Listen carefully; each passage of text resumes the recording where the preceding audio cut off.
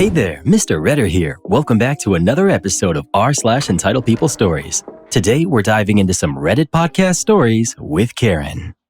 My mom demands I stop live streaming, ends up embarrassing herself on my stream. I'm 17, and for the past 3 years, I've been live streaming games on Twitch. I'm not famous or anything, but I've built a small, loyal group of viewers who come back almost every time I go live. I really enjoy doing it. I won't share my username here for privacy reasons, but trust me, this story needs to be told. My mom has never been supportive of it. She's always saying that video games are a waste of time and that I should be more like my older brother. He was the all-star student, took all honors classes, played varsity football, and got a full-ride scholarship. Me? I'm average. I've never been into school much. I get decent grades, but I'm not the golden child, and she makes that very clear. Sometimes on streams, I pause the game and I just talk to my viewers, especially when one of them seems down. Last week, one girl said in the chat that she was crying because her mom keeps telling her that she needs to lose weight. She said she's trying, it's just hard, and she feels like her mom only loves the version of her she wants her to be, not who she actually is. That hit me hard. I didn't even know what to say at first. I realized that's exactly how I felt for years, but I could never explain it as clearly as she did. Then other people started opening up too. One guy said his dad always yells at him about politics, said that growing up, he used to love going to his friends' houses because their dads were kind and fun. But at home, his dad would just rant about the news and try to start arguments. All he ever wanted was to feel close to his dad, but instead, he just got treated like a punching bag for whatever was on the TV. Another girl shared that her mom tells her she doesn't understand God and that she's going to burn for eternity. The chat got really deep. Everyone was just opening up and showing each other love and support. People kept saying how good it felt just to be understood for once. And I just sat there reading all of it, feeling my throat tighten. It was more than just a live stream at that point. It wasn't about the game anymore. It was about people connecting in a way they didn't feel safe doing anywhere else. Strangers being vulnerable with each other and finding comfort in knowing they're not alone. I realized I wasn't just streaming a game, I was a part of something real. And that's when the banging started. I already knew it was my mom. She'd had too much wine again. I took my headset off and turned to the door, trying to show her that I was in the middle of something, hoping she'd get the hint. But she didn't. She walked in and said, "We need to talk. I don't care if you're playing that silly game right now." I tried to say, "But Mom, I'm on a..." and she cut me off. "Look, we're gonna have some changes around here. I'm tired of you wasting your nights on those stupid games with those stupid people who watch you. They're all a bunch of nobodies. You think they're going to help you get anywhere in life? You think any of them matter? No. If they did, they wouldn't be watching some no-name nobody playing a stupid game." I just sat there, frozen, embarrassed, terrified that everyone on stream could hear every word, and she didn't stop. "You're already going to end up going to community college next year instead of a university. It's too late because of your grades. What's next? You want to work as a waiter? Stocking shelves? You're not even trying to get an internship like your brother. I just want you to be somebody, to matter in life." And I don't know what happened, but something shifted in me. I felt something rise up from deep inside, like a voice I didn't even know I had. I stood up without thinking, looked her right in the eyes, and I said, "I do matter." She jumped back like she had seen a ghost, just stared at me with this stunned look on her face. Then she turned around, walked out, and slammed the door behind her. I sat back down. My hands were shaking. I didn't even realize I was crying until I felt the tears hit my arms. When I looked back at my screen, I saw that I didn't have 30 viewers anymore. It was 226 and going up. The chat was blowing up. People were cheering, flooding it with messages like, "You stood up for yourself. Proud of you, bro." And "Top Karen defeated." Someone posted a Mortal Kombat fatality gif with "Mom defeated" in big letters. Another person edited a Street Fighter KO screen with my mom's face on it. It was chaos in the best way. Some people said they were crying with me, that I had just said what they've always wanted to say to their own parents. Others asked for my Cash App so they could donate, since I don't have donations enabled. I told them thanks, but to keep their money. That turned into a whole thing where people started joking about how humble I am. They were calling me protector of the people, and that made me laugh harder than I have in months. It ended up being one of the best streams I've ever had. Not because of the viewer count, but because I finally felt like I was seen. Like what I do actually matters. That I matter. I went to bed that night feeling proud, feeling free. And yeah, maybe even a little sorry for my mom. Because she's so stuck in her idea of what success looks like, she can't see the value in anything outside of it. But I see it now, and that's enough for me. I just want to say how proud I am of you too. The way you calmly stood up and spoke your truth, that was powerful. And the way your mom reacted, that's exactly how people respond when light shines on their darkness. When someone has been living in distortion for so long, the truth doesn't feel comforting to them. It feels threatening. That's why she jumped back. That's why she walked away. But here's the thing. You planted a seed that day. Whether she wants to admit it or not, something in her actually heard you. And if she ever chooses to open her heart to real love and understanding, that seed will grow. I think it says a lot that when you went to bed that night, you felt sympathy for her instead of anger. That kind of emotional maturity is rare. When we hold on to anger for people like her, it ends up hurting us more than them. But when we can feel sympathy because we see how blind they are to the truth, the pain doesn't stick the same way. You're doing something meaningful, whether she sees it or not. Keep going. You absolutely matter. This story reminded me so much of my grandma. For years, she would constantly tell me what I should be doing with my life, point out everything I was doing wrong, and throw little insults at me like it was just normal conversation. She always made me feel like I wasn't good enough. One day, I just couldn't take it anymore. I snapped, but not by yelling. I just finally told her the truth. I said, "You don't know what's best for me. I don't want to end up like you. You're a stuck-up snob, and you think you're better than everyone else. I never want to be like that, so stop trying to tell me what to do. You're not a happy person, and you know it." She just stared at me, didn't say a word. I think it shocked her so much that I had finally said what I had been holding in for so long. After that, she never tried to tell me what to do again. It was actually kind of strange.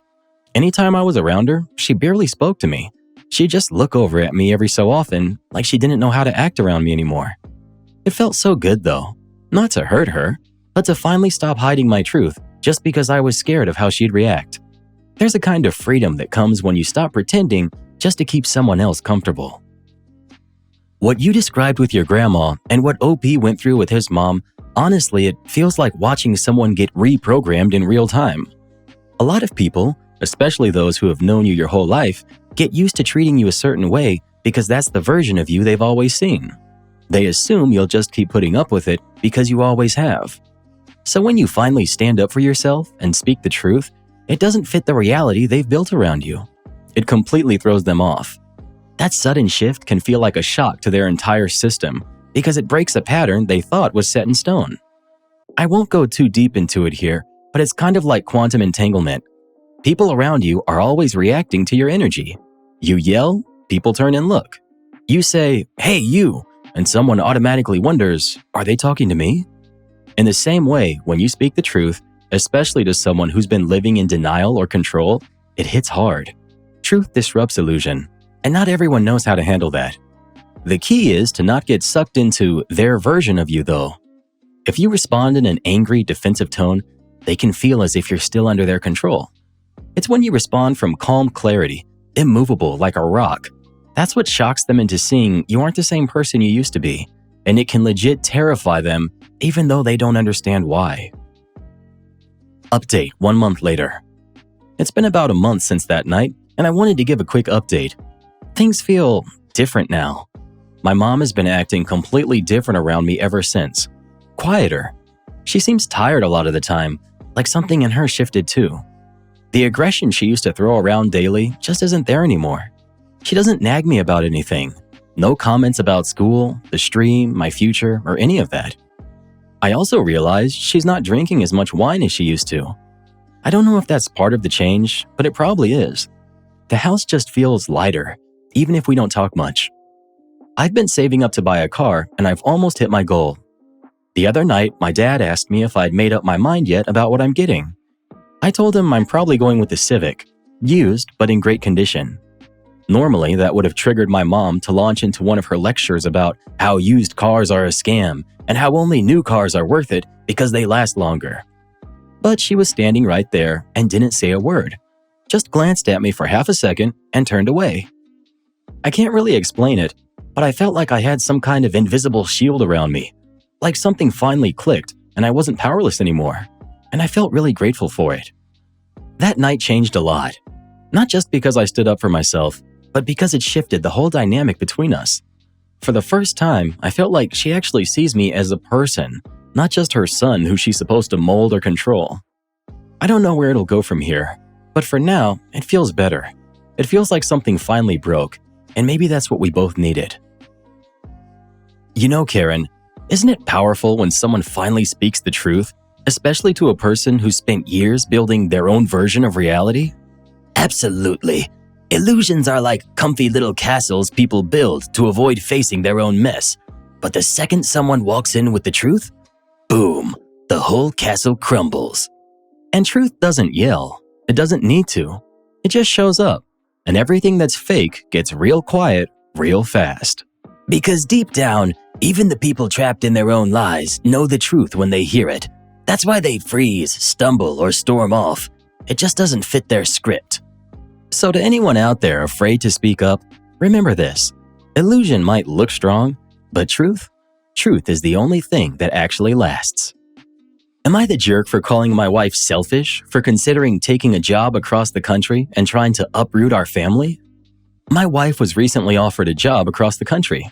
It's a big opportunity for her, something she says could be life-changing for her career. The problem is, it would mean relocating, and she'd also have frequent travel obligations. She's been a stay-at-home mom for the past 5 years. Before that, she worked in civil engineering consulting, but she hated it. The work was corporate and repetitive. She says this new offer would allow her to do meaningful infrastructure work, the kind of projects that matter to her. On paper, that sounds great. The problem is, we have 2 kids, ages 5 and 8. They're happy where we are. They've got their friends, their school, their grandparents nearby. Our lives are here. And so is my practice. I'm a neurologist. I run a multiple sclerosis clinic and direct a residency program at our state teaching hospital. My license isn't transferable across states unless I go through a lengthy approval process. I can't just walk away from my patients or abandon my team. I've been working on expanding our clinic, building an infusion center that takes every insurance, and mentoring residents who depend on me. This isn't a job I can put on hold. Her offer doesn't come with relocation support or a housing allowance. The pay is less than half of what I make, and it wouldn't even cover both childcare and her living expenses.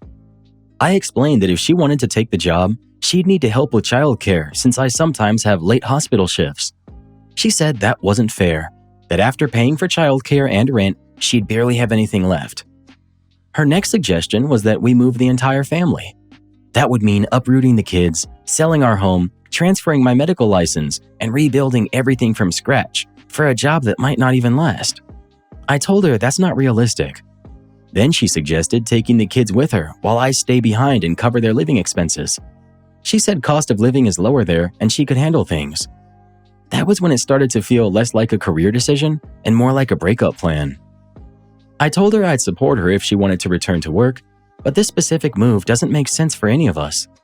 I suggested she start something locally, maybe her own small firm or a collaboration with others who share her values. I even offered to help fund it. She said that would be too hard to pull off. She thinks I'm being selfish by not wanting to move, but from my perspective, she's the one trying to uproot our family for a job that pays 1/3 of my income and offers no stability. Am I the jerk for calling her selfish for even considering taking this job? Not the jerk. You're not wrong for protecting your kids' stability and your career. Moving them away from their school and friends for a job that doesn't even pay enough to sustain her alone isn't fair. If she wants to work, there are plenty of ways to do that locally. It sounds like your wife is desperate to feel fulfilled again after being a stay-at-home parent. That's understandable, but her plan doesn't seem thought out. You're right to be cautious. Her suggestion of taking the kids without you is especially concerning. That's not how family decisions should be made. Update. A few days have passed since my original post, and I wanted to share what's happened. I sat down with our kids and asked how they felt about moving. Predictably, they didn't want to go. They're kids. Their friends, school, and cousins are all here. I didn't push them. I just wanted to understand their side. I also spoke to my wife again.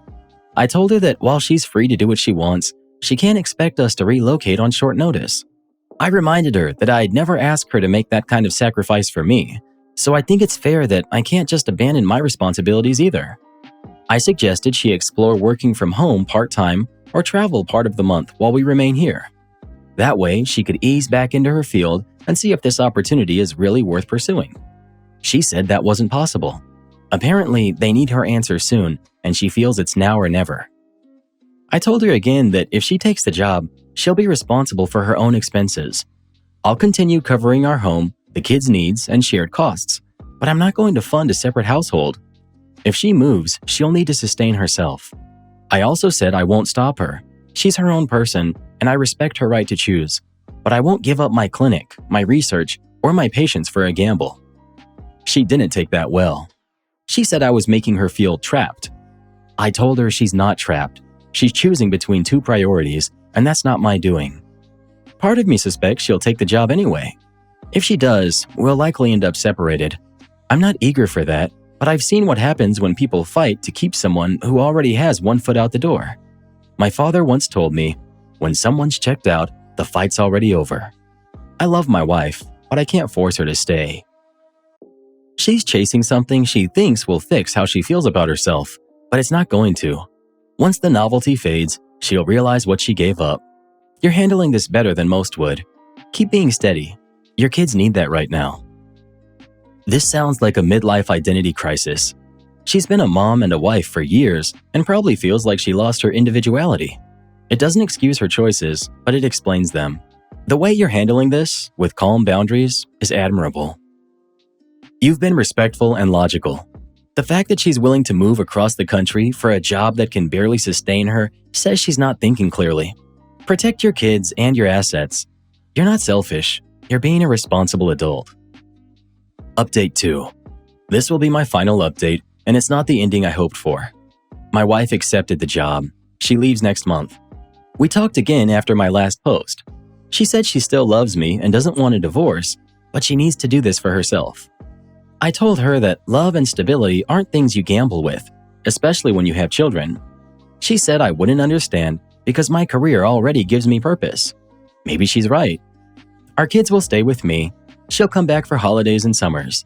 I offered to cover 6 months of her rent so she doesn't struggle too much, but after that, she'll be on her own financially. Some people have said I'm too calm about this, that I should fight harder to keep her. Maybe that's true, but I don't believe in convincing someone to stay where they no longer feel fulfilled. I talked with her parents and mine. Everyone agrees she's making a mistake, but they also know she's stubborn. Her father told me, once she makes up her mind, nothing will stop her. All you can do is let her fall and be there for the kids. So that's what I'll do. I met with my attorney and discussed protecting our assets. I'm not filing for divorce right now, but the papers are ready if it comes to that. I'm not angry, just disappointed. I don't want to be her safety net if she fails, but I also won't let our kids lose their mother completely. She says she wants to prove herself. I want her to, but not at this cost. I'll keep our home, our routines, and my clinic running. The kids will be fine. They deserve normalcy. I'll do whatever it takes to give them that. Maybe one day she'll look back and realize what stability meant. Maybe she won't. But either way, I'll be okay. You sound like a good man and a great father. It's heartbreaking, but you're doing the right thing. Sometimes loving someone means letting them go, especially when they don't see what they're risking. You're incredibly composed for someone watching their marriage fall apart. That level of self-control is rare. Keep focusing on your kids. They'll remember how calm and grounded you were through all of this. She's not chasing a job. She's chasing validation. And sadly, she might realize too late that she already had a partner who respected her, a home full of love, and kids who needed her present, not distant. I hope she finds peace, but I hope you find yours first.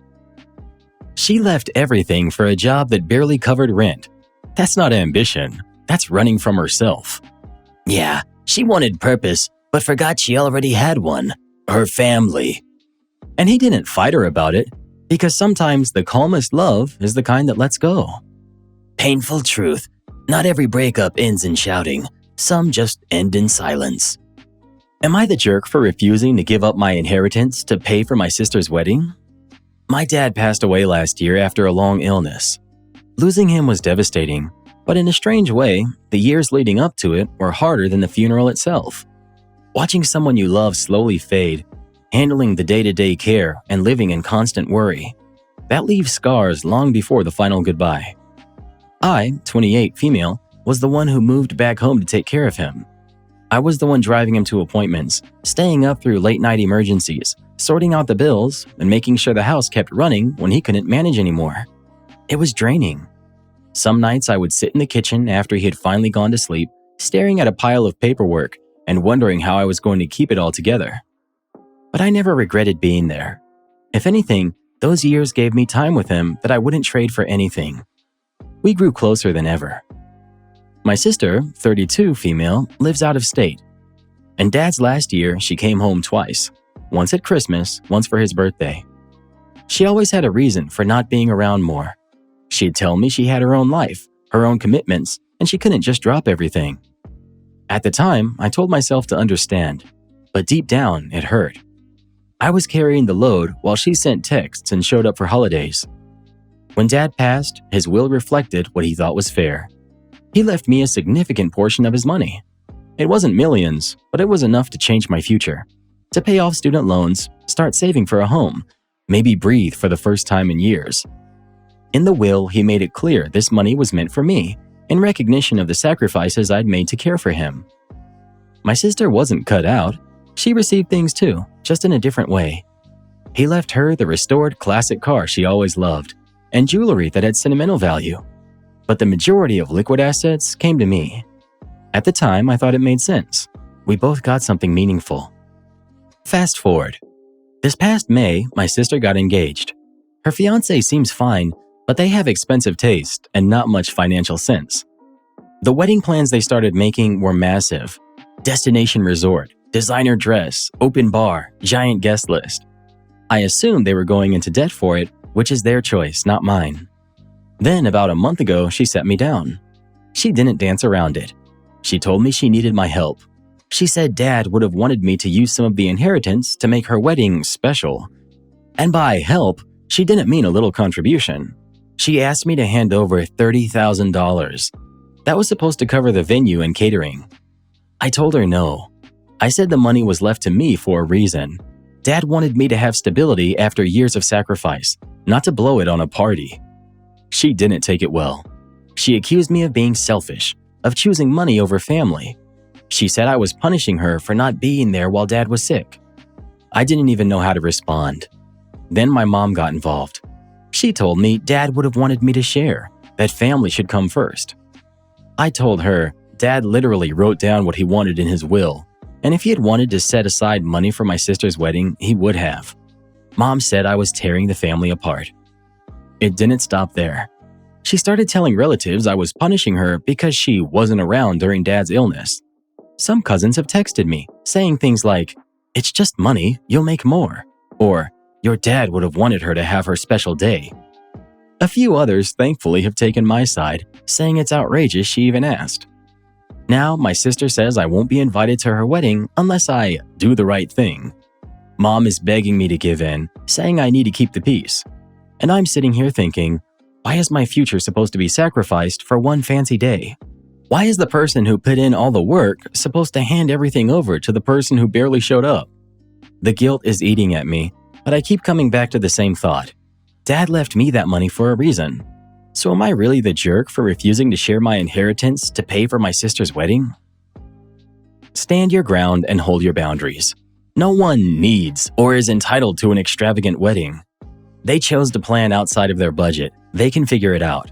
Their request, more like demand, is selfish and rude. Tell her, "You're right, family comes first. Dad is family, and respecting his wishes comes first. Don't tell me what Dad would have wanted. I know, because he literally wrote it down. Don't ask me to disrespect my father's final wishes." Final update. I guess I'm now the official villain of the family. My sister has been crying to anyone who will listen that I sabotaged her out of greed.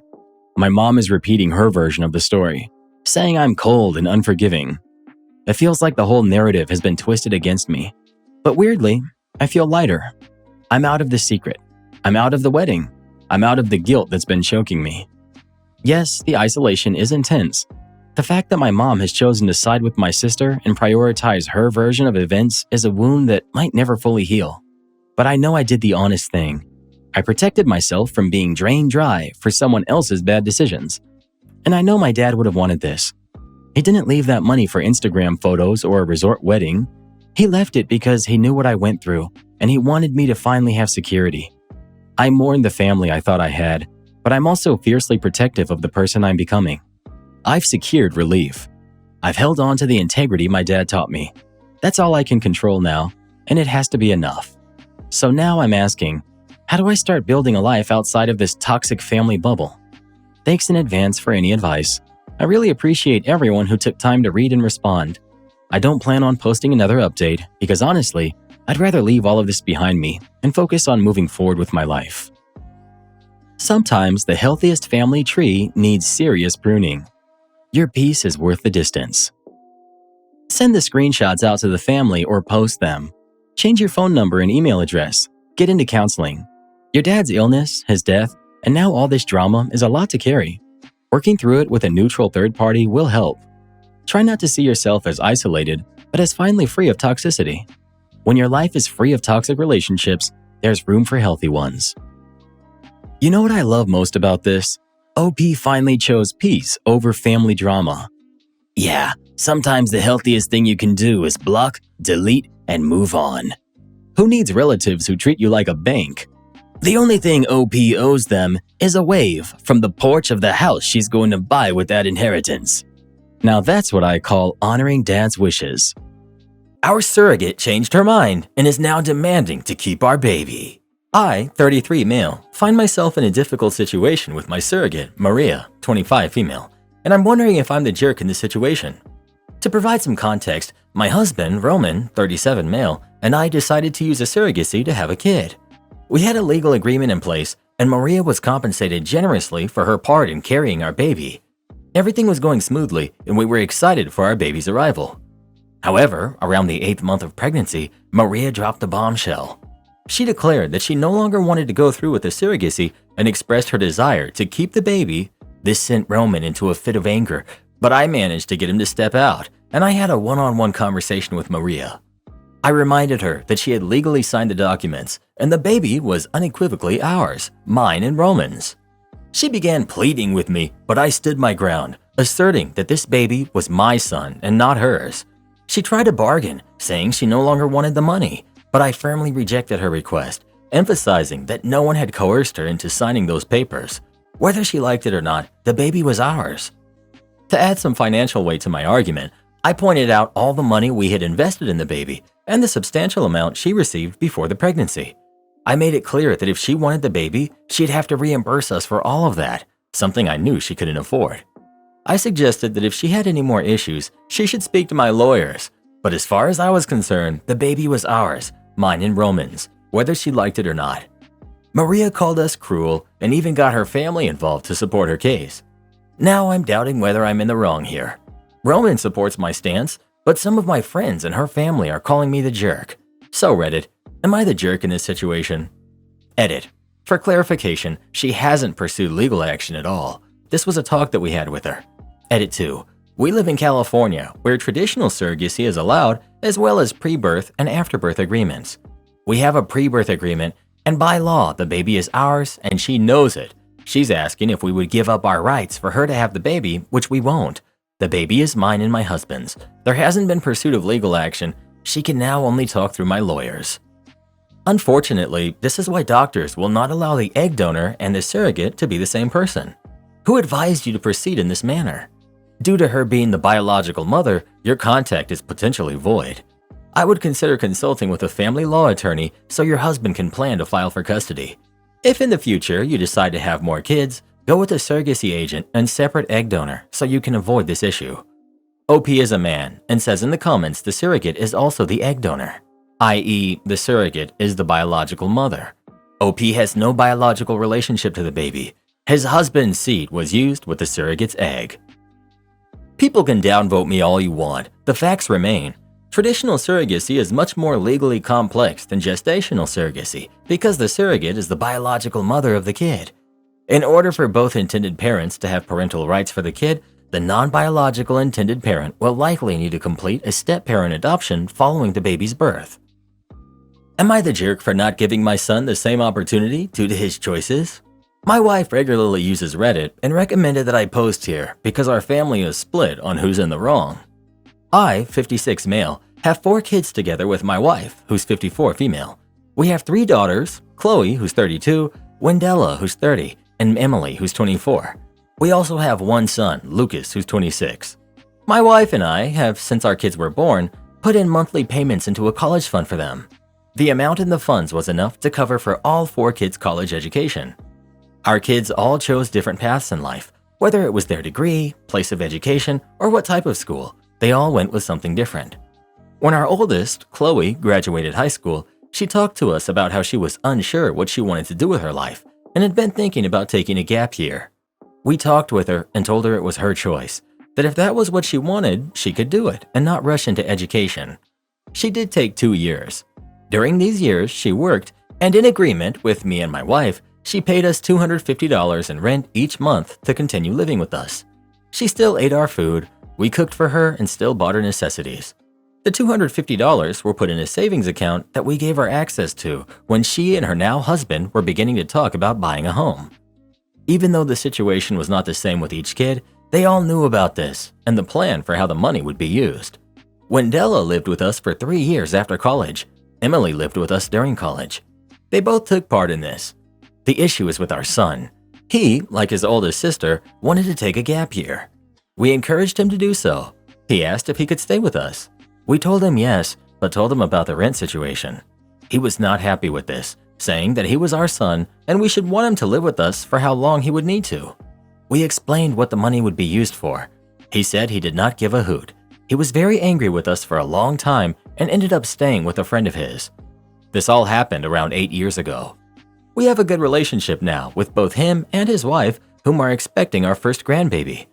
He recently brought up how all his sisters got money to buy a house, showed me pics of a house that he and his wife had been looking at. I said it looked nice, to which he responded with asking when I could give him the money. I told him that he made a choice when he was 18 and that he would not receive any money. He said that it was unfair and that he was young and dumb and should not be punished for it. I told him that I did not have that kind of money to just give him. He left the house after arguing a bit more. My wife and his sisters are all on my side. However, his wife and my mom have said that I'm in the wrong and I should want my grandbaby to have a place to live and should not punish him for mistakes that he made when he was younger. Am I the jerk for not giving him the money? Edit. When each kid got access to the rent money, it was in a savings account. However, before it was put in a fund so the money grew. Explained it really bad. Sorry. Many people have asked about this, so I'll add it here. He did go to college. I was at his graduation, and he uses his degree today. What the 4 of them choose to do with their college fund was up to them. But from my understanding, they all used it for college. If they did not, then they did not. I have never asked any of them for proof of what the money was used for. So that's why I can't say with 100% certainty that it did go towards their college. Third edit. I'm very grateful for all of the advice. I will sit down with my wife and ask her how we should go in about this. Not the jerk. You can't give what you don't have. These are 2 different situations. Out of curiosity, did he ever go to college and did you pay for some or all of it? OP. He did go to college. From my knowledge, the amount saved in the fund was enough for his whole education plus a bit left over. You did not give your daughters money when they purchased homes. You gave them money your daughters had paid you and you saved for them. You did not pay any of your own money towards their homes. Your son was angry that you were going to charge him rent, so he left. He never paid you a cent in rent, so you did not have money to save for him to use for the future. You did pay for his college. Not the jerk. Not the jerk at all. From what I understand, you never gave the other kids money. You just kind of held on to their own money and gave it back to them. Dude should have taken your offer. If you're looking to adopt any more adults, I can 100% do that rental agreement with you. Not the jerk. He was legally an adult when he made his choices at 18. He was mad at paying rent to you, knowing full well that the rent money would be put aside for him to use later. He split. His actions have consequences, and instead of being mad at you, he should be mad at himself. Well, who do you think is the jerk? OP or his son? Please let us know. My wife cheated on me, and I don't know what to do. I'm 30, male. My wife, who's 31, of 5 years, cheated on me last year with her friend when she was out with her friend group. She used to do this often, but always came back around 12 a.m.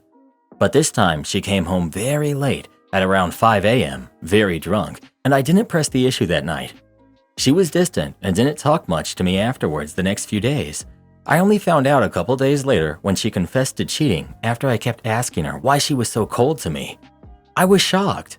I never liked the fact that she went out to bars and clubs, but she never gave me a reason to distrust her until that night. I immediately grabbed a bag, packed some stuff, and I left. She was begging me to talk about it, but I wasn't in the mood for it.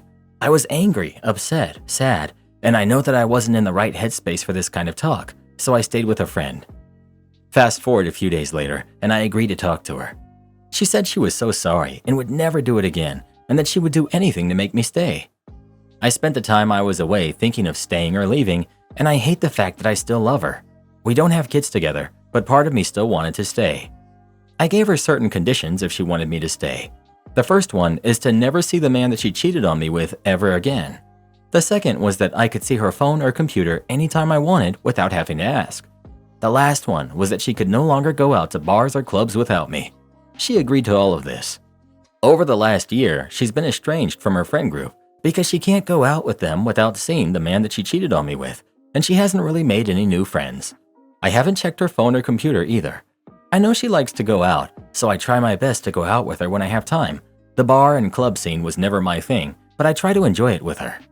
Things haven't been the same as before, and I've thought about losing the "she can't go out without me" rule, but I keep thinking of what she did.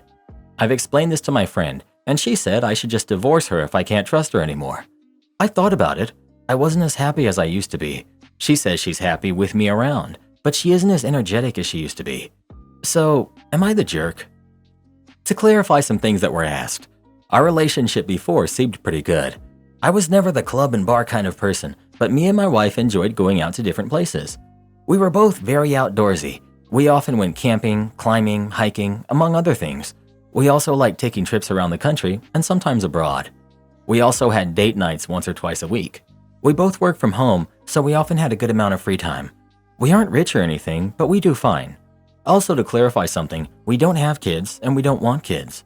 When it came to our love life, I thought it was decent. The only thing we didn't share was her habit of going out to bars and clubs. And now to her friends. Some of you were under the impression I told her to see none of her friends. I only told her to stop seeing the man that she cheated with. At first, I didn't know exactly why she became estranged with the whole group. They were all part of the friend group. I met all of her friends, including the man in question. From what I know about him, he was a player. Nothing happened between him and my wife before, but I never liked the fact she went out so often with this guy, even if it was in a group setting, especially with drinking involved. I did bring this up to her, and she told me there was nothing to worry about, and that this was just insecurity talking. Our relationship now. We've gone out hiking a few times and gone out together on dates, but not nearly as often anymore. I just haven't felt the desire to. Our love life is pretty barren as well. I've talked to my wife, and we both reflected on our relationship. She still claims she wants to stay with me and would respect my conditions no matter what. I asked her what she would do if I let go of the conditions. She told me she's truly ashamed of what happened, and she said she probably wouldn't go to a club or a bar alone anymore. I asked about her old friends, and she told me that she doesn't want to be with their friend group anymore. She told me that they thought she was being unreasonable for not wanting to see the guy anymore, and that's just how he is. Basically, they refused to cut the guy off, and they didn't like that my wife had a problem with him. I never asked her about this before because I didn't care about how my condition was met. All that I cared about was that it was met. I've opened up a bit more and how our life now is pretty dull. She said she's aware of our relationship not being the same as it was before. I asked her if she wants things to change, but she said she doesn't feel that she has the right to ask me for anything. She said she's aware it's her fault our relationship is like this. I mentioned couples therapy, and she immediately said it was a good idea. I still resent her, but from what I can tell, she does want to make this work. I can't fully trust her yet. I still remember when she first said that there was nothing to worry about. We decided to start couples therapy. I'll be honest though, The only reason I'm willing to do this is because she's followed my conditions for a year, but I don't think this is going to help me trust her ever again. If therapy doesn't work, then I'll leave." Did she ever say why she went home with him? It's good that she regrets it, but what caused her to give in to that desire? What was she feeling or thinking? OP, this is a good question. I haven't asked her. I'll bring this up in therapy when I get the chance. Are any of her friends married or in serious relationships? Their flippant disregard by saying that's just how he is makes it sound like they've taken a turn. Before she cheated, did she ever mention him hooking up with other members of the friend group? Honestly, with their attitude about the whole thing, I wouldn't want her to be around them any more than I would the affair partner. It sounds like she is owning up to it, and she confessed without being caught. I am 100% about cheaters can never be trusted, but she sounds far more serious than I've seen. I am, for once, glad to hear that you're going to try therapy. You deserve happiness, so if you two can work it out and be happy, that's awesome. If therapy helps you see that you'll never be happy together again, then you won't waste any more time. Good luck. OP. As far as I know, only one of the girls besides my wife was in a serious relationship. She mentioned him hitting on all of them in the group and was constantly trying to pick up women at clubs and bars that they went to. Besides that, I don't know much else. I'm not exactly keen on knowing the details of this guy's life. I'm still just not getting why he didn't just divorce her. He said he doesn't feel the same. Their love life is gone. He doesn't feel very strongly about her anymore. Just rip the band-aid off and divorce her. No amount of counseling or therapy will fix what happened. Am I the jerk for sending my nephew home for disrespecting me after everything I've done? My fiance and I have been having a set of our own issues for months. We have 3 kids who are 9, 5, and 2. Recently, his mom, who helps take care of his nephew who's 12, has been just dropping him off at our house without calling or getting permission. The last several times I just let it go, but once he stayed for a week straight during fall break. I finally had to send him home because school was starting again. Then I took him Halloween trick-or-treating and found out that they haven't had electricity or water for well over a month, and he told me he had no clothes or food. Without hesitation, I took him to my house and set a plan to take him to school the following week and worked it all around my work schedule because my fiance couldn't. I told the grandmother and let her know that he was fine. I took him shopping and got him all kinds of new clothes. He stayed for over a week, and I noticed he wouldn't get off of our PS5, refused to take showers, and didn't listen to me about much of anything. He also refused going to school for me. He even missed 2 days because he refused. It stressed me out.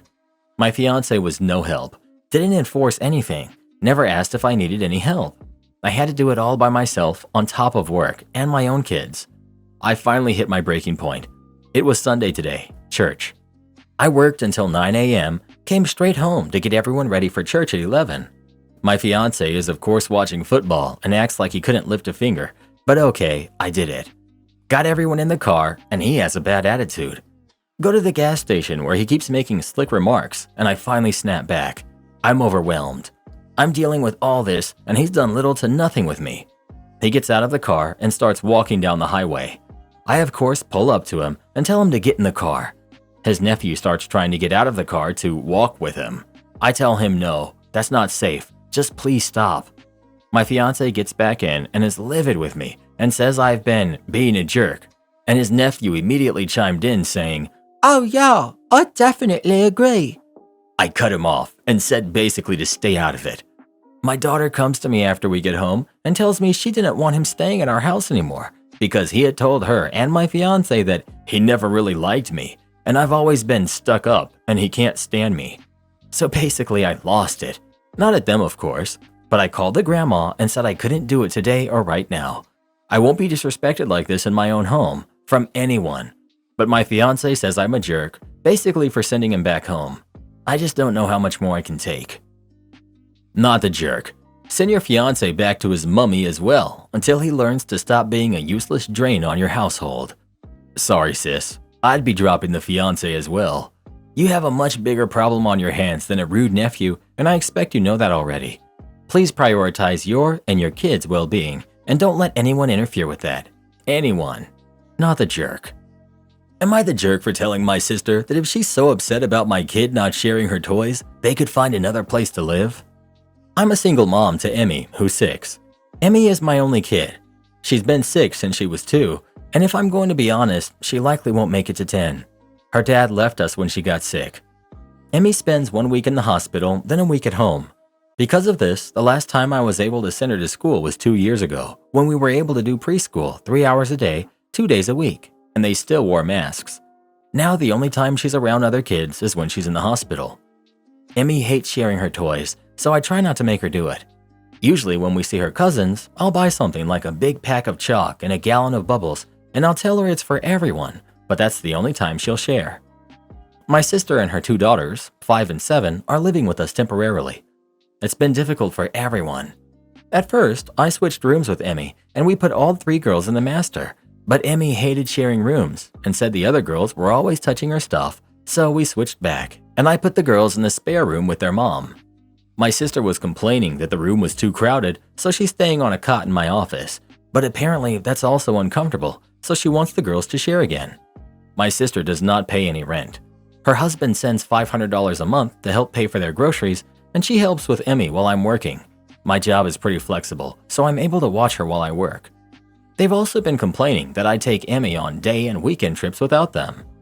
Emmy just spent the week in the hospital, and we came home on Saturday. My niece's beds were moved into Emmy's room, and her toys were everywhere. I confronted my sister, and she said Emmy isn't using her room or her toys half the time, and that the kids should be sharing with each other. I told her that Emmy has already made it clear that she does not want to share her room or her toys, and that her room needs to be the way we left it by the end of the day. She says I'm being unfair, so I snapped at her that I will be prioritizing my kid over her ungrateful self and her kids, and that if she can't get over my kid not sharing, she needs to find somewhere else to live. They did fix Emmy's room, but they haven't been talking to us. At this point, I'm thinking about kicking them out anyways. Am I the jerk for telling her she needs to get over my kid not sharing or move out? Not the jerk. They're not talking to you? Really? In your house that they're living in rent-free? Kick them out. Also, I'm very sorry that your daughter is so unwell. Not the jerk. You made it clear to your sister that your daughter has boundaries, and good on you for sticking to them, and she still disrespected them. While she was in the hospital, no less. The only thing that I can think would make you the jerk here is your sister's kids. Why do they live apart from their father? Is he and your sister on a break since you referred to him as her husband still? Regardless, kicking out your adult sister would be one thing, but if that further uproots her daughters, I would say you're a bit of a jerk. Now that I make $300,000 a year, my wife wants to combine incomes. I, 31 male, recently completed my PhD in postdoc position. I didn't make much money during that period, about $26,000 annually for my PhD and about $32,000 while I was working as a postdoc. My wife, who's 30, who I married about when I got my PhD, makes a ton more money than I do, or made a ton more money than me. She made about $100,000 per year while we were together, so quite a bit of a gap. She also came up with the idea that we should put some of our income for ourselves and some for our family, and this would be proportional to our income to keep it fair. She always got a bit fancier stuff than me, and I was pretty jealous. I didn't voice it to her, which I guess I should have, but I don't understand how she never realized it. I don't want to reveal too much information, but while I was working as a postdoc, I made connections with a couple people who were starting up a company. Long story short, last year I made $300,000 without including my stake in the company. It's obviously risky, but I think the risk has paid off for me at least. I did get a Tesla Model S, which I'm entirely paying with my own money, including the insurance, and I'm starting to buy more expensive stuff for me too, and it honestly feels amazing. Now she's asking if we should just combine our incomes and each get the same amount of our money, which feels like total BS to me. She wants to eat her cake and have it too, and I just said no, she wasn't being fair. She then went on a spiel about equity, which I honestly did not listen to. I mean, she is allowed to make that suggestion, but I'm allowed to say no, right? Am I the jerk? Edit. I pay 3/4 of our bills now. I lived on my own. Housing was paid for by the university when I was a grad student. Holy cow, you're the jerk. First, you wouldn't tell her how you felt about the arrangement. Got angry when she couldn't read your mind. Now you're refusing to even listen to her? You're an adult. Communicate. Not the jerk. But you guys can probably start paying half of the bills each. No more of this proportionate to your income BS. Everyone sucks here. You're married. You have both looked at the other and said, yeah, this is the person I want to spend my life with in a partnership of equals. Then you both have been doing your absolute best to make it as unequal as possible. You're the jerk. You expected your wife to be a mind reader and resented the fact that she bought nicer things than you. If you wanted something you couldn't afford, you could have asked, and if she loved you, she probably would have said no problem. You were working on the PhD and postdoc for what, 8 years? During that time, she supported you, kept a roof over your head and food on the table. She made it possible for you to concentrate on your studies and earn your PhD. The only thing you're going to earn now is a divorce. Hope that's what you want. You're the jerk. Of course you want to hog all of the money now that you're the one making more. Why are men so selfish and greedy when it comes to money? Also, buying yourself a new Tesla? Did you buy her one too? You must be a slave to that ghoul Elon. Figures with how greedy you are. Let me guess, you order everything on Amazon too instead of supporting local businesses? But yay, my capitalism, right? You could have easily gotten a Civic or something and got your wife something nicer, like a BMW for putting up with all your BS and cheapskateism. Cheapskateism? The good thing is now, when she leaves you, she can take you to the cleaners for alimony with that big boy salary that you got lucky with. You're probably the kind of jerk that makes people call you doctor, even though you're just a rich boy whose parents paid for his schooling. Wish I'd had a rich mommy and dada to buy me a PhD. Instead, I'm stuck working my butt off at Dollar General for $7.50 an hour just to feed my kids McDonald's every night, which I know isn't good for their diabetes, but it's literally all we can afford right now. 90% of my salary goes to paying for daycare so that I can go to work. It's almost like it cancels itself out. And people wonder why we steal from our jobs. Any cash transaction I get, you bet your butt I'm voiding the transaction and pocketing that money. But what would you know about struggles, rich boy? Well, who do you think is the jerk? OP or his wife? Please let us know. Why do I feel like we're at the zoo when we read Reddit comments? They refused me an office. I complied. They regretted it. I got my first grown-up job while I was finishing my bachelor's degree. I was just getting started in a highly technical and emerging field. Very few people back then were doing this kind of work, and I seemed to have an aptitude for it, which is probably why I got a job before I had any credentials. The department I was hired for was brand new and had the potential to take customers from other departments, while also generating net new business. Interestingly, the other departments had been offered the opportunity to start the service themselves, but refused, even actively trying to prevent it from happening. That's the reason I ended up in a malicious compliance situation. The leaders of all the other departments conspired to prevent me from getting an office. I didn't understand at first, because at that age, I didn't imagine professionals did petty, immature things. When I realized what was happening, I knew they'd get exposed if I went along with it. So I happily did my job wherever I could find a place, which often ended up being in the mailroom, where lots of people would notice. I hoped, maybe, that leaders would start to feel guilty or annoyed and change their minds, or they'd be caught by their bosses. Either way, problem solved for me without a fight. Little did I know how well it would go. I started to be well liked by a lot of the leaders because I helped them with their computers. There was one leader who still inexplicably hated me. I never spoke with him, not even one word, but he continued to insist I did not need an office. I wasn't even the level of secretary, according to him, which I took to be a dig at my lack of a degree.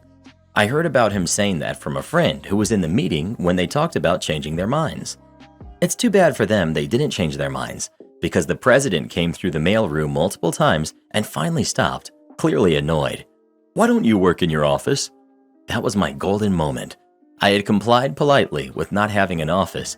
I sweetly told the president, "I don't have an office." "What? Why not?" "There isn't room. No space available." "According to whom?" "Mr. So-and-so." "But you've been working here for what, 3 months? They could have found space for you by now." Oh, the president was beet red at that point. I just smiled and said my understanding is there is no space. The president literally stomped upstairs to the offices of Mr. So-and-so. I distinctly heard the yelling from downstairs. People outside probably even heard it. The president came and brought me upstairs to the conference room where the leaders were all seated looking down. There was a pile of keys on the table. I was afraid at that point. Was he having me pick someone's office to take? While that might have been sweet revenge, it wouldn't have been good for my working relationships with any of them.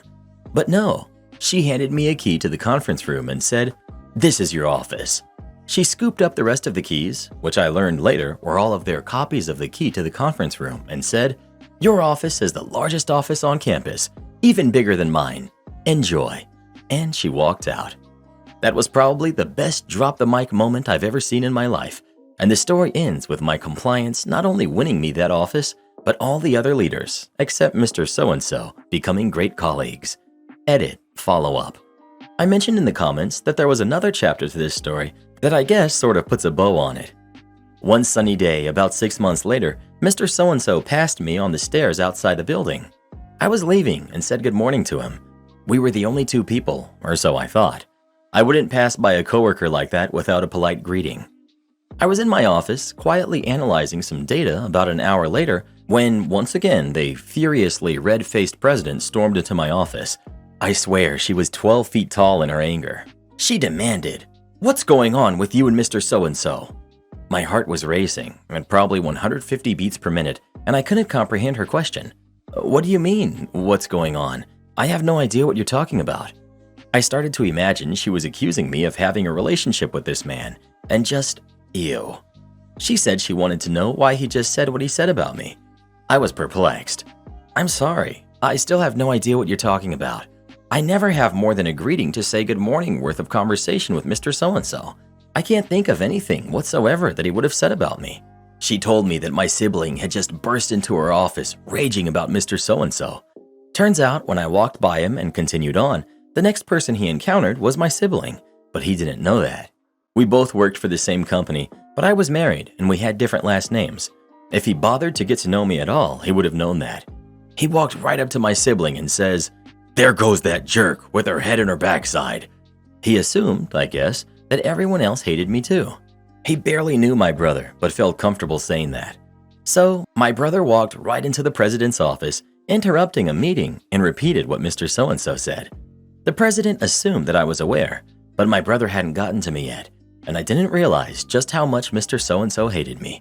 I told the president I genuinely didn't believe it was really about me. It could be because we never spoke. It had to be about what I represented, which was a major change to the organization. She walked to his office, then more yelling ensued. Pretty soon, they were back in my office. He apologized, and I repeated what I told the president, that I didn't believe it was really about me. Mr. So-and-so agreed. Later on, I had a project with him, and he started to trust me. We ended up being able to work together with no further issues.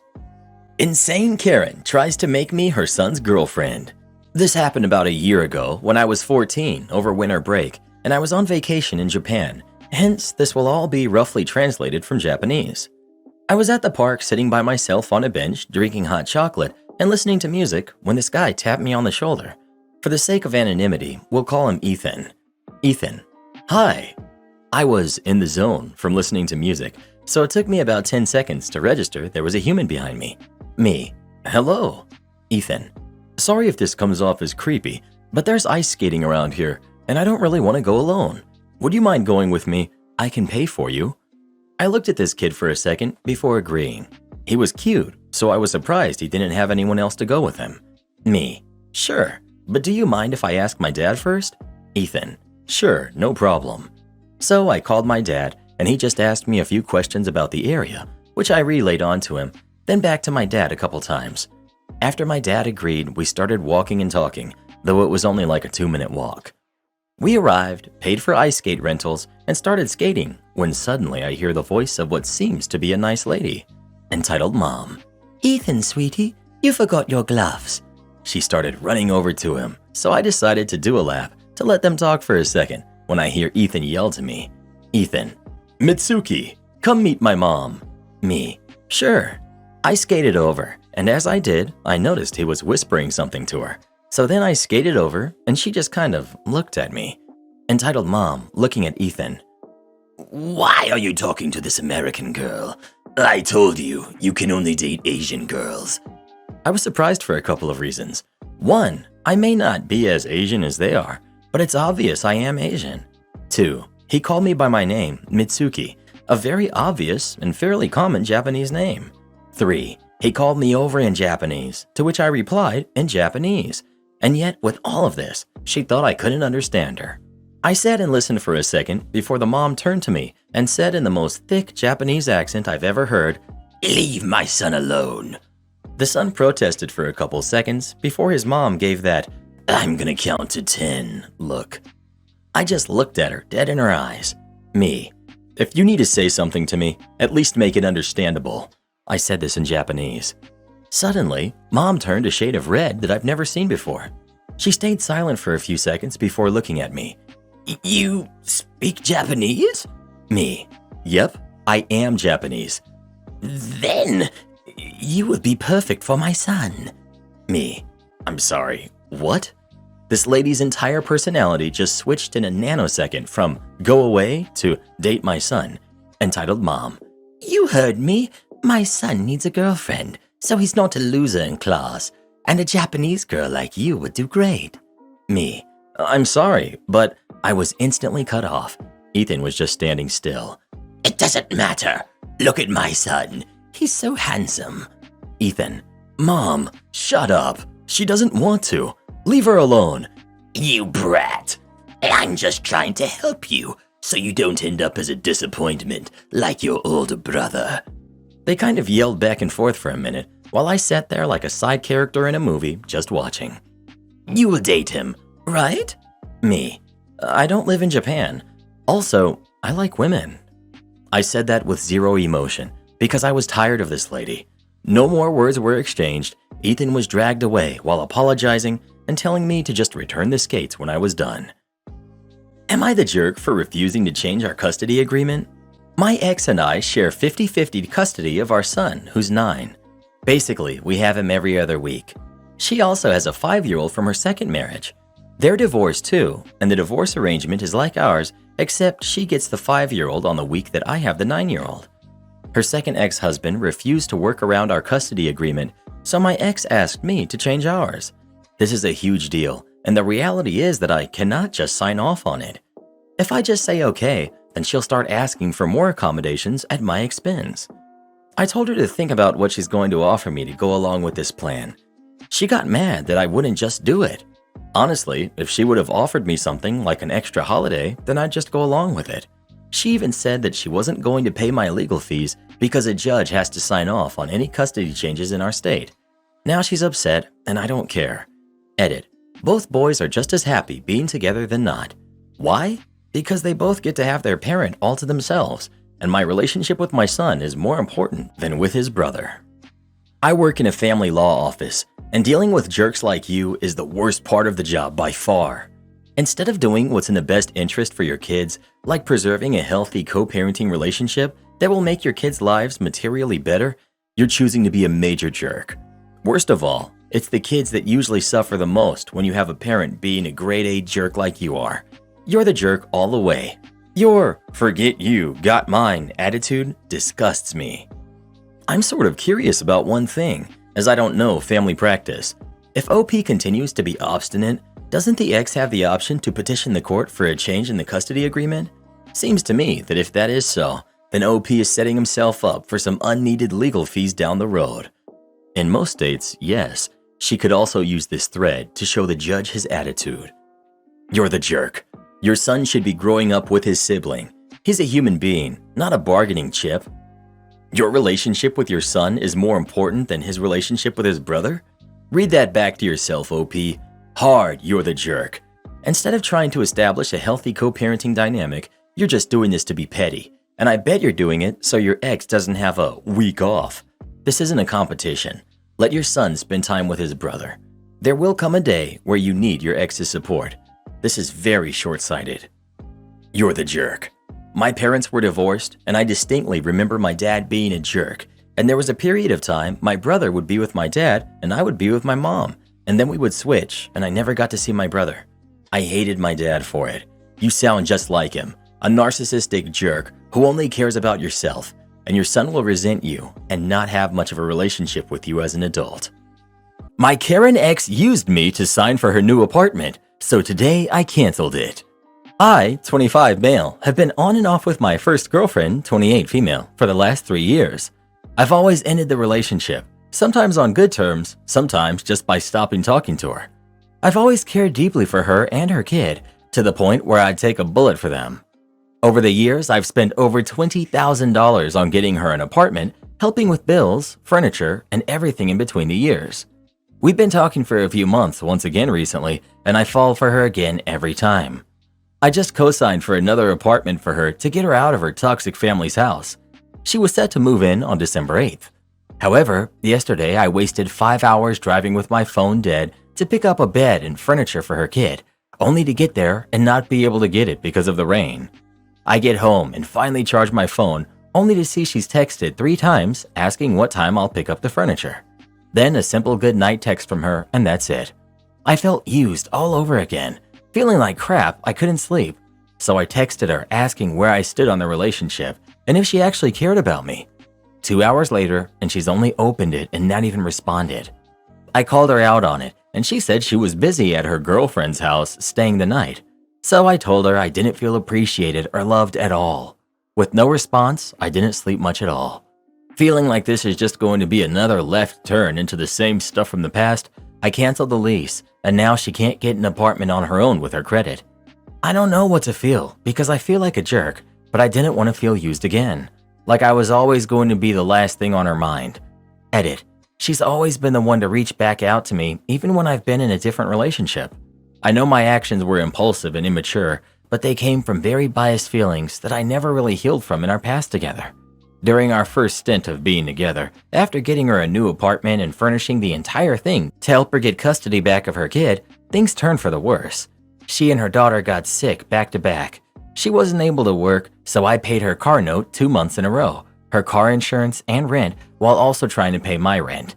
I also would grab her groceries and gift baskets to only drop off at the door and leave because she couldn't see me so I wouldn't get sick. This continued for 3 months, so eventually I picked up another job to make sure I could afford her stuff and my rent. The only thing that kept me going was writing a love note every week and slipping it under her door. This was the one thing that kept up the romance because most of the time she found them adorable and would ask for more. Eventually, after she got a speeding ticket and wanted me to pay for it, something in me flipped, and that was the first time I said I wouldn't pay for something. That was our first breakup, even though I paid for the ticket and wished the best of luck. I just couldn't do it anymore. After all of that, I never got consolation from her for it because she would always tell me she didn't like bringing up the past. You were being used. Thank goodness you realized it. Please move on and find someone who deserves you and won't take advantage of you. You did nothing wrong. You don't have to co-sign an apartment if she doesn't care about you. Also, get a car charger for your phone. Phones are important. So, she calls you and tries to get back together whenever she needs something, and after she gets your help or cash, she drops you again? Walk away. Permanently this time.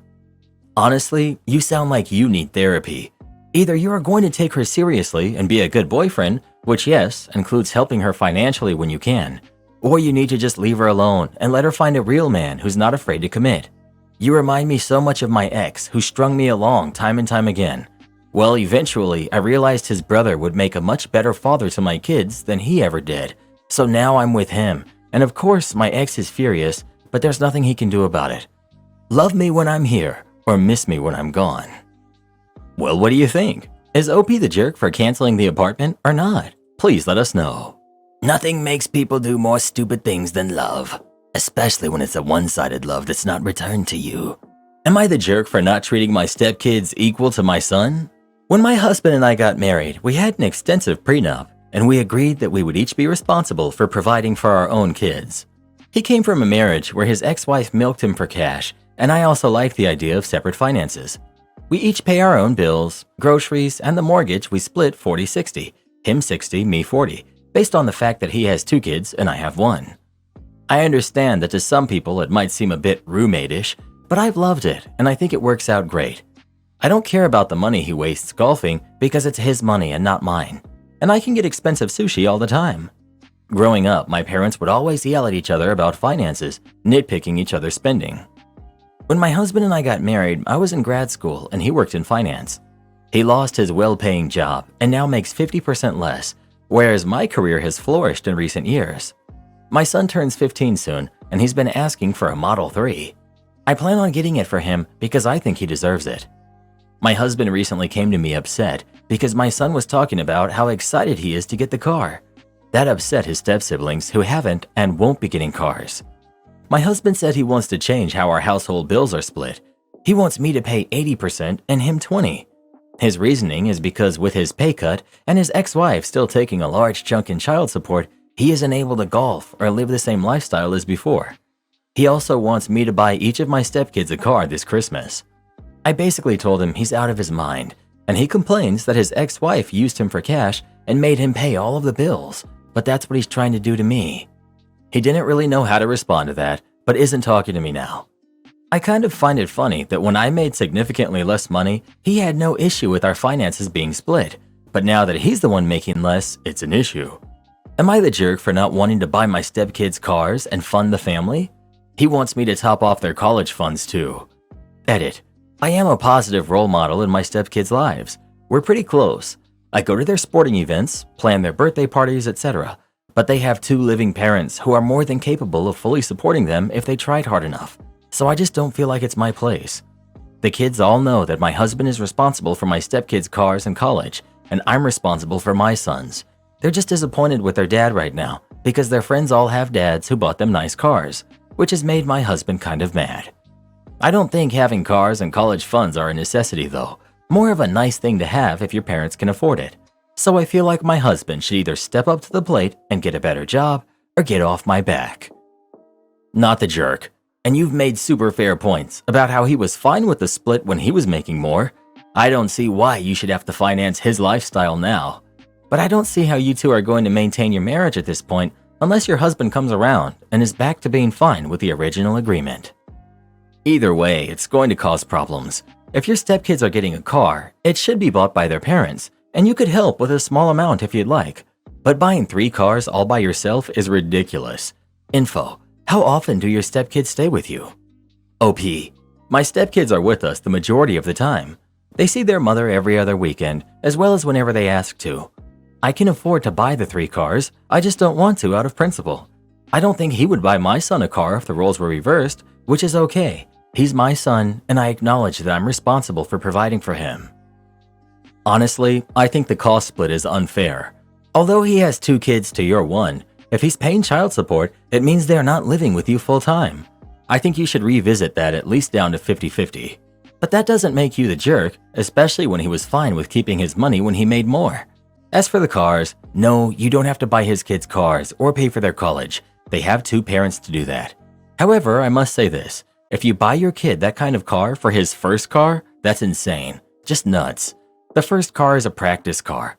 He needs to work up to it with a nice used car, and then maybe a new one for graduation or something. I will say this whole relationship does not strike me as much of a marriage with all this division. I mean, do you not even like your stepkids? It's just not nice to flaunt wealth in anyone's face, but especially in front of people that live with you and don't get to share in it. And a Model 3 is flaunting it. No 15-year-old deserves a car that expensive. OP. A Model 3 isn't expensive. It's safe and new. I wouldn't want my kid driving around in an old beat-up car and end up broken down on the side of the road. I can't exactly take money with me to the grave, so I'm not sure why I wouldn't spend it on my kid.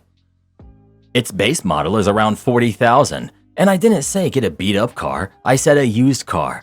There are plenty of nice, safe, reliable used cars for half that cost. It's your money, but $40,000 on a car for a teenager screams that you have lots of disposable income. And apparently, you have no desire to spend any of it on your husband or your stepkids. Again, you don't have to, but if you love them, you should want to. OP. Buying them each a new Tesla and matching their college funds to my sons would cost around $200,000. I could do it, but I don't feel like I should have to spend that kind of money on them to prove that I care about them. I buy them very expensive birthday and Christmas presents, but ultimately, no, I don't love them as much as I love my son. I couldn't imagine loving anyone as much as my own kid. They have a mom who isn't me, and I'm sure she feels the same. Who the heck thinks you should buy them each a Tesla and match the college fund? Where did I say that? Heck, I don't think any teenager should be getting a Tesla, not even Elon Musk if he was a teenager. Also, I didn't say you had to love them as much as your son. It just doesn't seem like you love them at all. It really doesn't have to be about extremes. You don't have to treat them equal, but gestures would be nice now and then. I'm 26 female. My fiance, 28 male, told me I wouldn't be able to pull anyone else, and I'm offended. My fiance and I have been together for almost 5 years, engaged for 6 months. We've never had issues where one of us was mad for a long time until this, and he, my mom, and friends think that I'm overreacting. I had a dream some nights ago that I ended up dating a famous actor by accident. We both had dreams where crazy things happened and told each other about it. I told him in the morning and we laughed about it. However, he made a comment about how my dreams are always extremely delusional. I asked him to elaborate, thinking it would be something funny, and instead I was met with a comment about how I wouldn't be capable of pulling someone half as attractive as said actor, let alone him. I was taken aback and he doubled down and told me to be realistic, that most men wouldn't even look my way because I look like I'm already taken and stopped looking interesting some time ago, and now even more with the engagement. I told him that I don't want any men to look my way, but the implication of his words hurt me. He told me it was irrelevant because we're together and I wouldn't leave him and to stop being offended over something I asked, and left. For the record, my weight, hair, and general appearance have stayed the same, and I'm low-key high maintenance, so this isn't me letting go of myself or something. I called my mom for reassurance, and she agreed that I was overreacting. I called my friends for the same purpose and was met with the same response. I feel very hurt because I love my fiancé and I find him very attractive, and I know other people do. I'm grateful that he chose to be with me, and that makes me value him even more. I thought he thought the same about me, but apparently he thinks I wouldn't ever leave him because I can't pull anybody. That somehow is making me feel like he doesn't value me as I do. And worst of all, that I may be wrong about how I feel, but I can't control it. Am I overreacting? If so, how can I manage this so this doesn't affect us long term? It's been almost a week and he's still being short with me because I look like I'm miserable about a petty thing. I just want things to go back to normal. Edit. The actor was Adam Driver. I've had a few people asking me who it was. Edit 2. My closest friend group is a 4-girls group where I'm the only one with a relationship and that has ever been in one. Another detail someone messaged me to include, I do have other friends, but I haven't told them anything given the response I got from my closest circle. Finally, I have a long history of being super sensitive. I've cried over minor things my whole life, which is why it's not surprising for my closest ones to immediately call me out on it. I'm on therapy addressing that, my pushover nature, and my self-esteem issues. Thank you to everyone who's commented and given me support. I will be forcing him to talk to me today to see if this is in any way salvageable or if I just lost half a decade of my life. I don't know what your friends or your mom are on, but I think that's a crappy comment to make to your future wife. It's an insult if you ask me. Maybe I could have got past it if he had apologized afterwards. Instead, he doubled down and said you're overreacting and you should get over it. He's getting too comfortable in the relationship. He's trying to lower your self-esteem so you will think that no one else will want you other than him. He's also telling you he doesn't find you as attractive anymore. Don't let these comments slide. When someone starts saying these things, I would take it seriously as it's a big red flag. This kind of behavior will only get worse. For me personally, it would be a deal breaker because I love myself more than my partner, and I couldn't tolerate my partner seeing me that way and saying things like that. You are definitely not overreacting. That doesn't sound healthy. Has he shown this type of response in the past? As a man, I feel like my response would have been something along the lines of, if you left me for Brad Pitt, I wouldn't even be mad. And also as a man, I would expect the same from my significant other, not some demeaning response. Calling me on a day off? Cha-ching! This happened well over a year ago. As a unionized employee, I get every third Friday off. On my day off, I'm playing some video games and I get a text from the boss. I know it's your day off, but whatever, that's easy to ignore. But then I get a second text, and after I ignore that, I get a call. Boss, I know it's your day off, but our phones are down. Me, no worries, I'll handle it. We hang up and I call our phone provider. I'm the IT and the contact there, and this isn't my first call ever to them, so I literally have their service department saved in my phone. I call, I register the problem, and they say they'll look into it. I provide them my boss's name and extension, and to call him when it's fixed. I then call my boss back and let him know that they'll call him ASAP. But now for the malicious compliance bit. Our contract stipulates a minimum call-in of 4 hours, meaning that you cannot pay me less than 4 hours for a day, unless it's by my own choosing. If you call me in for an hour and send me home, I get 4 hours of pay. But wait, there's more. We also have an overtime clause that pays overtime at 150%. And lastly, we have a clause that says all overtime must be approved by the boss. Combine all of this in one delightful batch, and you get a 10-minute call that results in 6 hours of banked time off. I went right back to my video games, filled out my timesheet the week after, and said, I know it's your day off, but is implied consent for overtime. Minimum call out of 4 hours at 150% is 6 hours. Almost an entire day off with pay in exchange for a 10-minute call. Thank you very much. Bonus. Guess who has 2 thumbs and has since then never been called in on his day off? This unionized guy. Edit. Didn't think this would take off like this. Of course, anyone saying this isn't malicious is right. Sadly, we live in a world where a lot of people are expected to work beyond their scope, and while my experience should be normal, it really isn't for a lot of people. The expectation my boss had, I presume, is that I'd write the 15 minutes down.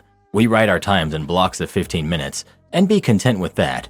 We all deserve A, to be left alone during our time off, and B, to be compensated and compensated well if we're asked to give up time off to do a work thing. You work to live, after all, not the other way around. And this is why I would never join a union. Because you don't want better pay and benefits? Oh, I do, but I also balance a bit of common sense and logic. I would not have gone in either unless paid, but the 2 minutes of work you did and then charged a fortune is one of the reasons many businesses no longer exist. Just a different perspective. Then good. If a business can't afford to pay decent wages and benefits, then it shouldn't be a business anymore. Every worker should use their benefits to the max, just like how businesses already try to maximize their earnings. Employment is a business relationship, not a family. My niece was the reason my marriage fell apart, and now she's completely narcissistic like her mother. About 7 years ago, my ex-husband and I had a decent marriage. It wasn't perfect, but marriage rarely is. Our kids were all well behaved, we both worked, and we had our kids in activities outside of school to keep them healthy and active. My sister had moved a few years prior about 6 hours away from the family. She uprooted her kids because she needed a change after her divorce. The problem was she basically began to act like a teenager, staying out partying all night, and made her oldest kid look after the younger 2 as well as her new friends' kids too. Summer vacation approached that year, and my mom asked me to go pick up my nieces and nephews for a month-long visit. We arranged for the oldest to stay with me and the younger 2 to stay with my mother so that the oldest would get a break. When I arrived to pick them up, my sister told me that her oldest did not want to come, but she was forcing her to. For the first 2 weeks, my niece cried every day. I finally approached her and I told her I was sorry she didn't want to be here, but she cried harder and she told me she wasn't crying because she didn't want to be here. She was crying because she didn't want to go back home. My husband and I spoke about her moving in with us at 18, but she told me if she returned home, she wouldn't make it to 18. He was very against taking her in, not because he didn't love her, but because it was a financial burden to our family and a fight with my family if we did. But I believed my niece's threats and I fought. First him, then my sister and my mom.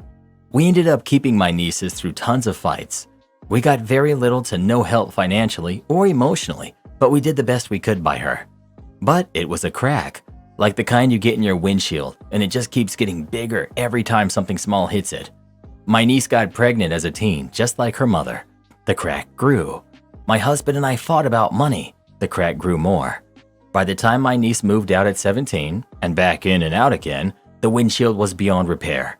My now ex and I recently divorced, and while my niece isn't the only reason, she's absolutely the reason the windshield got weakened enough to break. Now she's 21 and she treats me as disposable. She only calls on me when she wants something from me and often ignores my calls and texts. She told me she thought I had the perfect family and that she regretted moving in with us because she was wrong. Never once thinking she was what changed the dynamic so much. To say that it hurts my feelings is an understatement. My ex and I are building a friendship again, and I'm thankful for him. My birthday just passed, and not one member of my family acknowledged it, outside of my kids. But my ex and his stepmom both did, and I'm very grateful for them. It's hard when you hear blood is thicker than water over and over to realize blood family sometimes is unhealthy for you, but I'm learning. Edit. Since I see this recurring in the comments, let me say that both me and my ex-husband did everything to make my niece feel welcome and safe. We had her in therapy, we taught her to drive, and took her to soccer practice and drama club and everything else she asked to join. I don't blame my niece fully. 1, she was a kid. 2, I made my choices and I could have said no. My ex-husband did say he didn't want to take her in until she was 18, but he also helped me when I begged to do it. I believe I'm allowed to be frustrated at my niece for her parts, and no, I would absolutely never say any of this to her because you just don't say that to kids. Thus, this ranty post on Reddit to get out some of my negative feelings. Trust me, I own my own faults, but that's a whole different post to make. Tell her something like this. You are now old enough to decide if you want a relationship with me and how that looks. Every relationship has to be nurtured by both sides to be healthy and strong. I will only put in as much energy as I feel is being reciprocated. I really hope that you want to be good friends because I love you. I told something like this to my little brother when I felt similar to your feelings about your niece. That was 10 years ago, and we're the best of friends now. Good luck. Cut your niece off. Stop enabling her. She made her decisions. It's not your responsibility anymore at all. I would start by telling him that he was right. Your niece didn't cause the crack. You did when you disregarded your husband's feelings about taking her in. Now you're suffering the consequences of a decision that you made and blaming a kid instead of taking responsibility. Real class act. Someone talked down to me, so I got her fired. She was from the HR department. This was back in 2019. I had worked at a call center for 2 years. I took phone calls, trained people, worked overtime. Sometimes they'd even just have me walk around and answer any of my coworkers' questions. They scored our calls, and I never received below a 90. Now for Amy had only been working there for about a year. She instantly disliked me because I dress a bit alternative, professional, but alternative. I was on some new medication for my brain, and it didn't react well. It made me more blunt. A customer was arguing with me, saying I was stupid for not giving them a promotion item that was not going on. So I told them flat out that I was right. She started screaming, so I said, I'm not taking this, and hung up. Seemed reasonable at the time, right? If I was right, there wouldn't be a story. I got called in the day after next. They fired me for hanging up without a warning. Edit. My manager was included in all the meetings, and they talked to me the day before. Also, a hang up without 3 warnings was an automatic fire. I told them I'm on new meds because I'm bipolar, so they couldn't fire me for that. But they needed paperwork proving that I'm bipolar. Fair enough. Then comes 3 months of calling numbers, getting things sent out, only to have Amy tell me they didn't receive anything. When we had meetings, she would talk down to me, tell me being good at my job didn't matter because I was only still there because of my excuse with my meds. She even ignored 2 of my managers saying I deserved to stay because I was great at working. She kept on saying my paperwork was lost. Later, we were all work from home, so I decided to move, and she found out, telling me she had to approve it before I did so and that she would approve it. I moved, and about 2 weeks later, she broke me. She had scheduled me for 3 12-hour days in a row, which I said I cannot work those in a row. She didn't schedule me directly. She went through some managers who didn't like me. I was told by one of my managers who did like me. Amy told me I needed to show up or there would be actions taken against me. I got online and started working.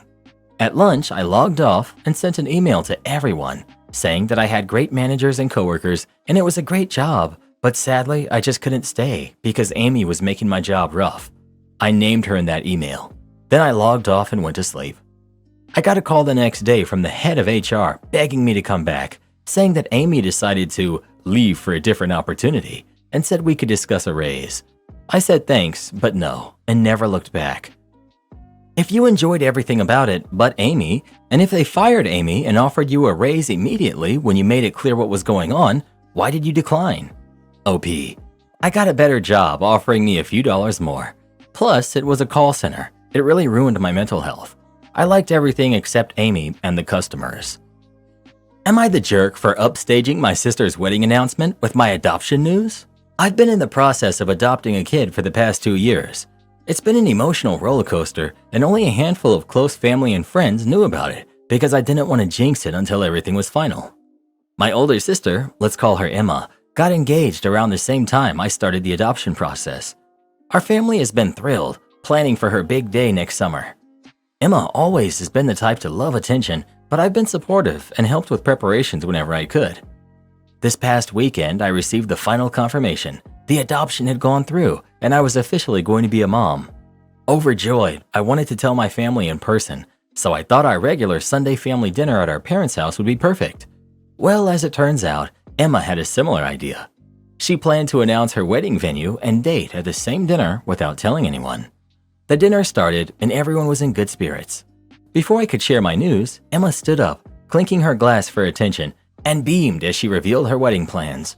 Our family burst into excited chatter, and in that moment, I felt like my news could wait until later in the evening, or even another day. But then, my mom, who was one of the few who knew about the adoption, gave me a knowing look and mouthed, "Now's the perfect time." Caught up in the emotion and encouraged by my mom's enthusiasm, I stood up and announced, "And I have some news too. I'm going to be a mom. The adoption is final." The room erupted. Half the family rushed towards me, showering me with congratulations.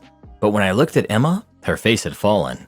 She excused herself from the table and didn't return for the rest of the evening. After the dinner, my parents and several relatives said that while they were happy for me, I should have waited and not stolen Emma's thunder. Emma texted me saying I was a jerk for upstaging her on purpose and that I could have chosen any other day to announce my news. My intention wasn't to overshadow her announcement, and now I feel torn up about it. Emma and I haven't spoken since, and the family is divided on whether I was insensitive or if it was just an unfortunate coincidence. So Reddit, am I the jerk for sharing my adoption news on the same night as my sister's wedding venue announcement? Not the jerk. First off, congratulations on your adoption going through. That's amazing news. Good grief though. Your sister is an adult, right? Venue reveal? Seriously? The only response to someone telling you the venue for a wedding is, "Oh, that sounds nice." It's not something to celebrate or go huffy over if someone else has even better news. It's barely even news. And your parents are being as ridiculous as your sister. She's not a kid, although throwing a temper tantrum over this does make you wonder, and indulging her over this makes them as silly as she is. Wedding culture has been an out-of-control monster for a long time, with the most idiotic behavior being excused because she's a bride. But I think your sister has managed to find a new low, and your family are utter clowns for indulging her in this nonsense. My wife won't let me play video games for 30 minutes a day. So I, 37 male, work as a service manager for a high-volume dealer, and I'm out of the house for 12 hours a day. I leave at 6 a.m. and I don't get home until 6 p.m. for 5 days a week. My wife, who's 33, gets upset when I get home, and after eating dinner, I want to get a couple of rounds of Call of Duty in. My wife is a stay-at-home mom with our 18-month-old and thinks it's absolutely criminal that I want to get some decompression time at the end of the day. My daughter is still in the mommy all the time phase, so she prefers to spend more time with my wife than I. Usually when I get home, I will eat dinner, do whatever honey-do's she has for me, and then play for a little. After I'm done, I will join them and spend my time with family, which usually is her watching a movie or show, and I read the same book to my daughter 10 times. My wife says that even when I'm chilling with them, I spend too much time on my phone. While we are all hanging out, if my daughter is asking for my attention, I will stop what I'm doing and do whatever she's asking me to do. Whenever she wants to go back to mommy, I will browse Twitter or Reddit, since I usually have absolutely zero interest in what she's watching. She accuses me of being absent and not present, since I don't focus all of my free time on her and the baby. Also, side note, she's currently 20 weeks pregnant. So, am I the jerk? Edit. I get up at 5 a.m. and usually fall asleep at 9:30 to 10 p.m. My wife and daughter nap through the day, so when I'm sleeping, they're usually awake for another hour or two. Second edit. It has been confirmed that I am indeed the jerk. Thanks for all the constructive suggestions, y'all. Time to work on adjusting my mindset. Third edit. Although I do see how I can improve, it does seem like some more background is needed on my home and work situation. I literally took this job and all that came with it because my wife decided she wanted to be a stay-at-home mom. The original plan was for her to go back to work after our daughter was born, but during her maternity leave, she decided she would rather stay home until our baby was school-aged. During that time, she also decided she wanted another baby.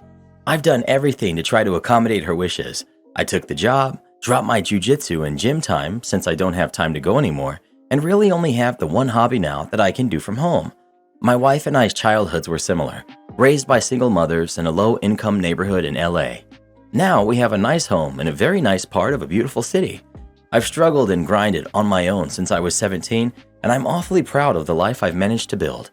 My wife has always hated gaming, even before the babies, but it's always been a hobby of mine since I was a kid. I didn't have a whole lot growing up, but I had a Nintendo, and instead of messing around on the streets, I would come home and play that to stay out of trouble. The people on this subreddit are absolutely merciless. I've even received messages on how I'm disgusting or I'm a piece of trash, and I should go to heck. That's insane. My wife picks our 2 family destination vacations every year, and on weekends, we're either spending time visiting her family or going camping. Can I be more attentive? Definitely. Is our marriage and life in absolute shambles? Definitely not. I will always be willing to learn and evolve as a person. I've wanted to be a father since I can remember, and will always try to be the best one I can, but I'm still human and still flawed. You're the jerk. You may work 12 hours a day, but you're a dad 24 hours a day. You have 4 competing interests: your family, your job, sleep, and your personal time. Right now, you're giving half of your time to your job. Then you have to divide the remainder of time between sleep, family, and yourself. You can't really take much time from sleep. I'll assume you sleep about 6 hours. Now you have 4 hours for yourself and your family. Take an hour for yourself, 3 hours for your family. Is that enough time? Are you happy being a father and husband for only 3 hours a day? Compare that with your wife. She's a stay-at-home mom 24 hours a day. She's always on call. She constantly has a kid attached to her. Even when your daughter's asleep, your wife can't get too into something because your daughter could wake up at any time. Honestly, your household sounds very stressed.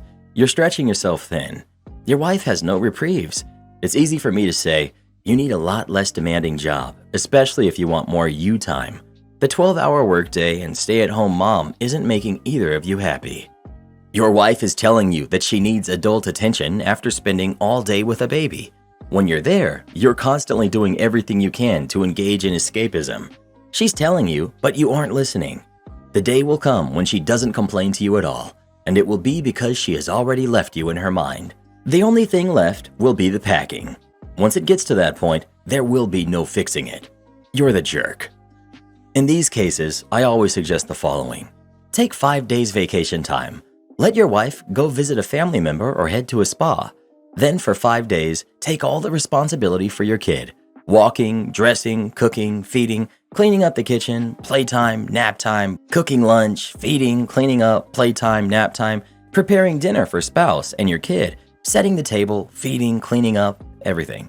See if you can find some time to do the grocery shopping, laundry, and general cleaning as well.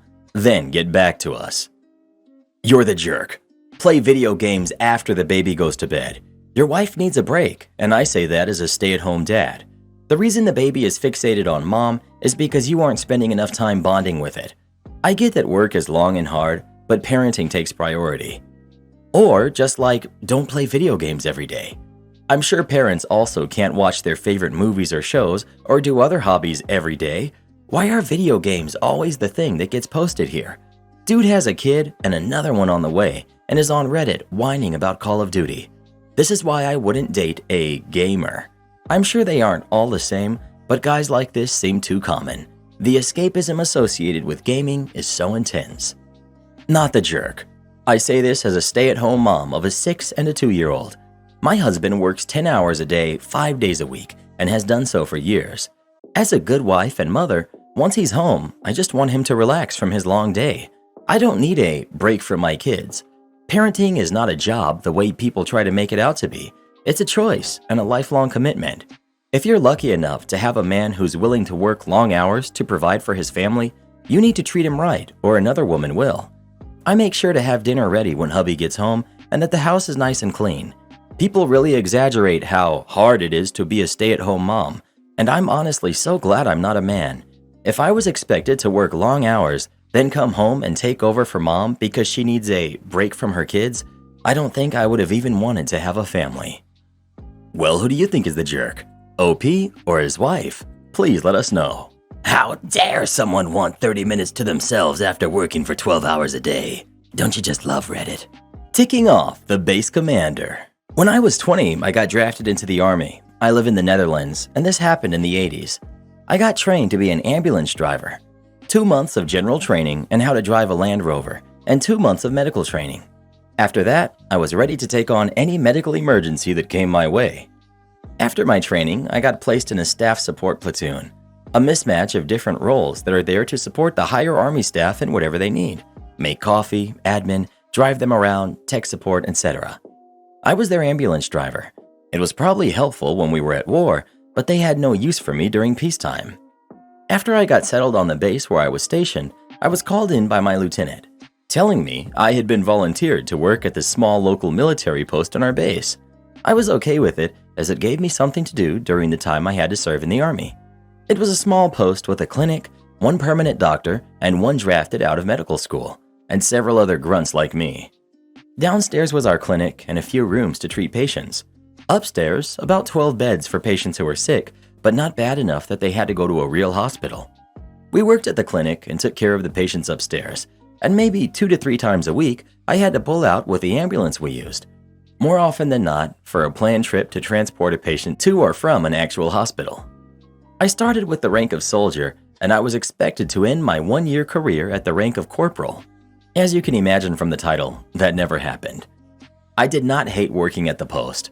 On the contrary, I actually felt like I did something useful, and while I was stationed at the post, I learned many practical medical skills, having other soldiers to practice on. But it was a waste of my time.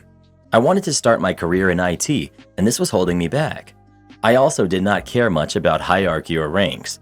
I respected my fellow Army men and women for what they were, their actions, and how they treated others, not by the number of bars, stars, or stripes.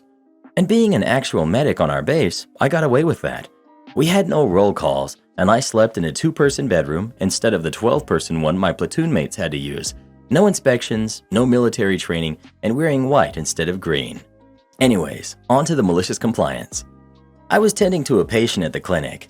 He and his buddy had walked into a door, their words, and it had a glass window that shattered and cut them both up. One was pretty bad, and he was treated by our doctor in one of the rooms as he needed quite a few stitches. I had to stay in the clinic. And as the other soldier only had minor cuts, I treated him on the spot as no other medical staff was available at that time.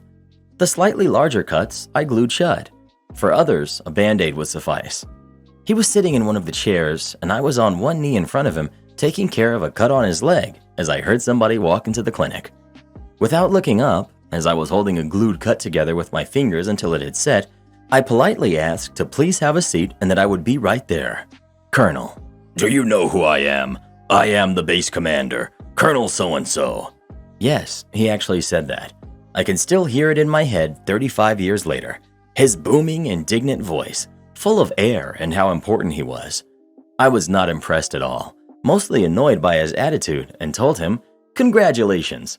Please have a seat, and I'll get to you once I finish treating the cut that I'm working on." That was not what he wanted to hear, and he started chewing me out. Finally, I was done with the cut, let go of my fingers, and got up. Ignoring his barrage, I asked him how I could help.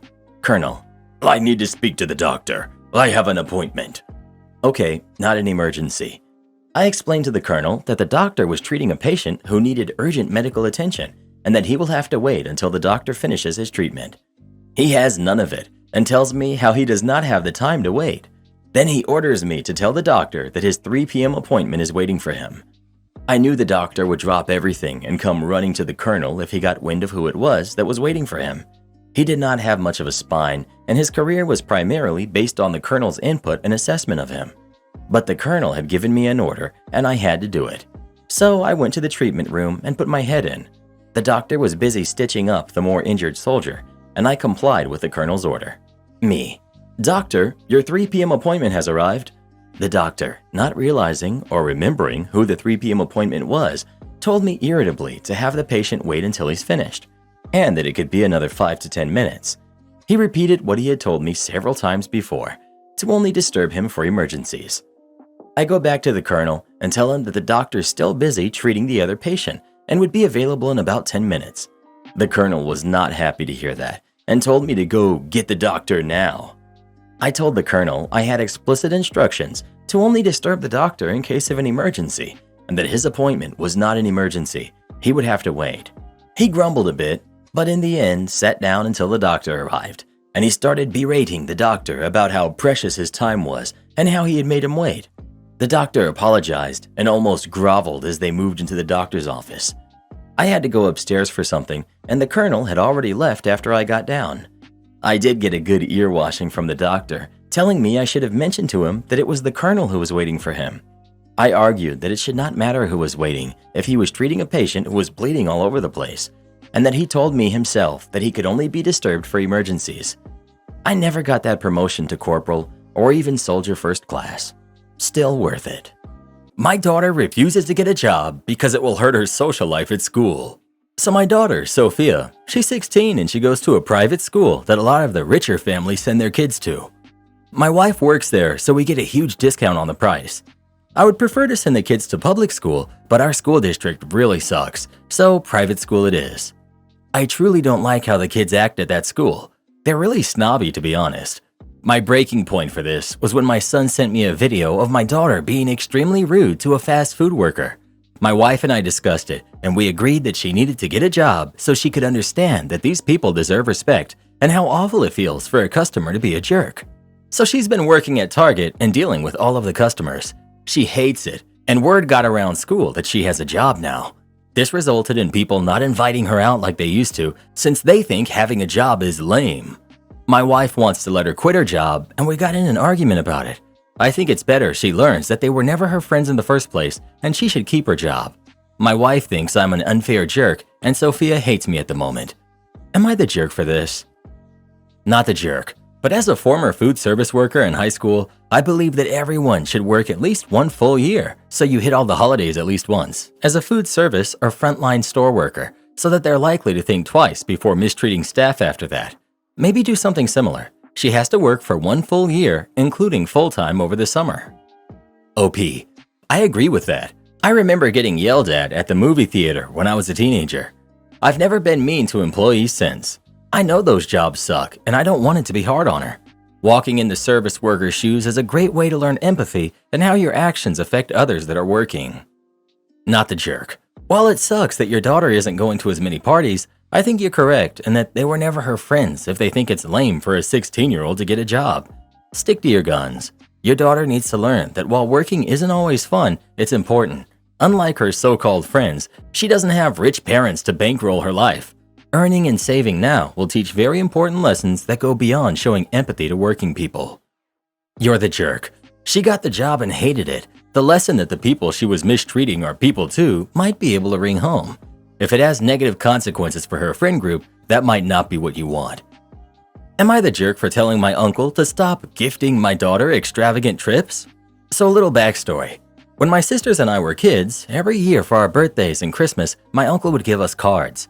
Inside those cards would be a printed out picture of some place, like a local theme park, the zoo, aquarium, museums, any place a kid would love to go. After we opened them, he would tell us that we're going to that place. He would say things like, "It's gonna be the best trip of your life." That would obviously make us very excited. Here's the thing, we never went on any of those trips. We never went to any of those places. As a young kid, it would be disappointing, but after a while I started expecting it and just went along with it. I don't hold any animosity towards him at all, obviously. As an adult now, I understand he did that because he didn't have the means to buy us gifts. Here's where I'm starting to have a little bit of an issue with it. My daughter's 5th birthday was last week. My uncle gave her a card. She opened it to find a printed out picture of a theme park about 2 hours away from our house, and he promised her a fun weekend away. He promised her things like a giant hotel room with a swimming pool, all the snacks she could ever want, and tickets to every show she wants to see at the park. She was over the moon. For the past week, my daughter has talked nonstop about this trip. She keeps telling me how excited she is and how excited her whole class is at school for her. It breaks my heart to look at that smile on her face knowing it's not going to happen. I remember how disappointing it was for me, and I don't want her to go through that. So I texted my uncle. Here's the message that I said. "Hi, your message and my daughter's card was so beautiful. Do you think next time you could leave out the promise of an extravagant trip? The thought and gesture is amazing. However, I never know what to say when she asks me when the trip will be. She absolutely loves spending time with you, so I know the promise of even a nice lunch together would make her so happy." He never responded, but my aunt told me he was upset. She said something like he was offended that I implied the only thing he could afford was a nice lunch. I didn't mean it like that at all. I just wanted him to understand that she loves him and wants to spend time with him, and he doesn't need to promise impossible things to make that happen. But I can see why he interpreted it the way he did. And that's where I'm wondering if I'm the jerk. This has been an unspoken thing in my family for so many years, so I'm now wondering if I should have just kept it that way. I just can't stand the thought of her getting disappointed so many times. My sisters and my mom agree with me. My mom even said she wished that she stopped it when we were kids. So, am I the jerk for telling my uncle to stop gifting my daughter extravagant trips? Update. A lot of people asked me why I was being so nice to my uncle. And honestly, I think I underestimated how weird it was because it's been so normalized in my family. I didn't want to start drama, so I went about it as non-confrontational as possible. I agree now that I should have been more direct. Another concern a lot of you have is that I allowed this to happen previously. That's not true. This is the first time he promised her one of these trips. That's why I decided to say something, so this doesn't become a recurring thing. Update. I tried to call my uncle twice, but he didn't answer. I got through to my aunt and explained everything to her. How many times he promised my siblings and I the same thing and we were disappointed. I told her how my daughter was so excited and that if they were actually planning to take her on this trip, I would apologize. She didn't take that well. She told me I was creating unnecessary drama and that my daughter and I are acting entitled to expect them to drop everything to go on this trip. I was shocked and angry. I said, "How dare you say that? She didn't imagine this trip in her mind and then expect you to take her. You promised her this trip. Her disappointment is not entitlement. I said it's not my job to make sure a grown man feels secure in himself, and it's a shame my family spent so long coddling him." I was so mad, I just hung up. I don't feel any ounce of guilt for setting my boundary anymore. For everyone asking if I can take my daughter on the trip, unfortunately that theme park closes for the season this month. But I surprised her with something even better. After the phone call with my aunt, my partner and I decided to book a trip to Disneyland. It sounds crazy and impulsive, but we've been wanting to plan this for a while now and decided it's the perfect time. My kid is entitled to an extravagant trip. Last night, we sat her down and explained that her uncle won't be able to take her on the trip. I tried to be as honest as possible without confusing her. She was unsurprisingly upset and had a lot of questions. After we answered them all, I told her not to worry because her mom and I are taking her somewhere else instead. When she found out it was Disney, she was over the moon. She spent all day deciding which Minnie Mouse stuffy she wants to take with her. I told her to tell her class that her trip got upgraded. All things considered, it's a happy ending. I know I won't always be able to protect her from disappointment, but I sure as heck will do my best. She's getting that giant hotel room she was promised. I wouldn't be accepting any more cards from them at all. OP, don't worry, I'm not. I'm going to be checking cards of any events he comes to. It's a shame I even have to do that, but if it means protecting her from his lies, I'll do it. This family dynamic is just wild. Why has everyone just accepted it? OP, I wish I had a good answer to your question. I have a theory though. My uncle is the boy in the family, and my grandma has always treated him differently than she treats her daughters. You know, the typical self-proclaimed boy mom stuff. She thinks he's perfect, so I'm starting to believe everyone let him get away with this because they didn't want to upset my grandma. I'm sure she's upset with me for hurting her son's feelings. My wife refuses to put our son, who's 6, in public school. How do I move forward? My son is 6 years old, but he's very smart and we're currently homeschooling him. But currently, they haven't had a session in weeks. When they do, it's just a few hours, if that. 3 times a week, if that. I'm very frustrated because even though I understand the advantage of homeschooling, more focus on subjects that matter without the fluff, not subjecting him to the dangers of public school, I'd still rather have him endure that than him on his phone constantly throughout the day and not obtaining any social skills of any kind. The wife and I have argued about this so many times, and I told her it's the last year of this homeschooling. She has clinical OCD and babies him a lot. It's her only child, so I understand to an extent. I have 3 others from a previous marriage and 2 live with us, so I don't know if that has something to do with it or not. I'm not sure if counseling, compromise, or ultimatums are in order here, as she absolutely refuses to put him in school, and I've threatened divorce because I find it very harmful for him. Any advice would help. Edit. This is a difficult decision to say the least. To those who had lingering questions, I work from home, so that's how I know. Yes, she gets therapy and medication for her OCD. Yes, I know I'm at fault for not just enrolling him in school behind her back, but this is something I've argued for the last 2 years about. I take his education seriously, but you don't just do what you feel is right without consulting your partner. So I decided to write down my feelings and will give her a choice. I love her and my son. I feel we can make a decision that's beneficial to all, but if she wants to be stubborn, I'm willing to walk away, which is a very hard decision with lots of ramifications. She's gonna wreck him if she's allowed to homeschool him the whole time. If your wife's OCD is driving this issue, it is in your kid's best interest to attend school. Not subjecting him to the dangers of public school, that sounds like an OCD worry.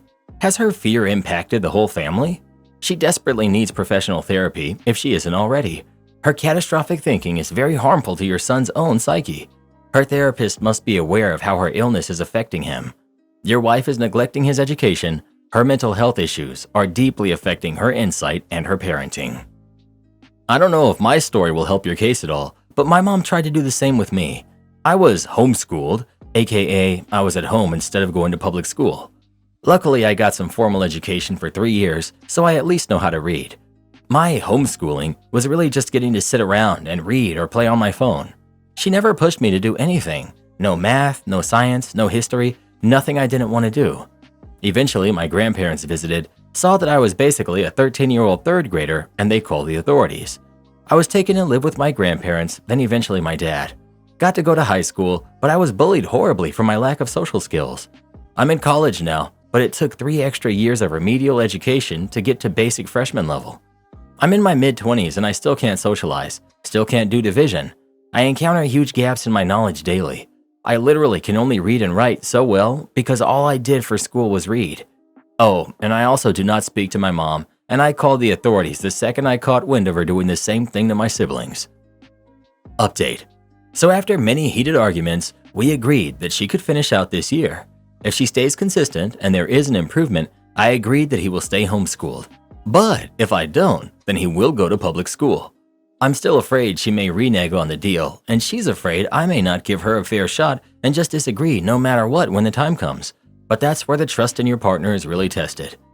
Now, this took a lot of conviction and tears and emotions. This was not easy to get to because of how strongly we felt about her homeschooling in the public school system. So I suppose any argument about the welfare of our kids is better than petty ones. In the end, I was close to really walking away, but I listened to her feelings and she understood mine. I hope this helps someone in a similar situation. Thanks for all the feedback. Edit. So let me explain. I have a calendar of his lessons and times she will be teaching him. Those will be signed off and checked. I will also have him tested at the end. She has until the end of December this year. If she fails, he'll be enrolled come January of 2024. Also, the nasty comments that we are failing him, that I'm a terrible parent and spineless, not needed. I was and am willing to divorce unless I have my son succeed. I'm sure you all meant it as motivation, I'm guessing. I'm here to fight for my son, but also in a marriage, and you don't just throw away your marriage unless there's no other choice. So if she reneges on the deal, she knows the consequences. I just don't get homeschooling. It seems more of like an excuse to keep kids from external influences than it does about actually educating them. Not to mention, I have a very hard time believing that most parents are even remotely qualified to properly educate their kids. Well, what do you think? Should they keep homeschooling him or not? Please let us know. As someone who was homeschooled for a few years myself, I wish I had never been. I really missed out on some important years of social development. Oh, is that why you're so awkward to be around, Karen? Silence, you fool! Am I the jerk for laughing at the reason my son was given detention and not agreeing to it? I, 36 female, have a son who's 11, in 6th grade, and we'll call him Preston, and the teacher we'll call Susan. She's about 50-something. Some important background is that Preston is pretty skittish and jumpy. He easily gets startled by noises or voices that he doesn't expect, especially if they're loud. I only have seen Susan in person like twice, but she has a distinctly loud, almost thunderous voice. Never heard her yell though, but Preston says it always makes him jump a little, and apparently she's known for being ridiculously loud in general from the other kids and parents. Anyway, I work from home, and I got a voicemail on my phone from Preston using a school phone saying he got detention. Because Susan yelled at some kids that were messing around during work time, he was startled and she noticed, so she made him leave the room, work in the hallway, and call me to tell me that he had disturbed detention next week. I did not believe that was the reason he got detention at all, because that sounds really dumb, and assumed he was just minimizing his role. He does tend to do that when explaining his side when in trouble, so I thought I'd get Susan's side at recess while I went to lunch. I call her and I was completely caught off guard when what she said lined up with everything Preston said. I wasn't sure what to say at first, but I ended up just laughing on the phone before any words could come out. Susan was irritated and asked what was so funny, and I just responded that I was so sure that Preston was lying to me because that was such a ridiculous reason to give anyone detention, and that he's not serving detention just for being startled. She tells me that this is not a suggestion and that I'm being obtuse. I stood firm and asked her if she'd think it was appropriate if her boss yelled loudly at some fellow teachers, "You were startled," and then he proceeded to dock her pay or some other form of punishment, following up with, "I bet she didn't even do jack squat" to the kid she was initially yelling at after noticing Preston. She got quiet for a moment and I thought maybe I convinced her, But then she doubled down and said that failing to serve detention would result in suspension or more. And I told her I'd gladly fight her and the school on this if it came to that before hanging up. I do not intend to punish Preston just for getting startled. We all do it, and it's nothing worth making any issue out of. If I'm being honest, the only reason I posted this is because I vented to my friend about this later, and she actually did not side with me, saying that I was kind of a jerk to laugh at Susan and that teachers don't get paid enough to deal with the things I said. So I want to hear what unbiased people think. I startle easily. If I got in trouble every time I had a reflex response from a loud noise in the classroom, I would have been expelled several times over. That's easily the stupidest thing I've ever heard someone put in detention for. Not the jerk. Talk to the principal about this ASAP and object. I'd be curious if Susan has actually explained what happened yet to those above her. If they have any common sense, they'd see how ridiculous it is. Also, maybe to avoid any retaliation, see if he could change rooms and get a different teacher. This might be US defaultism talking, but I'd say it's pretty early in the school year to do a switch for the good of your son, so this teacher does not pull any more weird power trips like this one. Not the jerk. I work in education too. I understand not getting paid enough, and I've seen some entitled parents, but you don't sound entitled. This is a pretty ridiculous reason to punish someone. Some people get startled easily. I'm one of those people. That's not a reason to punish someone. Definitely talk with the principals about this. Am I the jerk for telling my daughter that "this needs to soak" translates to "I'm too lazy to wash this"? Just like the title says, last night, my 52 female daughter, who's 30, and baby granddaughter were over here, and I made oven-baked macaroni and cheese. We took up our plates, and I put the leftovers in a container and immediately filled the pan with hot soapy water, and we sat down to eat. After dinner, we had coffee, and then my daughter went to wash the dishes before heading home. When she got to the pan, she said, "Oh, this still needs to soak." I told her that translates to "I'm too lazy to wash that," and I reminded her that it had already been soaking for over an hour and that it wasn't going to get any easier to clean. She said I was just being a jerk and I should just be happy that she had done the dishes in the first place. So, am I the jerk? Edit. My daughter comes home 3 to 4 times a week for dinner. I know it helps save her money on groceries, so I don't have any problem with that, and she always insisted that she does the dishes because I cook the dinner. Second edit.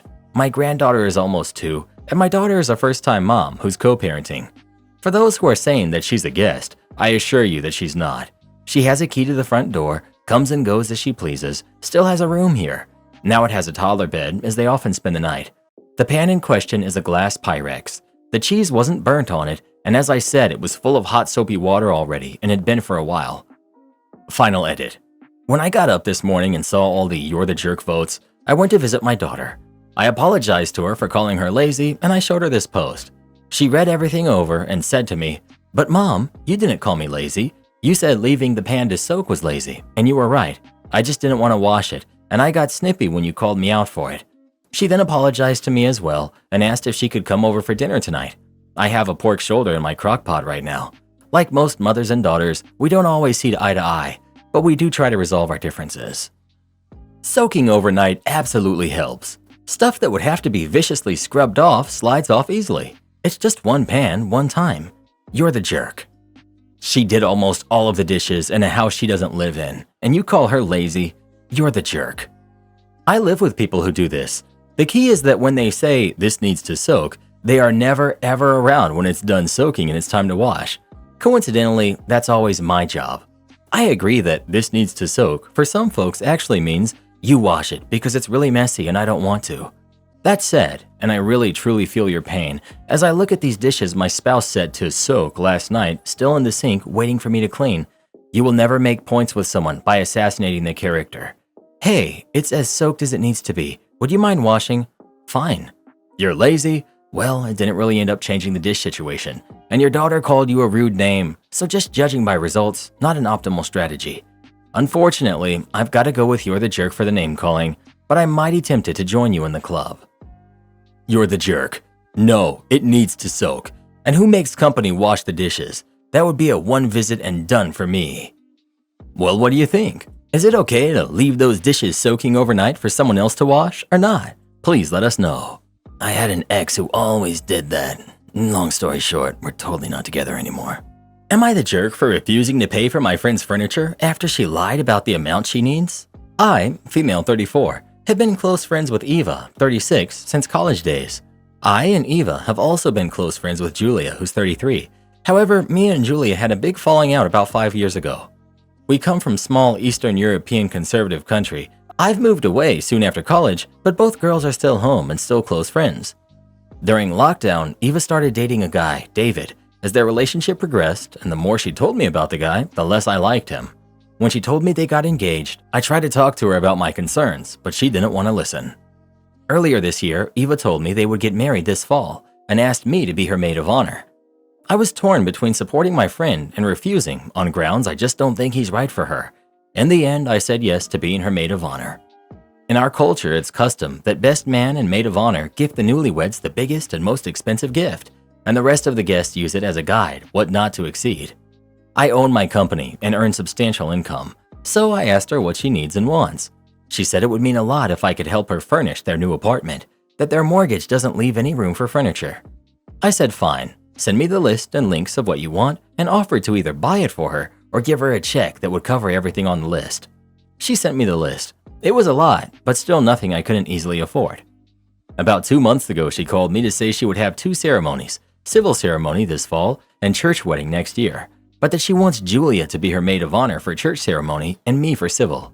I wasn't okay with this and said she would need to choose. Since I committed to buying her furniture, I even offered to keep that promise if she chooses Julia. She did. It stung a bit, but I reminded myself I was never really for that marriage. Fast forward to 2 weeks ago when Eve calls asking for checks for furniture. I asked her to remind me what the amount was. I knew the rough figure, but not down to a final euro. She rattled an amount that was almost 3 times what I had in my head. After going back through emails, I was right, and she almost tripled the original number. After confronting her the first time, she tried to blame it on inflation, but then said that it shouldn't matter because I can afford it and it's my wedding gift to her. I proceed to rescind my offer to pay for furniture and said I would prefer to stick to our custom and make sure my gift doesn't overshadow that of maid of honor. She called me a jerk for going back on my promise. So, am I the jerk for refusing to honor the original offer? Not the jerk. It's one thing to change your mind and keep the people close to you when on the loop. However, in this case, you were lied to and your financial status was used as a "but you can afford it so it doesn't matter" crutch. If your friend wanted more money towards the furniture or other things and she asked you in advance, I'm assuming you would have fulfilled her wishes. People like this really hurt my heart because it doesn't matter how long you have known the other person. That first lie is never the last lie. Am I the jerk for wanting to divorce because of what my wife said in therapy? My wife, 37 female, and I, 40 male, got married 12 years ago, and she's been my rock, and our marriage was really good. Or used to be really good before we went to therapy. My friend was suffering from a lot of mental health issues, and we were worried about him. He did about 2 years in therapy, and he's doing a lot better. My wife suffered from anxiety and depression, and she's a vet, which is a very high-stress job. I recommended she try therapy too, and she agreed. She went to therapy for 6 months and said she likes it and wants me to go with her. I personally find it a little hippy-dippy, but it couldn't hurt, so I agreed. First 2 therapy appointments went well. The therapist, not her personal one, nailed down one thing about my wife. She's extremely distrusting of other humans. She didn't have a good family growing up, and her father sold her dog, which she said was her only friend, and it really took a toll on her. As an adult, she's relatively well-adjusted, and she's a great mom to our 2 kids. He asked us as homework to do the Big 5 personality test. It was a long questionnaire, and we shared it with him. My trust of others was a 34, and hers was an 8, which is very low. He asked her to tell him what makes her distrust people. She said people are very two-faced and only do what benefits them, and she felt like she has a disadvantage in life because of her morals. She's very kind to people, which is weird because she doesn't trust them at all. She helps people a lot, and one of her friends even said she's the one they go to for advice because they know she wants what's best for them and that she can keep a secret. She does a lot of unpaid work to help stray animals and is often depressed if an animal passes away. But she says she does it because she feels extreme guilt if she doesn't help others, but she feels people don't feel guilt hurting her, which is why she prefers animals to humans. Then the topic of our marriage and trust came up, and she was super tight-lipped about it at first, but then admitted she didn't really trust me all that much. She said that she actually married me because I was honest and being kind of in it for myself. She said she can't stand people who appear kind and compassionate and then lie and backstab people and prefers an honest person. I was shocked because I feel like I'm an honest but also kind and generous person. But in her eyes, I'm not, but she says it's fine because I'm honest about it. She also admitted she took out the "in sickness and in health" part of our nuptials because she felt like I would divorce her if she got cancer, but she was okay with that because it would destroy her to expect it and then be disappointed, but she felt like she knew where she stood with me. I've been thinking about her words and it bothers me so much. I asked her out of therapy why she even married me, and she said she knew I was hardworking and honest, and most people are not kind, but that they fake kindness to get ahead. She liked that I didn't, and she felt like she really understood me, and so she felt safe with me. I told her if she didn't think I was a good person, but just an honest one, we should just get divorced, and she got mad and told me that our marriage was good, we're working together well and raising our kids, and there wasn't anything serious. To me, I just realized my wife didn't think I was a good person, and I feel like our marriage has been a lie. Edit. Some of you are asking if my wife loves me and I love her. I definitely love her. But in therapy, she said she thinks she loves me, but also admitted she doesn't know if she can love humans, as humans are generally selfish and destructive and will take advantage of people weaker than themselves. I'm really worried if she loves our kids. She acts like she does, but it's hard to tell because she goes above and beyond for people she worries are going to lie to her. My guy, this is way beyond Reddit's pay grade. I don't think it's that your wife doesn't think you're a good person. I think it's that your wife doesn't think there are any good people, but thinks that you're better than most. Given your wife's view of humanity, that seems to be a compliment. Karen demands I wear a different Halloween costume. I, 21 female, have been friends with Josh, 21 male, since we were kids. Our moms were friends growing up, and we were pretty much raised together. We've continued to stay best friends through all these years, and we both attend the same college. A year ago, Josh started seeing a girl, Lydia, 21 female, and it eventually developed into a relationship. They've been officially dating for 6 months now.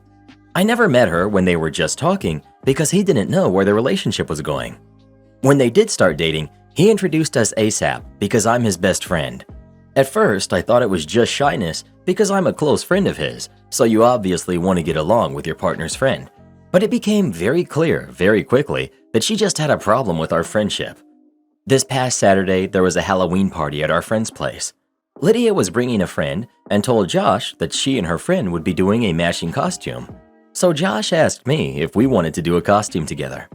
We decided to go as Steve and Robin from Stranger Things. I guess on Friday he told her this was happening, and suddenly her tune changed and she wanted to do a couple's costume. He saw what she was doing and he told her no. So she then texted me asking if I would change my costume. I said no because I already spent my money and didn't know if I could even return it. Plus, I'd have to scramble for another costume. All of a sudden, I started getting spammed from random numbers, probably her friends, calling me all sorts of names. The whole time Saturday, she was just sulking, and one of her friends seemed to be consoling her the whole night. It just felt awkward. Josh is telling me we didn't do anything wrong, but I feel like he's biased because he's my friend. I want a third party's opinion. Am I the jerk? Edit. I don't plan on telling him about the texts. None of them were malicious or scary, just mean-spirited. I'm gonna give her the benefit of the doubt and hope that this was a random act that was totally out of her typical character. Edit. After reading some of your comments, I plan on telling Josh after class today when we meet up for lunch. Edit. I told Josh. Of course, as many of you predicted, he is unsurprisingly really upset with her. Not the jerk. It would have been one thing if she wanted to do a matching costume with Josh. In that case, sorry, but she as the girlfriend takes rank over you as the friend. But that wasn't the case here. Her sulking and having people spam your phone was ridiculous.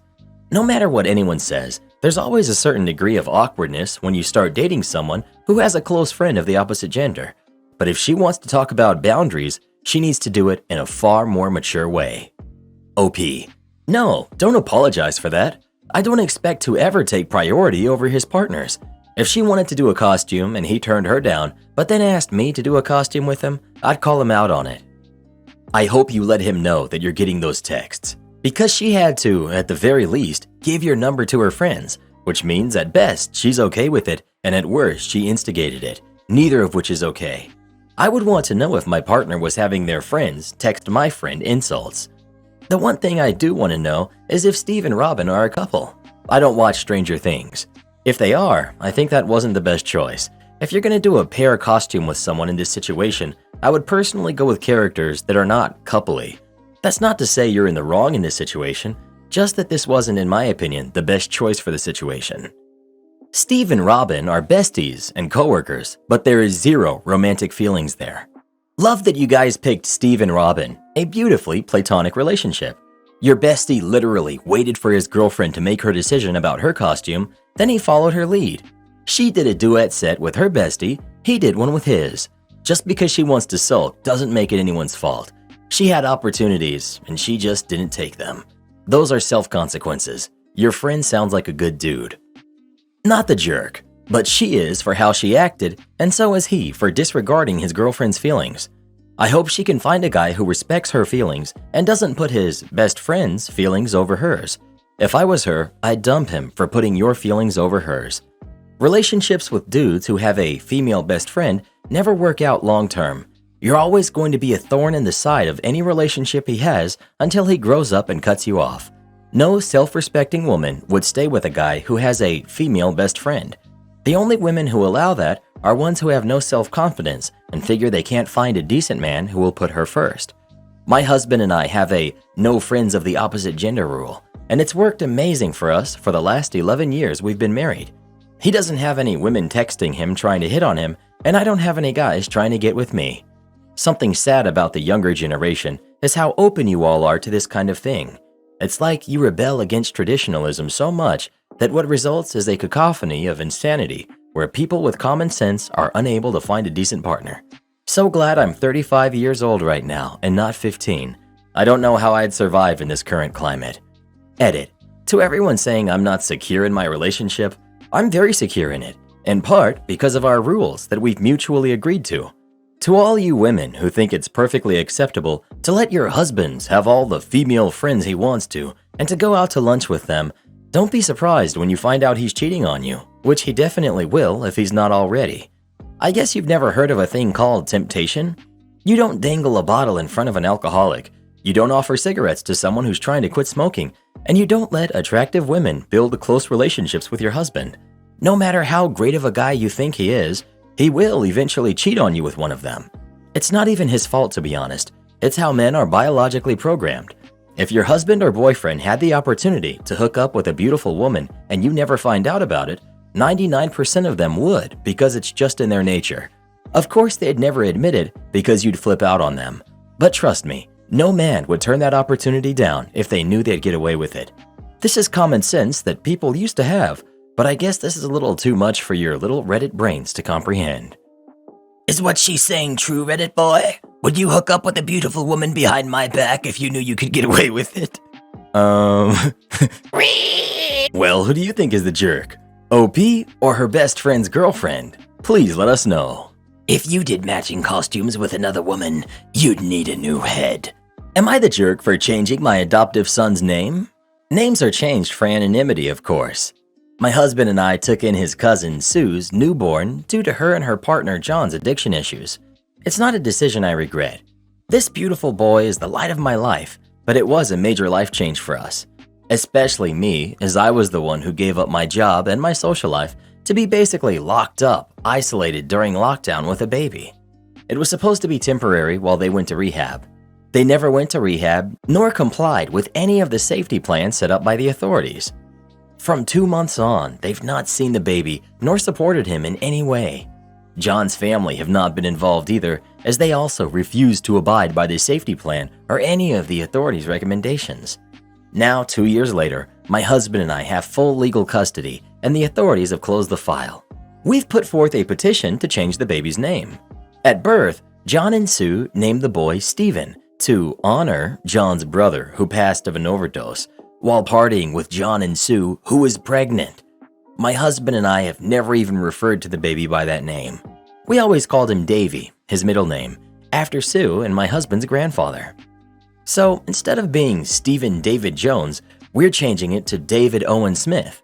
Owen is after my father, who absolutely adores him and accepted him as grandson from day one. So here's where I might have ventured into jerk mode. My husband thinks I went too far, but I feel they pushed me to the end. John's family found out and blew up my social media and messaging. Not husband's, just mine.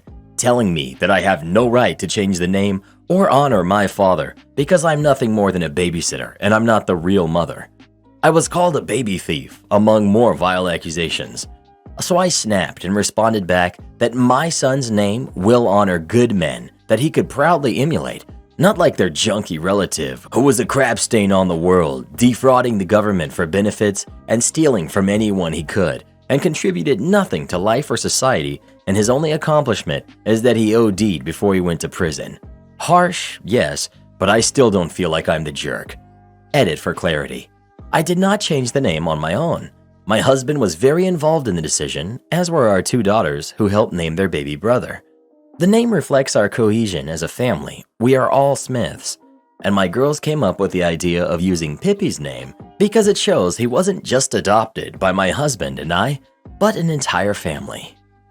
Not the jerk. He's your baby legally, physically, emotionally, all ways aside from DNA. There is no babysitting. He's never going back to them. Never. You are mom, period.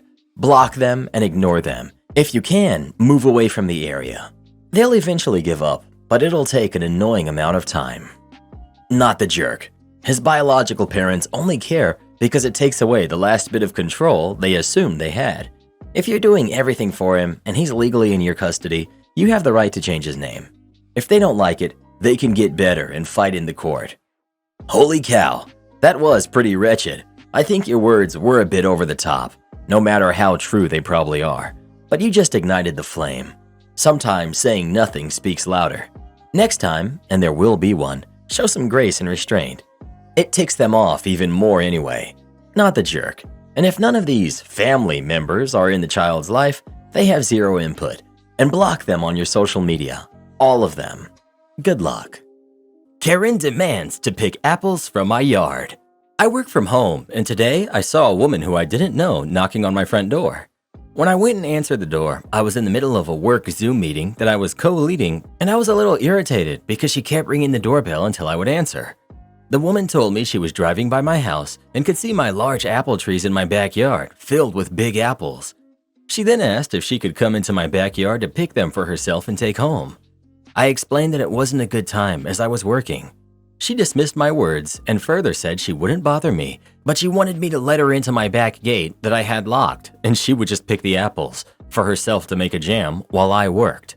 I felt she was being pushy and not listening to me, so I told her again, no, it wasn't a good time.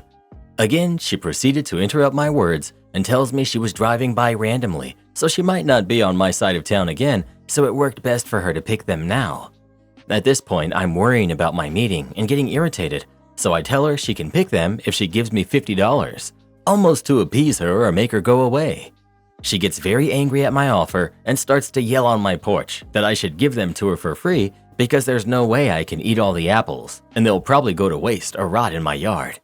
She yells at me that she was doing me a favor by taking the apples and I should actually pay her.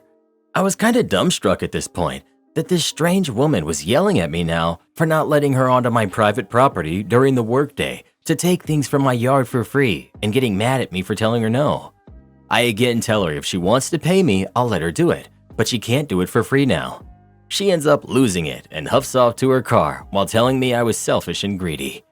So, am I the jerk for not letting a stranger come into my backyard to pick food for free to take it home without paying me for it? Not the jerk. This was an entitled crazy person. You'd have been taking a big risk if you had said yes, because letting a crazy person onto your property can lead to bigger issues. OP. This was my thinking at first. I didn't know her and she was a stranger. I'm not someone that would randomly knock on someone's door, so for me it seemed out of my comfort to begin with. Not the jerk. You don't owe anyone free things. Owning something means you have complete control over the use and distribution of it. If she was polite or offered to split what she picked with you, maybe. But her demanding your property just makes her an entitled jerk and nothing else.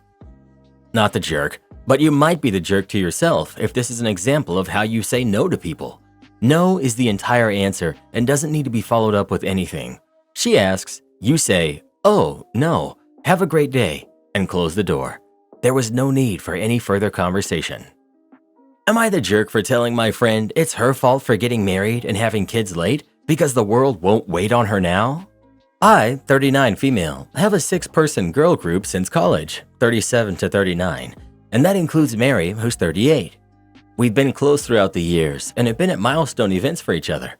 Mary just had a baby and is completely fitting the crazy new mother stereotype. In college, Mary had always been someone who had to make it known that she was unique and different from the rest of us, which wasn't as draining then as it has become now. For starters, all other women in our circle got married between the ages of 22 and 27, and we all have multiple kids. So the 5 of us were able to experience those milestones alongside one another, and we got closer as we shared similar lifestyles. Mary was very adamant on not settling until her 30s because she wanted to travel and have different experiences, which we all supported. Regardless, she would continue to make comments about how she's so lucky, unlike us, because we're tied down with husbands and babies. I think this is where she grew resentment towards us because we were in different places in life, and she was upset we couldn't have our group be similar to how it was in college. Then in our mid-30s, it became a whole saga of she's getting older and can't find a husband because all the good men are married or divorced with kids. When she finally got married, many could not attend because it was a destination event and child-free during lockdown. This caused a fight because she said how she was there for us during our weddings, but we couldn't put aside 1 week for her. We had all told her how we wished we could, but it simply was not financially feasible and didn't logistically work out with our kids. But she refused to hear us out and was simply so inconsiderate about our lives and families, saying we were horrible friends. Now, Mary just gave birth to her first baby, and I was very excited for her. The only issue is that she moved from our state to a very remote place that's only accessible by a 6-hour car ride. Her baby is 6 months old, and none of us have been able to go up to visit her. I think she's been having a wrong idea of what a village is, and has essentially demanded in our group chat that we come up for the holidays and help her out, because she's having a hard time adjusting to mom life. But this would entail we all take a week off, arrange childcare, figure out transportation, and book hotels during the holidays. It's gotten to the point where she's posting cryptic messages on Facebook bashing fake friends who won't be there for her. As much as I wish I could, I cannot physically support her in the way she needs me to in this stage of life. It would have been completely different if she still lived in our city and this was earlier in life when we had less commitments and priorities. So I told her this, and that if she was hoping for this big village and constant support, she should have thought about that when planning out her life, because we can't all just pause our lives for her. So, am I the jerk? I have to ask, has she provided a lot of support to the group? Was she there for your weddings, which may have made difficult demands on her? Has she provided time and resources for the group's kids over the years, such as babysitting and the like? Edit. I ask because, as the childless one in the friend group, I'm often expected to be ride or die, but when it comes to returns on the favors, sorry bro, like it's just too hard with the kids, comes up a lot. Sure, if some of those stories were told, I'd look like an entitled jerk. P.S. I'm absolutely ride or die in general, but some people are seriously ungrateful. Right. I get the vibe that OP thinks that Mary didn't have to put effort and pause her own life to attend their weddings and help them, as she was unmarried and childless. Mary could have made a lot of sacrifices and efforts to attend their weddings and help them out, but now these friends won't even visit her? OP claims she can't put her life on pause, but has she thought about the fact that her friend might have done so for her? I think Mary's wrong for being rude about your life choices, but doing the same thing makes you no different than her. Edit. Not talking about the destination wedding. It's completely understandable that OP couldn't attend that, but can't she visit her now that she's had a baby? You're the jerk. You should have thought of that a long time ago. It's such a sick move. Like what? Is she supposed to get a time machine? This shows a ton of resentment for her different life. This post is so one-sided and demonized this lady to such a massive extent that I struggle to believe that it, or at least many of the details of it, are true. Every choice your friend makes goes wrong in a way you show some schadenfreude about in your writing style. My friend delayed getting married and then complained about all the guys being married. Really?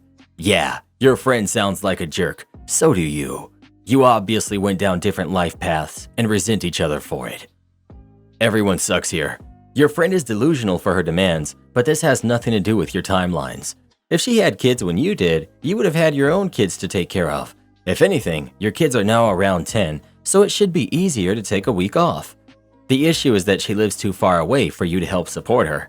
It was as rude for you to shame her for having standards and living her life as it was for her to shame you for not being able to attend her wedding. If you want to be in her life, I hope you send her baby gifts. If you don't, no harm, no foul. You're the jerk. You were once the typical new mom, and you had the support of your friends. Mary went about things a different way, and she deserves ridicule and abandonment for that? You sound smug that your friend is struggling now. That's not a good look. You're the jerk, and the way you're describing your friend is rude. Not everyone is lucky enough to find their person early on in life. Ever thought about that? Everyone sucks here, but I'm leaning more on you than her. Maybe I'm a bit biased because my plan was always to get married and start my own family by 25. But guess what, OP? Life doesn't care about your plans. Am I the jerk for refusing to return wedding gifts to my mother-in-law after my husband's passing? My husband passed about 3 years ago. We were together for 9 years, married for 4 years at the time of his passing. He never had a great relationship with his parents, and he was very vocal about that to all of our friends. My husband and I kept our finances very private and didn't share much with his parents, as my husband did not want them to be involved. His parents are decently well off and can provide for themselves. We would openly share finances with my parents, and during the term of our marriage, we have taken financial help from my parents when needed, but we have never asked his parents for help in any way. My husband and I also had a home that we purchased together while we were engaged. I had some legal issues, and his parents did have to sign some documents as we did not have a living will. They hesitated, and his mom kept making snarky comments about the car I drive and shoes I buy. It was resolved eventually, but I think the process just gave me a bitter feeling. His parents waited to see if their names were listed as beneficiary for any accounts we had, and after it was confirmed that they were not, they stopped contacting me. Last time they spoke to me was 2 years ago. I've started to see someone new over the past year, and they are clearly not happy. It's become a, "why should she have anything from our son?" mentality. I also lost my mom about 6 months ago. A few weeks ago, his parents called and demanded I give them all the wedding jewelry back that was received for our 2017 wedding, as it is not mine and belongs to his mom. Nothing given from any guests or his parents during the wedding was family heirlooms or passed down jewelry that would have sentimental value. They were just gifts from those who attended our wedding. They didn't even show up to my mother's funeral or call me. They're also claiming that the home we had isn't even mine, as their son put the down payment on it. Untrue, as my parents had helped us put a large amount of the down payment for that home, but my husband never shared that with his parents since we never wanted to rub it in their faces. They also think that their son funded everything and our entire lifestyle, which is another lie, as we had built our life with money that was made by both of us, not just him. In my perspective, I was married to their son. We both worked, built a life together, and any gifts given to me during my wedding or things purchased between money that their son and I made is not theirs. His mother has been harassing and calling my family, and it's been non-stop comments, to the point where she questioned my upbringing that my deceased mother gave me. All my family members think they are disgusting to do this to their son's widow, but it also gets awkward as we're trying to be mindful that they lost their son. My heart still goes out to them for their loss, as I can imagine that they are also grieving, but I'm just confused. Time to go no contact. No kids for old mother-in-law to claim, so she has no claim on your life. There is now no reason to stay in contact. If their love for you does not continue because their son passed, then you would not be in the wrong to cut these people out of your life. You owe them nothing. OP, this is 100% how I'm feeling now, and that's why I blocked them, and my family has done the same. She's taking that as a lack of my upbringing, but it's about time I protect myself and put my mental health first. Not the jerk. Good grief, your in-laws sound like a nightmare. I would get in touch with the lawyer to see if you can get a restraining order on them. I'm sorry for your loss, and I hope this gets resolved quickly. OP, yeah, they've shown me how bad of a nightmare they can be as soon as their son passed. But of course, they make me seem like the nightmare to everyone else, unfortunately. Thank you, I have contacted a lawyer and spoken about a restraining order. The issue is they reside in a different state, so it's a bit challenging to maintain the restraining order over state lines. But lawyer was able to confirm they have no legal right to ask me for anything. Am I wrong for uninviting a friend because she doesn't approve of the gift I made for my boyfriend? At the end of the month, it's my boyfriend's birthday. He's 30. I, 27 female, planned a dinner with some friends to celebrate. I'm a very artistic person, and I've decided to sculpt him a realistic heart as his birthday present. For some context, my boyfriend spent most of his 20s in the hospital. He was extremely sick and had to have open heart surgery. Thankfully, he's doing much better now, but I understand that this was a major part of his life, and that's why I want to incorporate it into his present. A few days ago, I told this to a mutual friend I'll call Claudia. I could tell she wasn't a fan of the idea straight away.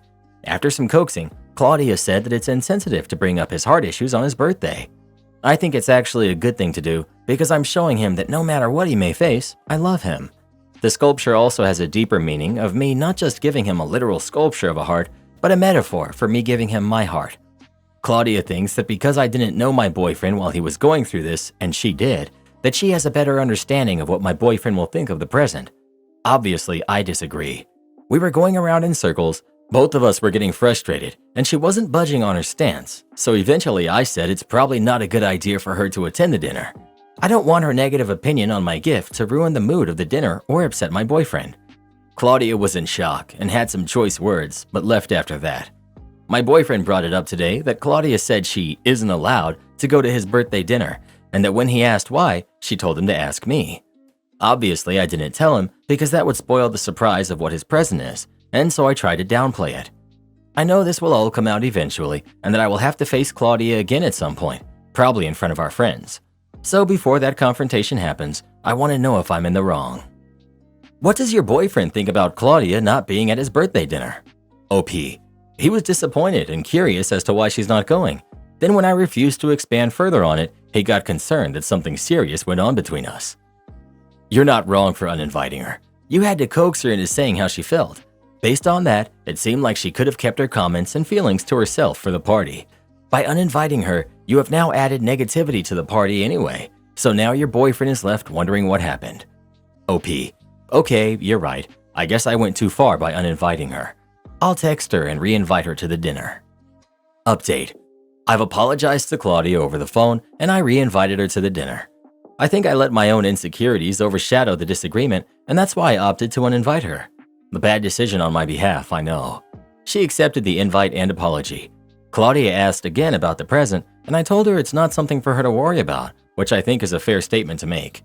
As many of you suggested, I also went into more detail and told my boyfriend that Claudia and I argued over his birthday present. I didn't tell him what exactly it was, but told him Claudia didn't think it was a good present. I disagreed, and about the argument that followed. He was very understanding, but wants to know more. Obviously, I can't tell him too much because that would ruin the surprise of what the present is. Also, a few of you thought I was going to give him the heart sculpture during the dinner, which I was never going to do. I'm planning on giving it to him beforehand, but I know it will be brought up during the dinner, and I feared that being a topic of conversation would give Claudia the opportunity to voice her opinion on it. Afterwards, I asked my boyfriend what he thought of a present which revolved around his health. He's very good-humored and asked if I was searching the black market for a new heart for him. He's apprehensive about it, but I think that's because he's scared I'm going to sign him up to some fitness regime or book him a scan for his birthday. I'm still going ahead with my sculpture as I think it will be a nice surprise as well as my original reasoning. You're 100% insane for giving such a tacky gift. His reaction alone screams that he's uncomfortable with the idea. Stop. You're going to implode your own relationship with this horrid idea for a gift.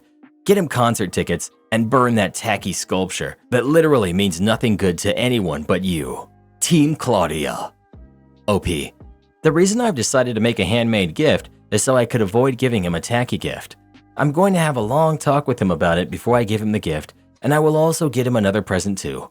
Although I do think the team comment is unnecessary and, dare I say, tacky. Update 2. A few people wanted me to update after my boyfriend's dinner, so here I am.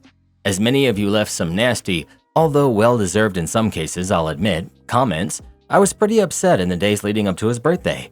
My boyfriend saw how upset I was, and so I explained the entire situation to him. I told him about the sculpture, the full extent of my argument with Claudia, and I even showed him the post on here. He was quiet while I was showing him your comments, but he was never angry at me or anything like that. He was neutral until he knew everything. Afterwards, I gave him the sculpture. He took a lot of time looking at it, and I explained the meaning behind it so he would understand that my intentions were pure. He did a joke that I could have shown him that I love him by buying him a PlayStation 5 instead of sculpting a realistic heart, but he was actually very appreciative of the amount of work and effort I put into it. He wasn't exactly thrilled with it, but he was very complimentary, so I'll take that as a win. I should mention that this all happened the day before his birthday, so no, I did not bring the sculpture to his birthday dinner and unveil it there like many of you presumed. Just to note, I never said I was going to do that. Also, I got him AirPods too, so the sculpture wasn't the only gift he got for me. The dinner went off without a hitch. On our way over to the restaurant, my boyfriend asked if I was going to apologize to Claudia in person, which I did immediately upon arriving. She was fine with it and made no issue, and said she was actually glad that I felt as though I could tell her about the sculpture in the first place. A lot of you accused me of having a problem with Claudia, and after some reflecting, I do think I'm insecure about certain aspects of her friendship with my boyfriend. This is something I'll work on going forward. The sculpture was not mentioned at the dinner, nor did I bring it up. At the end, Claudia and my boyfriend walked out together to presumably talk about it. I walked out with some others because I'm not actually a controlling or horrible girlfriend, and I have no problem giving them their space. Before we left, they hugged, and he thanked her. Before you start, he thanked everyone for attending, so this wasn't out of the ordinary, and we both went to the cinema together. Happy ending. And just to add, I will be taking on a lot of your feedback in my previous 2 posts, and will be trying to better myself and be more considerate in the future. Over 3 posts now, you've shown a lack of emotional intelligence. I'm sorry, but I don't think anyone trusts your read on this. Since you've given him the gift, what did he do with it? Did he brag about it to his friends and family? Is it displayed prominently where everyone can see it? Has he mentioned to you how much he loves it? Not exactly thrilled with it is how I would describe someone receiving socks on Christmas morning. If that's the reaction you were aiming for, then great. But I guess that it's not because of the way you worded everything. OP. I'm presuming he didn't mention it at the dinner in case things got awkward, and I think he preferred to smooth things out with Claudia first. And yes, it's currently in the hallway for anyone who enters to see it. You seem fairly self-aware and willing to change. It's going to require demonstrating action though. I totally get where you're coming from. You feel like an outsider and everyone is on some inside joke. I don't think you're wrong for feeling insecure. You might want to talk to a professional to work through those feelings because they're not stemming from your boyfriend. They're coming from some more deep-seated desire within yourself to always be a part of something. Assuming y'all stay together long-term, you have so much opportunity to make your own memories together. I would sit down with your boyfriend and talk with him openly about what he wants in the relationship and such.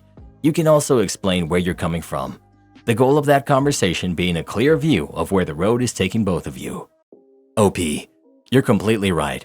I think when initially meeting his friends, I felt a bit like an outsider, especially with his history with Claudia. I know I probably sound unhinged from my last 2 posts, but I promise I'm normally a sane human. Still, I appreciate your advice. The boyfriend saying she should have gotten him a PS5 is so telling. My guy just wants to live his life and enjoy the time he's got. Open heart surgery isn't a death sentence, but it is one of the events where when you're young, it provides a little perspective on life. And his girlfriend has misunderstood that entirely. She made his birthday and his gift an event for her to show off and insert herself into a time of his life he had more than likely just like to move on from. OP is a narcissist and an egoist. I hope her boyfriend sees it sooner rather than later. Claudia, on the other hand, is pure gold. Well, what do you think? Is OP the jerk or not? Please let us know. I mean, it sounded like a nice gift to me and her heart was in the right place. People on Reddit are just so… I just don't have a word for it. The way they're so… Hostile? Accusatory? Unhinged? These words would be an understatement, Reddit boy. Am I the jerk for not wanting to help my wife with Halloween costumes? Context. My wife, who's 29, always makes the kids Halloween costumes. We have 3 kids who are 5, 7, and 9. She did not have an amazing childhood, and so I think she's constantly trying to make sure our kids do. She home makes every birthday cake, DIYs the birthday decorations, makes pajamas for every holiday, and always home makes the Halloween costumes. She also does these theme monthly movie nights where she creates this whole scene. For example, this month was Coraline. She made custom dolls for each kid, welcome home cake, and the whole food spread. This is all great, but the problem is she expects me to help. All our kids are in activities. We both have full-time careers, and I believe she stretches herself thin trying to do all this, and also expects me to. We have the money to just go all out and buy stuff, so I don't get why we have to do so much. She says these are the things our kids will remember. Anyway, this all came to a head as I've been out of town most of the month for work, so she had to shoulder the full responsibility of the kids. This caused her to be behind on making the costumes, and she stressed. She was asking me if I'd be able to create one of the costumes for her. She has the supplies and can walk me through it. The problem is, I just don't feel like it. I told her we can go get a cheap costume, it's no big deal. Well, she refused and was up all night finishing these costumes. I told her this morning that they all looked awesome and she just rolled her eyes at me. She was making coffee and I asked her if she'd make me a cup. She replied to go buy one. She's been distant and cold. I was talking to my coworker and he called me out, saying my wife is right. My kids will remember the effort my wife put in and they'll also remember how hard I made it for her. Now I'm feeling off, like maybe I am the jerk. But at the same time, I usually do help a bit. I was thinking this one time wouldn't be a big deal since we were both tired. So, am I the jerk? Okay, I'm the jerk. I'll apologize and see if she needs help with anything else. However, I'm positive that half the parents commenting don't do these things and still think they're doing a great job. Update. We're fine. We sat and talked and we laughed about how all you are going off on me. We carved pumpkins with the kids. We've been together since we were 16. We've been married for 9 years. No one's going anywhere. I love my wife, I love my kids, and I'm a very present and active husband and father. Happy Halloween. You're the jerk. Even if this isn't something that you prioritize all the time, you could have helped her with the costume because it's important to her. But beyond that, your attitude about your wife's efforts is just terrible. She's working her hardest to show the kids they're a priority to her and making really fun and special memories for them. All you have to say about it is that it's a waste of time. The fact that you don't appreciate and support her efforts is just really sad. What do you propose she do with the extra time she would save by not making things special for the kids? What do you do to spend time with your kids and show them that you care? Your coworker's right. The way you're behaving must be making your wife so sad. By the way, she's been taking care of the kids most of the month by herself, so you can go out of town and further your career. Do you do the same for her? Or is she expected to be the one to take off work every time the kids need something? It really seems like you take her for granted. Yeah, honestly, as a kid, they don't care what you make. It's the effort that matters. For my baby's first birthday, my partner and I tried so hard to make her a cake. We tried so hard, but it was really difficult, and honestly it was laughable because I still took pics for memories. Then we bought a nice one. We play with her loads, and we'll have crafting things all set up when she's older.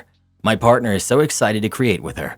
Please, OP, don't miss out. You'll never get this time again. You're the jerk. I was on the fence until the "I don't feel like it" and the coffee comment. I mean, really, guy? You were away for a month and she had to deal with the kids by herself. Then she asked for help, and rather than you guys ordering food, putting some music on, and having a night together finishing the costume, you decided it wasn't worth the effort. The worst part was the audacity asking her to pour and make you a coffee the following morning when you knew she had been up all night stressing. It's about how we make things work, being there when we see our partner struggling. This also includes when we ourselves are burnt out. You could have had a nice night with your missus and you messed it up. She might be a bit over the top when it comes to going the extra mile for your kids, but isn't that what makes it magical? As anyone who grew up with a crappy childhood, I applaud her efforts. Not the jerk. If wife wants to do Halloween stuff with the kids, then she can go right ahead. She can be as childish as she wants to be. But you? As long as you're working and providing, then worrying about stupid costumes is not your responsibility. Our founding fathers would be rolling over in their graves if they could see how far we've fallen over these past 200 years. Well, who do you think is the jerk? OP or his wife? Please let us know. Bruh, going to Party City and picking out my costume was one of my favorite parts of Halloween. I left my girlfriend stranded when she chose to ignore me. I, 27, went to a pumpkin patch with my girlfriend, who's 22, and a bunch of her friends. I was told it was a couples thing, but I was the only guy there. That's fine, I'm okay with her friends. I'm past the whole cutesy date thing, but I like making her happy. But then they all started ignoring me. Every time I tried to join in on a conversation or spend time with my girlfriend, I got frozen out, like I was intruding. I asked her if she wanted to go do the corn maze with me, and it was like I was some creepy guy at a bar. They all had to come along, like I was trying to separate her. I totally was, but I don't think that's a bad thing. Anyways, they all decided to split up in the maze, and my girlfriend went with them. Forget this noise. I could go catch the Seahawks game if I boogied, so I texted her that she had 5 minutes to respond to me, or I was going back to town to watch the game, and she could get a ride back with her friends. I was literally watching the second quarter before she responded. It took her that long to even notice that I was gone. She said her friend would have to drive really far out of her way to drop her off, and that I should just come get her. I was definitely over the limit, and I told her to get an Uber and I would pay for it.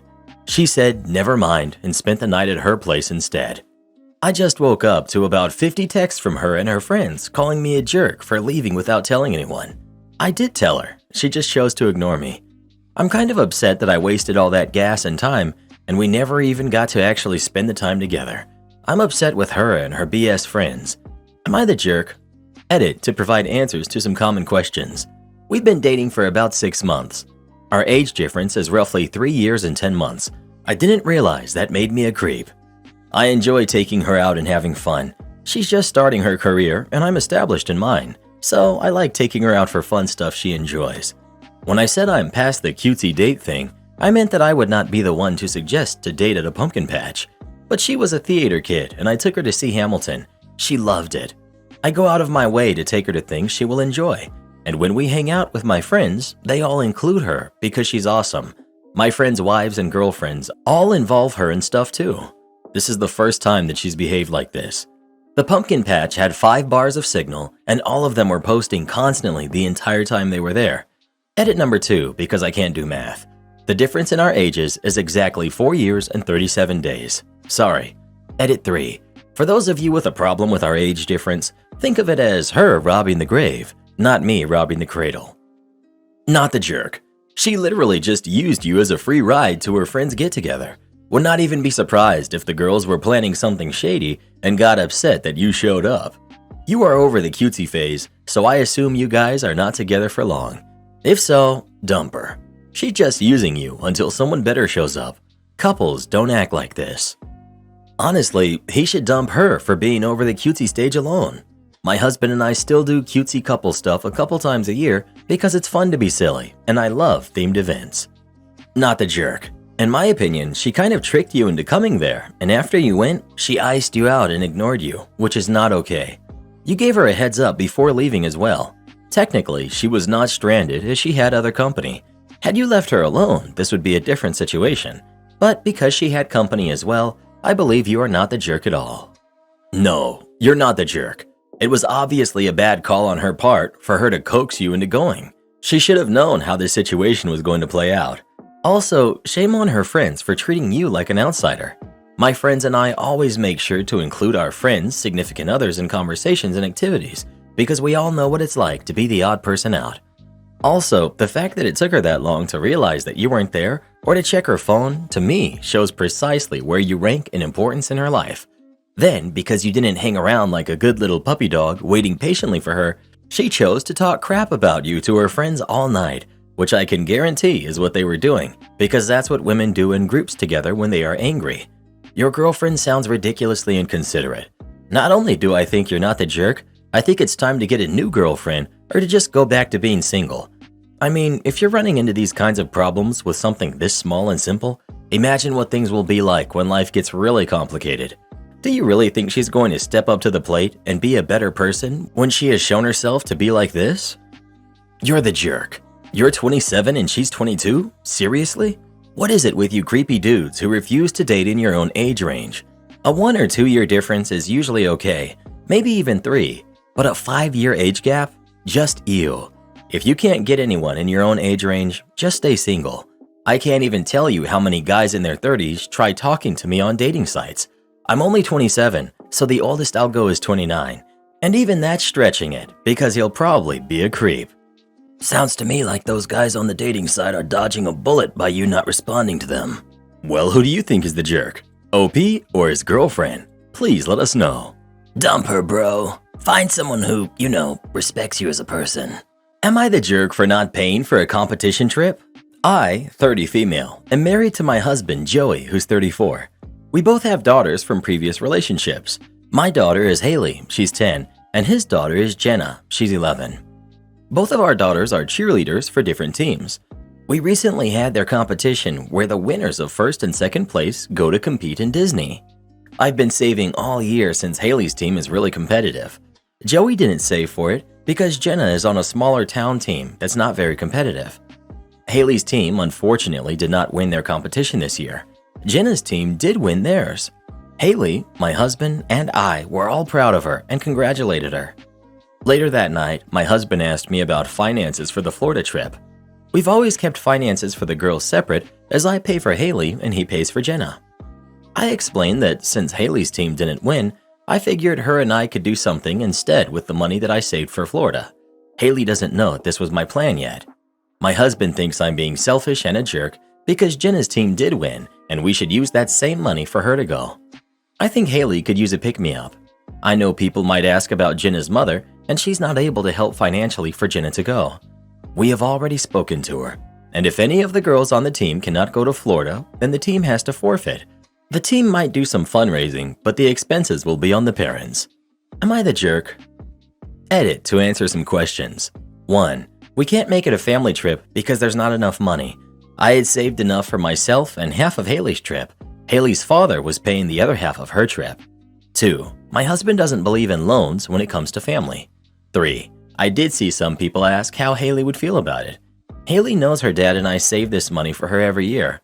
Her dad and I go without some luxuries for a while, and she sees the sacrifices we go through. I don't ever regret it. However, I won't ask her to use that money for her stepsister because she shouldn't have to get in the middle. 4. My ex thinks we should do something nice for our daughter, either a small trip, a fun outing, or new clothes or shoes, etc. Just something fun, and then use the rest for the next cheer season or for her next big expenses. Update. Tonight my husband and I had another disagreement about the money. I did call my ex because I didn't want Haley to overhear any of the argument, and we decided it'll be best for her to spend the week with him. I'm going to go stay at my parents' house for a couple days. As of right now, my husband has been calling and sending numerous texts calling me the jerk and selfish. I'm currently ignoring it. When I dropped off Haley to my ex, we did talk about how Haley will be needing braces for a long time. She currently has her first set and will be getting a second set in the future. So we've decided to talk about putting that money towards Invisalign if she wants that instead in high school. I feel like this is a tough one, and a lot of the context that would drive a good answer to this is missing. On one hand, this sounds like a simple not the jerk. You prepared, he didn't. That's not your fault. But the way you explain it, it was 100% reasonable he did not prepare. It did not sound like either of you expected them to win and make it to Disney, so it's 100% reasonable not to be saving up for it. I'm going to go with no jerks here because I see both perspectives. Being in a family is to some extent about a give and take situation. If Jenna isn't able to go because there's no money, at the same time you and Haley still do a trip to Florida, you're going to end up spending more money on therapy than the trip cost in the first place. Is there some compromise? Can he save up some of the money and you loan him the rest, which he pays back over the next X time period? Then you and Haley can take a trip. That would be less time-bound than the competition. Now, if the husband is out wasting his money on partying and drinking and video games and buying crap, that's another situation. But there's nothing in your post that screams crappy husband that wastes money. Rather, a situation you weren't expecting occurred and no one is at fault for the lack of savings. Edit. My comment was made prior to all of the edits and responses from OP, based on the updates changing to not the jerk. Everyone sucks here. Family policies that keep not only the money but the kids separate so that he pays for his daughter and then you pay for your daughter are horrible in their very existence. You cannot more clearly say to a kid, I don't consider you family to me or my kid, than by refusing to treat them financially as your own. Everything else that happened in this situation came out of that. He didn't bother to save enough, but it wouldn't have mattered if you had ever really combined your family. If he routinely spent his money foolishly, you would have already had the discussion about taking responsibility for the family as a whole. You wouldn't have been able to put it off as not your problem because it wasn't your daughter. And he obviously just as much doesn't see your daughter as his own. If he did, he would have been saving money while it was expected that she was likely to win her competition, because that way he could help send her to the tournament she was expected to go to. And it would have been easy enough, if Jenna won and Haley didn't, to change the direction of the family money over to Jenna's trip. Both you and your husband have created and maintained a policy which sucks for both of your kids in ways that go far, far beyond the question of whether or not Jenna will be able to go to this tournament. You've ensured that neither of them will be able to bond with their step-parent and feel securely a part of the family as a whole. And you've set them up to constantly compete with each other by making it clear that whenever there's a shortage of something, each kid will be championed by their biological parent and opposed by the other. It doesn't matter how you put it. Disparities will always come up. What happens if one of the exes is better off than the other, thus better set to provide for their kids? Are you supposed to use what your ex gives for their kids to a common pool where the other partner may not be able to put in as much? Wait for brows to start raising, because it's not fair that child support that's supposed to be used for one kid, as in this case, goes to compensate for the parent who's not able to provide. I guess this is always going to be an issue with blended families, and this is why these arrangements are made beforehand. They may sound crappy, but how would you solve that so that there's no injustice, imbalance, or disparity to anyone? My daughter ruined a $3,000 dress because she was jealous. My oldest, Bethany, who's 16, has a step-sibling, Maria, who's 14, about to be 15. Bethany and I are white, while my husband and Maria are Hispanic. They've been in each other's lives since they were 6 and 7, and overall the relationship was good until recently. Maria's quinceañera is coming up, and my husband and his ex-wife took her to get her dress. The dress and alliterations came out to around $3,000. My daughter has been very jealous of the whole party. I've informed her that it's part of their culture, just like when she had a huge Sweet 16 party with her friends. I spent much more time with her to try to make her feel better about it, and I got her own, much cheaper dress for the party. The party is supposed to be in 2 weeks, but my daughter, after an argument with Maria about the TV, she scribbled all over the expensive dress and ripped the back. Long story short, everyone was upset. I gave money to my husband and his ex to try to get a new dress ASAP. I informed my daughter she will need to get a job and pay back the full price of the dress as punishment. We got in a huge argument over it, and she's saying the whole situation isn't fair and that I'm choosing Maria and being a huge jerk. Am I the jerk? Not the jerk. Quinceañera dresses are not cheap, and your daughter is old enough to know better. Not the jerk. Bethany deliberately ruined that dress. She has to pay for it. If she had done this to a total stranger, would she claim that you're choosing the stranger? If Maria had ruined one of her dresses, would she just let it go? Bethany's very close to becoming an adult. It's time she realizes that that comes with responsibility. I wonder what Bethany would say after reading some of these comments, because I doubt you'll see many, if any, saying that you're the jerk. Or would she complain that you put this out to the world? Bethany needs to understand that she could be charged with a crime in different circumstances. You trash something worth that much, you can get in serious criminal trouble, and she's way too old for this behavior and definitely needs a job. Am I the jerk for signing away a house to my baby mama, even after finding out she put me on child support? The mortgage is in her name, but she put my name on the deed when our son was born. We were pretty much in agreement that it was her house. 4 years later, I keep our son on the weekends now. 3 months ago, baby mama lost her job. She had me sign a piece of paper that said, handwritten, I no longer live at this address, because she can't get public assistance unless she has proof that we don't live together. My girlfriend, who works in child support, said that she's trying to put me on child support.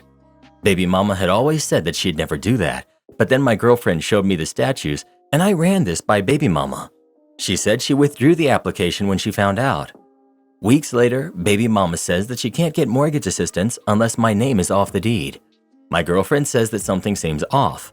I signed the documents anyway, but baby mama told me the signature wasn't valid, so we agreed to meet again and re-sign.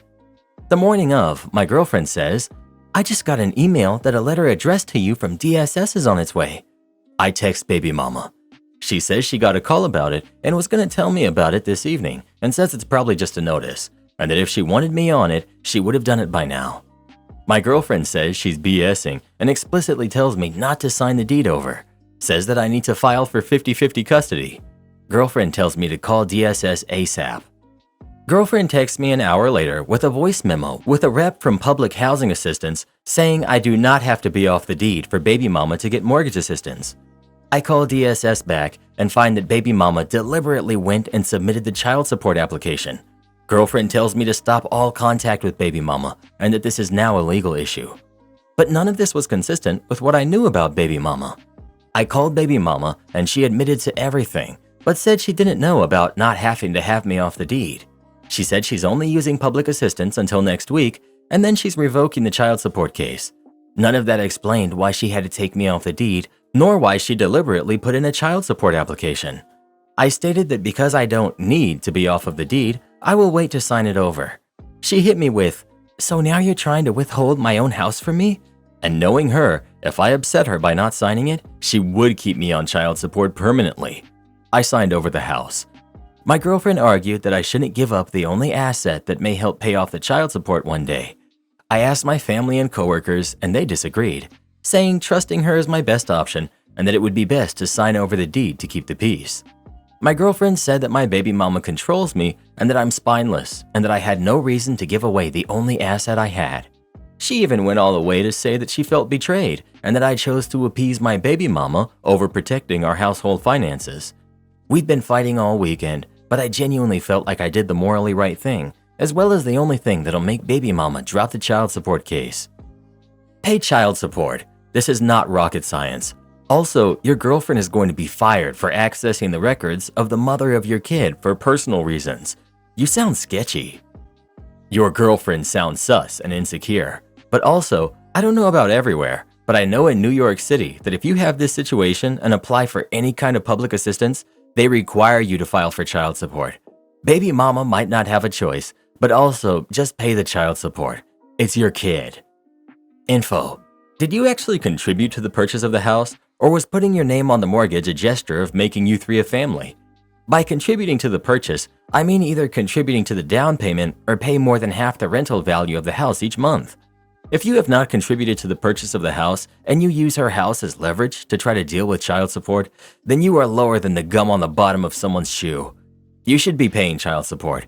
You have a kid and your kid's other parent is struggling. That's what child support is for. It's crappy that your baby mama is lying to you about what she's doing. Your girlfriend is urging you to be a slime ball. Baby mama lying isn't crappy at all. Sounds like she's just trying to keep her house and get the child support she's entitled to, and is rightfully scared OP won't give her house. Lying is smart. She's protecting herself. Your girlfriend seriously needs to mind her own business. Your girlfriend is the one who actually sounds controlling and may actually get in trouble for looking at yours and baby mama's case when she has no reason to do so. So signing over a house so you can make sure your kid always has a roof over their head is a bad thing to your girlfriend? You need to look at that red flag right away. Also, your girlfriend is saying you need to file for 50-50 custody so you don't have to pay for your kid. That's a good thing to her? You need to look at that red flag right there. Your baby mama is looking out for her and your kid. You're an idiot in more ways than one. Never just sign something because someone tells you to, especially if other factors are proving what that someone is saying is false. Your girlfriend is an idiot for accessing charts she shouldn't have for personal reasons. You should be supporting your kid unless you have them 50% of the time, and then you're providing support that way. These stories always irk me. I know I'll be called a nice guy for pointing this out, but why do so many chicks have babies with these kinds of guys? No job, no ambition, long rap sheet, no values. Oh yeah, because he's hot. Meanwhile, dudes like me have jobs, cars, our own place, never been to jail, but are always denied because they just see us as friends. Guys who look like Chris Pratt have life on easy mode, and I have no sympathy for the chicks who have babies with them and end up realizing what a mistake they made. I quit my job of 6 years just to prove to senior management how useless and incompetent my manager was, and it worked. I started my last job in 2017. I was a part-time warehouse worker who over a few years was promoted into a transport admin/management role. Myself and another colleague ran our department between us, only really reporting to our then line manager if we needed support with any part of our job, our time off, etc. But other than that, he trusted us completely to run things. It wasn't without its stressful days, but we had a really good thing going. Then in 2021, the business made some changes, moved our then line manager onto a different department, and we got a new designated manager just to manage the two of us in our department. We were naturally quite bitter about it, but nevertheless thought we'd give him a chance. He turned out to be an absolute control freak and a bully. But he was strange. He could be very supportive one minute, then a manipulative bully the next. He loved poking fun out of the fact I had a car accident last year. He loved solely targeting me for the bad jobs and loved causing trouble between me and other colleagues. Then in March of this year, my girlfriend fell ill while pregnant and was forced to give birth to our son 6 weeks prematurely. It was quite an awful time, and I ended up having 3 weeks off work.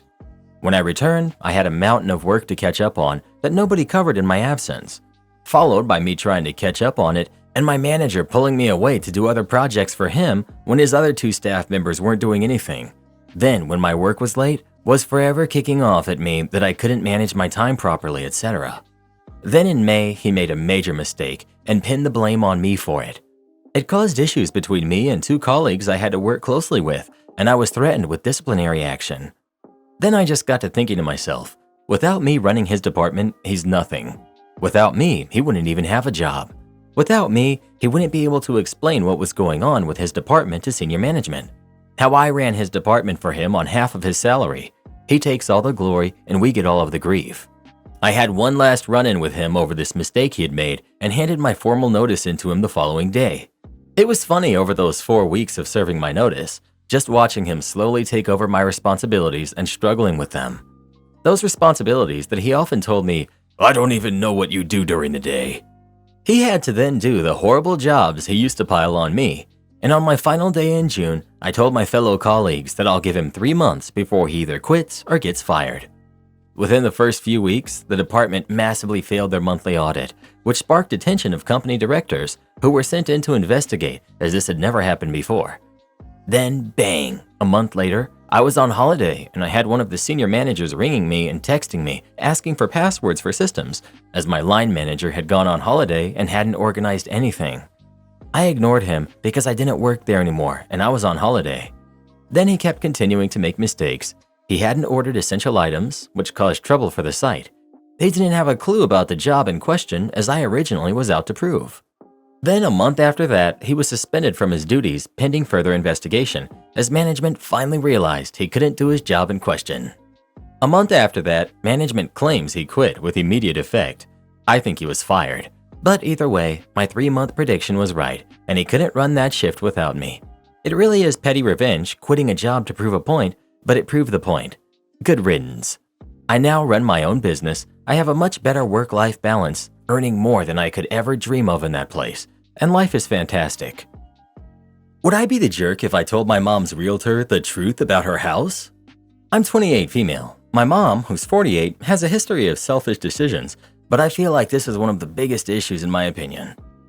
Her and her husband, we'll call him Rick, are actively getting ready to move to Hawaii. None of us, her kids, family, etc., think it's a good idea. They're both around 50, have worked minimum wage their entire lives, have absolutely no savings at all aside from a couple thousand they put away from income tax this year, and have absolutely no game plan. Not to mention, I keep hearing about how Hawaii natives do not want people moving there, and Rick is a self-centered jerk who thinks he's better than everyone, and can see him going over there and looking down on others there, and just not going over very well for them. Now to the big issue. They just put their house on the market, and I found out they purposely didn't disclose any of the issues with their home. Everyone was told to mind their own business. It's their house, and they'll do whatever they want. I think that's severely messed up. There's many smaller issues, like the connected garage's foundation is cracked all the way through, electrical problems and plugs that randomly overheat, turn off, plumbing issues, leaky pipes. But the kicker is that there's black mold all throughout the walls of both bedrooms and all throughout the floor in the kitchen. There are spots in the kitchen where if you step a certain way, your foot will squish through what's supposed to be a linoleum floor. I know how toxic black mold is, and I've heard about how ridiculously hard and expensive it is to get rid of it and how damaging it is to property. Well, my mom and Rick are aware that if it's known that they have black mold, it'll drastically lower the price they'll get for the house, and a bank may not even finance a loan for whoever would want to buy it. Or they'll have to pay out of pocket to fix it themselves before relisting the home. As I said, they work minimum wage and have no savings, so they can't afford to get rid of the mold. So they plan to clean up the walls in the bedrooms so you can't see the mold, and pray that the inspector doesn't find the mold in the kitchen floor, and scam whoever's buying the house into buying a toxic, black mold-infested house.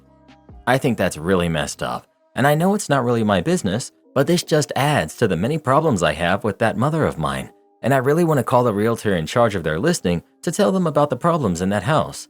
I want to make sure she can't take advantage of some poor person trying to buy her toxic house. So, would I be the jerk if I called her realtor and let them know what's wrong with the house so that whoever buys it isn't blindsided? Update. Realtor did find out the issues. Some of the price got knocked off and they did find a buyer for the house. Now for the facepalm. My mom and her husband, Rick, are trying to move to Hawaii. It's already blowing up in their faces though. My mom and I don't talk for many reasons, but before I cut off contact, I had been trying to help her plan out their move better because her and her husband had 2 mortgages on their house and minimum wage jobs with no savings whatsoever, so I was worried that if they didn't wait for a few years and save, that they would have problems. My mom would tell me that I was jealous of her and just trying to keep her here, and that I'm negative and don't know what I'm talking about. Fast forward to now. They didn't plan this out at all. They both quit their jobs already and have already gone through most of their last paycheck and garage sale money. They're supposed to be moved out of their house by the 31st so they can start closing, but they have nowhere to go. They were originally going to be camping for a bit, but now they can't. They had originally rented a storage unit to store their stuff while they went over and found a house. That's right, they didn't even secure an apartment or house before selling theirs. They also haven't even bought plane tickets yet. They didn't plan anything at all. But anyways, they ended up taking their stuff out of storage and paying for a pod to put their stuff in to send it to Seattle so they could ship their stuff over there. Again, they don't have a home yet. Well, because they haven't closed yet, because they haven't moved out yet, they haven't gotten the house money yet, and they won't until they move out and close. Well, they now don't have enough money to ship the pod to Seattle. So according to my stepdad, not Rick, I'm close with my stepdad, he's my half-sister's dad. My mom told him that she's not leaving the house until she gets the money and can ship the pod. Only they can't close until they move out. I don't know what she's thinking. Oh, and for extra ridiculous info, they haven't even looked for new jobs over there yet. They're going over there blind with no job, no house lined up, and all their stuff. They also were going to try to sneak their cat and dog over there. I just don't get it. They're going to wind up homeless in one of the most expensive, high cost of living states in the country, if they even make it there at all. Am I the jerk? Girl I was dating dumped me because she said I was cheap. So I've been dating this girl for about 3 months. We live about an hour away from each other. I thought it was going great, but today she ended it. She said that she didn't want to be in a relationship where she never gets treated or where it's 100% reciprocal. She said I came across as cheap, and she felt now was a good time to end it. I've never considered myself cheap, so I was quite surprised by this. She never came across as wanting to take advantage of me. We split every dinner and every drinks date. When we got a takeaway meal, I got it 1 week and she got it another. When we did activities, such as bowling or the cinema, she paid for those things because I drove to her town. I did most of the driving because I live in a small town with no real fun activities, whereas her town has loads. I didn't ask her to pay. She offered and it seemed fair because I drove the hour and back. She mentioned that I've never bought her anything, but we've been dating for 3 months. Why would I? It's not like she got me stuff, just treats for my dog once. So it doesn't seem fair she's calling me cheap. When I pointed this out, she said that I earn more than her and she doesn't have the money to treat me, but that she did things like cook me dinner and drive to mine when she can. I asked my friends about this, and it's pretty evenly split that I was the jerk or that she was trying to take advantage of me. Some said that she was being a hypocrite, and some said that I should be trying to make a good impression. One said that I came across as a jerk. They all seemed surprised that I never took her out for dinner and paid for us both. But I'm surprised about that, because why should I pay for both our dinners just because I'm a man? I'm pretty gutted as I really liked her. So, was I the jerk in this situation? Mate, unless you were driving for 10 hours in a car that does about 5 miles per gallon, there's no way it was coming out balanced with her paying for movies and bowling with you covering gas. Yeah, he got the better end of that deal, and hopefully she finds a bit better of a boyfriend in the future. You paid for very little as per your information. Don't date someone an hour away if you're going to consider driving to see them as your contribution to the date. Even bringing flowers, a bottle of wine would have been nice. Did you show her any interest other than your presence? It's done. Listen to what Reddit has told you, learn and move on. My dad always said, cheap people never consider themselves cheap. You guys weren't a match. Don't sweat it. There's a crazy coupon extreme cheapskate out there for you somewhere. Bowling is expensive, and there's nothing to do in your town, which makes the gas expenditure less generous. Kinda cheap, bro. Am I the jerk for wanting to use my girlfriend's phone? We've been dating for about 3 months and recently started to stay at each other's places. About a week ago when we were in bed and about to go to sleep, she asked if she could use my phone to finish a show she was watching because her phone's battery was low and she forgot her charger. I handed her my phone, told her the code, then turned around and went to sleep. Since that night, she regularly uses my phone to watch her shows and movies because my phone is better than hers. Last night we were out to dinner and I left my phone in the car. Since everything has been happening all around the world, I've been keeping up with the news. While we were waiting for a table and I didn't have my phone, I asked her if I could use hers to check on the latest news. She asked me where mine was and I answered I left it in the car. She suggested I wait until after dinner or go and get it, then nothing but silence. I was confused and things got very awkward to the point that the other people in the waiting area noticed. The awkwardness lasted through dinner because I was still confused and she was angry. After dinner, as I was driving home, she texted to tell me I was a jerk to put her in that situation in public and that I should have accepted her hints before she had to say no. I didn't see the big deal, but she's really upset with me and said that I have a lot of making up to do. Was I wrong to ask to use her phone after she's been using mine whenever she wanted? Not the jerk, but huge red flag. She has stuff on her phone she does not want you to see. Another guy, probably. Or she thinks OP wants to check her stuff, control her, etc., which is also a red flag. She doesn't trust OP and has double standards. If she didn't trust him that bad, why would she still be in a relationship with him? No, odds are she's cheating. Not the jerk. The reason she's using your phone is because she's snooping, man. She feels guilty for what she's hiding, so her mind is telling her you're probably doing the same thing. So she's looking for evidence to ease her conscience. It's a form of projecting. Sorry, man, you sound like a nice guy. Not the jerk. I would ask her why she is so against you using her phone if she uses yours. I think it's normal to use each other's phones in a relationship. Info. Was she currently using her phone, or were you two chatting to pass the time? The situation you described is wanting to use her phone to pass time while you waited, which meant she wouldn't have her own phone to do just that and would be left bored without even you to talk to. Everyone is jumping to she's hiding something. This is unfair since she uses your phone. But this situation is different from her using your phone in bed while 1, you weren't using it, and 2, you were going to sleep anyway. Yeah, this is what stood out to me too. She uses his phone to watch TV in bed. He wanted to use her phone to look at something non-urgent while they were out to dinner. It's not the same. Coworker accidentally took my lunch home and never brought it back. I'm absolutely floored. People really aren't crap these days. I came into work 2 nights ago and put my lunch in the fridge. My coworker was leaving for the night and was taking the next 4 days off. As I was working, she grabbed my bag of food thinking it was hers and left. I later get a call from her and she told me that she accidentally grabbed my stuff and will bring it back the next day. I was a little agitated because it left me out of luck for the night, but I had tuna fish and crackers stashed elsewhere and so I had that for lunch that night. The next day, I call her to remind her to bring my lunch because I had an expensive sandwich, yogurt, and cup of fruit in there from a quick stop at the store. She said that it was no problem and she'd bring it in. I get to work last night and the girl never even stopped by to bring my food, and I doubt she'll bring it tonight. Now my expensive sandwich is probably soggy and gross. My fruit is probably extra ripe and I'm livid. She couldn't even fix her mistake. That lunch cost me money and it's been 2 days now. I can't believe how people really don't give a hoot these days about other people. Had it been me, I would have brought the lunch back the same night. Update. My coworker came in this morning. I was ready to speak with her about my lunch. As soon as she walked in, she saw me and then proceeded to walk past me, avoiding eye contact. There were several coworkers around and I didn't want to call her out and make a scene in front of everyone. So I stuck around, walking past her several times until she addressed it. She never did.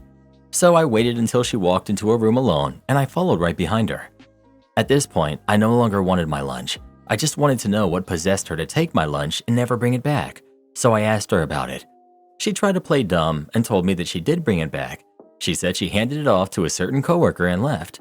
I knew that was a lie because that coworker had said that she hadn't seen her. So I called her bluff and I told her that I will ask that coworker where she put it. The girl came clean. She ate my lunch, y'all. That was all I wanted to know. I told her that she owed me $15. Her face dropped. She was broke. I just shook my head and told her to forget it. If she was that hard up to jack my food and lie about it, and especially lie on a coworker, then she can keep it. I'm not about to start a war over a $15 lunch. I used to respect her as a coworker, but now I look at her differently. She's a liar and a thief. Now I'll lock my stuff up from her from now on, and if she pulls this crap again, I'll report her. Absolutely not saying this is an excuse, but something must really be going on for her to take someone else's lunch and just eat it. Like, I don't understand what possesses people to do things like that. It's really trifling. Actually, nothing could be going on. She could have just done it because... She could have just done it because... OP. That's why I dropped it, because I figured that she probably was going through something. If she had asked me for my food and told me she was having a hard time, I most likely would have given it to her. She really didn't have to take my stuff. It's the fact that she lied on our coworker. That's what kind of scared me. Okay, time to let it go. You're bigger than this, and you have more to consider. A hungry person ate your lunch. OP. I'm already letting it go. That's why I haven't responded to any more messages in the last 4 hours. The girl already ate her lunch that day, and then took mine at the end of her shift. She must have been hungry, huh? Once again, it wasn't about the food. It was the total disregard for another person that was also hungry, and the crazy lies that came with it. Please don't tell me what I need to be feeling. Karen tells me how to raise my kid. I, 24 female, have a 3-year-old son named Cass, who's the light of my life. He's a real sweetheart, and if he had it his way, he'd be carried around in my arms all day long and only put down when we come across a cool bug. He doesn't talk very often. It's something that I was worried about in the beginning, because as a young mom, I worried about almost everything. But the pediatrician told me that he'll likely become more talkative over time. I'm currently looking into speech therapists just to see if that will help a bit, and we're currently learning sign language too, so Cass can switch to that when he doesn't feel like using his voice. He's such a smart kid, and he's so curious about everything. All he ever wants to do is explore and learn about new things. I'm so proud of him, and I love being his mom and getting to see the world through his eyes. My mom, 50 female, doesn't like the approach I've taken to my son's tendency to not speak very often. There have been a few times where he'll clearly be asking for something and she'll refuse because he isn't using his voice. It's one of the main reasons why I never ask her to babysit, because it bothers me when she does that and I stop it every time. We were all at a restaurant with my stepdad, 55 male, my stepbrother, 30 male, his wife, who's 30, and their son, James, who's 4. When it came time to order, I read some options out to Cass and he signed yes for the meal he wanted. James spoke to the waiter on his own. When the waiter walked away, my mom got upset with me. She said that because I'm the parent, I need to tell Cass to get over his stubborn attitude about speaking, and that his refusal to do so is ridiculous. My stepdad then expressed concerns about the fact that James was saying full sentences by 2 years old, but Cass is 3, and he'd only ever heard him say about 5 words.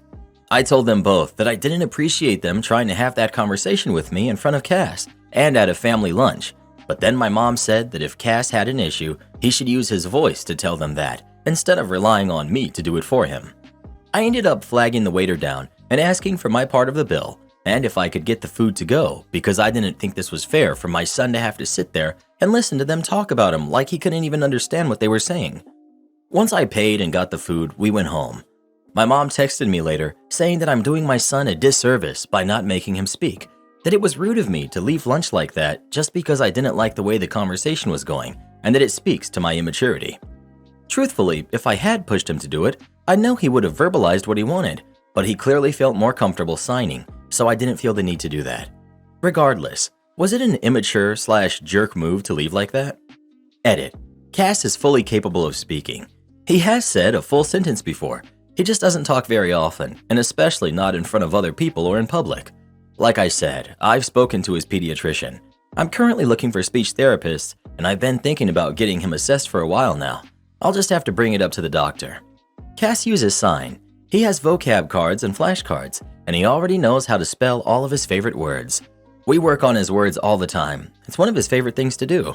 No, the biological dad isn't involved. It's just Cass and me. Edit 2. I don't mean to sound offensive or anything, but please read the first edit before telling me what I should be doing for my son. I've spoken to his doctor multiple times. I'm looking for a speech therapist. I've been looking into getting him assessed. I offer him multiple different methods of communication. I encourage him to speak when I know he's comfortable to do so. Also, he knows more than 5 words. My stepfather just stated that he's only ever heard Cass say about 5 words. Cass has a large vocabulary. He just doesn't verbalize it often. Absolutely not the jerk. I have a kid who's on the autism spectrum and has selective mutism. The situations you are describing sound so familiar to me, and the absolute worst thing you can do is try to push the issue and force them to talk. Not only will it not work, it can make the issue worse. You're doing right by your child. Your mother is being an ignorant jerk. OP. I've actually been thinking about getting me evaluated. If he is on the spectrum, I want to be able to accommodate him in whatever ways he might need and learn as much as I can to make things easier for him. It's definitely worth considering getting him assessed. Maybe it isn't autism, but if you go through the process, then at least you will know and maybe gain a better idea of what's going on and how best to support your son. Sign language is a great tool to use to assist in communication when they're unable to find words, regardless of any potential underlying concerns. It sounds like you're doing a great job as a parent. Not the jerk. You're an excellent mom. Your mom, however, is a total jerk. You're already a better mom than you ever had. You're a rock star for not taking their manipulation and judgment. Not the jerk. This is why I went no contact with my parents. They never stopped telling me how I should be raising my kids. The way I see it, if French fries and chicken nuggets is all they want to eat, then just let them eat it. At least they're eating something. I couldn't stand being forced to eat steak and veggies growing up, so I would never make my kids eat it. My boomer parents flipped out about the language my kids used. What am I supposed to do? Take their phones away so they can't learn certain words that might upset people? Same thing with bedtime. I hated having to go to bed at a certain time, so I decided early on my kids would go to sleep when they chose to. They still usually go to sleep by midnight, which is when I go to sleep too. I homeschool all of them in a natural way, so we wake up when our bodies tell us to, which is usually at about 11ish, and then we go for our morning walk in the woods. I don't teach them math and science, but I teach them the natural ways of life. The way I see it, I never actually used any of the crap they taught me in school, so I don't waste time teaching my kids any of it either. I teach them about plants and animals, love and light, what our roles are as light workers, and how it's up to us to light the path for all of the fools like my parents who are lost in the darkness. My parents will never get to have a relationship with my kids because their outdated beliefs make them monsters in my eyes, and I want nothing to do with them. There's a reason my kids need so much therapy, and it's not because of how I've raised them. It's the darkness that surrounds us. But as a light worker, I will never surrender. Well, who do you agree with? OP or Grandma? Please let us know. Am I the jerk for uninviting my sister-in-law and mother-in-law from everything? I'm 7 months pregnant with my first kid. The baby is also the first grandchild and nephew of my husband's family, which everyone is excited about. I lost my mother and father during lockdown, and being an only child, there's not much of my family. Since the passing of my parents 1 year ago, my husband's family has welcomed me with open arms as part of them, and I've become very close to my mother-in-law and sister-in-law. I always wanted to have a gender reveal, and I trusted my sister-in-law to organize everything about this. With 3 days to go before the party, I started to receive messages from all my husband's relatives and even close friends congratulating me on my baby being a boy. I went to ask what happened, and my sister-in-law confessed that she let it slip to my mother-in-law, and she told everyone that we were having a boy because she couldn't hold it in and it took proportions beyond what they imagined. Nobody called me to tell me this. The party was canceled and I was heartbroken, as well as extremely hurt by the two of them. Usually they accompanied me to the ultrasound, shopping for the baby's room, and my mother-in-law would stay at the time of delivery. But after this breach of trust, I stopped inviting them and asked them to respect my boundaries when they pressured me to go. Honestly, I didn't even send them the baby shower invite because I really avoided contact with them as much as possible because everyone knew before me that it was a boy. My husband started complaining that I was pushing them away because of a mistake that could happen and that I was being harsh. Yesterday, he brought this up, and when I said that I still didn't feel comfortable with them, he said, "Soon you'll tell me that my mother won't be able to go to the birth."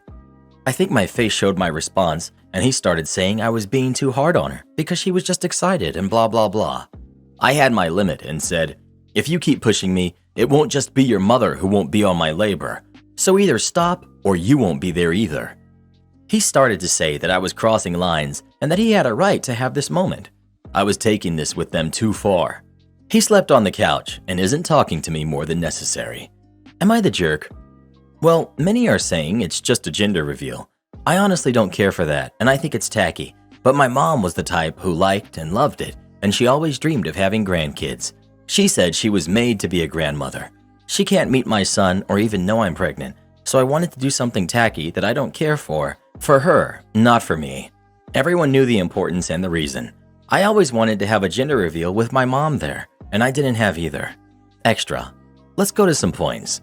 At no time did I say that I would never approach them again, But right now, I don't see myself doing that. I already have grief, pregnancy hormones, and day-to-day stress to deal with, so I don't want anything else to bother me. Obviously, I want my husband to be at my childbirth, but it's a lot of stress. He brings this topic up all the time, and I doubt he'll stop, even at the time of my delivery, trying to convince me. Even if he goes, if he says anything about his mother coming in, I'll ask him to leave.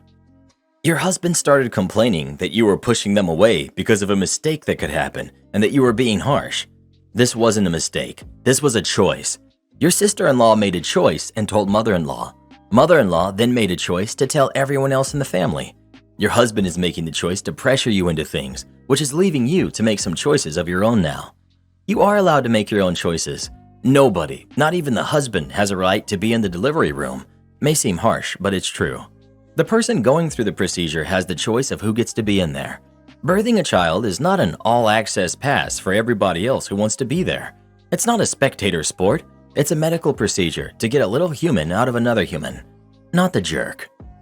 Your sister-in-law slipping could have been an honest mistake. Your mother-in-law spreading it around was a concise choice.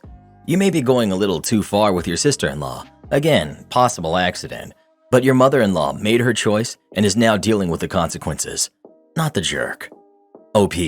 About the slip-up, that's okay. But from what I understand, it happened the night before, and at no time did she come to talk to me about what had happened.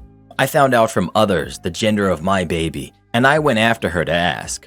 If she'd let it slip and called me to let me know sometime after what she did, I wouldn't have been so upset. I think anyone would be upset. You can't unring a bell. You're still grieving your parents. You are happy and sad at the same time. It's confusing. I got pregnant with my son within a month of my father passing from lockdown. Baby is almost 1.5 now, and he's so amazing. I still get heartache, though, about my dad not being here and not meeting him. So the gender reveal was special to you because you were doing it in a way to connect with your mother. Tell mother-in-law and sister-in-law, I'm grieving my parents. I miss them so much, and it's hard knowing they'll never see me as a mother and never know the baby. The only reason I wanted a gender reveal is because it's something my mother would have loved, and you ruined it.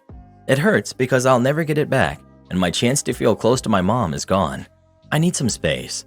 I hope I can feel the same closeness to you as I did before this happened. That's what I want, and I want my baby to have a life with extended family in it. I'm not ready. I'm so sad. This is how I feel. Please, let's stop talking about it. Please stop talking to husband about it. I need his support. I'll reach out when I'm ready, but for now, I need to handle things on my own. Karen closes down my street so her kids and dogs can play in the road. I live on the end of a cul-de-sac in a newer built neighborhood. I've been here for over 5 years now. I'm the only person in the cul-de-sac that doesn't have kids, as I'm a single female. The mamas usually close off the cul-de-sac every morning, sometimes during the day too when it's nice out, and they allow their kids and dogs to play all over the street and my yard, driveway, and porch. There are 8 kids in total, ranging from ages 1 to 6. The problem is that this is usually when I'm coming home from work after a long day. The mamas expect me to park on the street and walk to my home and then come back later when they're done and get my car in the garage. And I'm not doing this. There's typically toys and various types of tricycles laying all over the road. The parents and kids are also in the road, and nobody will move from my car as I maneuver around all the obstacles. I've installed security cameras and planted barriers around my property to discourage the trespassers. However, they just throw my mulch, ride bikes through my flower beds. Their dogs have urinated so frequently on my plants that they are now deceased, and they defecate in my yard and leave it. The kids have messed up my cars and broken many things, electrical items. Their 1-year-old is frequently found on my porch, and I mean multiple times a day. It's only my yard this happens to. However, yesterday was the last straw. I was coming home and the road was closed as usual for their makeshift mommy and me time. I drove around the obstacles and pulled up in my driveway. 2 kids, maybe about 5 or 6, ran up in my car between me and the garage door, and they held out their hands so I couldn't pull up. They were blocking my path. Yes, they were in my driveway about a foot from my garage door. The mamas see it happen and do nothing. Next thing I know, a mama is running over, screaming at me that I'm driving too fast up my driveway. She was referencing how the kids play in the yard in the driveway, and I'm putting them in danger and banging her fists on my door. I then woke up this morning to find she had made a large sign that said, "No speeding, kids at play," and put it in my yard facing my front door. I did make a call to the police, but they said there's really nothing they can do for neighbor disputes, even though they're trespassing and closing roads. Is this right? How else can I handle this? What would you do? Am I truly in the wrong here? I've spoken to them before, and they've just suggested that I move if I can't be in the village that helps raise the kids. Should I report this? The neighbors all agree that I'm the problem here, and they're ganging up on me, as they feel I should park and wait and allow the kids to play on my property. I even have security footage of a parent instructing their kid to steal from my property to teach me a lesson because I planted barriers. Call the non-emergency number and ask about road closure rules. This is a major safety issue because emergency vehicles will be impeded by the road closure and all of their stuff on the roads. Also, report all property damage and trespassing. They already can't stand you, so no need to worry about rocking the boat. Tip it over and drench them. Drive up with the most annoying gangsta rap music you can blaring from your car. Give the moms a concert until they move their crap. Teach their kids some new vocabulary words. This is why I live in the country. Neighborhoods just suck, and I don't know why people put up with living there. Houses extremely close to each other, high crime rates, no views of nature, loud, obnoxious neighbors playing dumb music, extreme bass rattling your walls when you're trying to sleep, kids screaming outside all hours of the day, cars with loud engines and motorcycles, dogs barking nonstop, parties all hours of the night. I'd pick these snakes and coyotes over that mess any day. Most people want to stay in the city so they're closer to their job, but a longer work commute has always seemed worth it to me to save my sanity. Nothing is better than sitting on the back porch in the morning drinking my coffee without another soul in sight as far as the eye can see. This is how we were meant to live, not in boxes stacked next to each other or on top of one another. How I complied my way out of a parking ticket. A few years ago, I parked in a paid parking lot, but forgot to buy a parking ticket. When I came back a few minutes later, I discovered an $80 ticket on my dash. While I was frustrated about my own forgetfulness, the ticket itself was fair. However, I came to discover that the amount they had charged me was not. Before leaving the lot, I noticed a small detail on the terms and conditions sign at the entrance of the lot.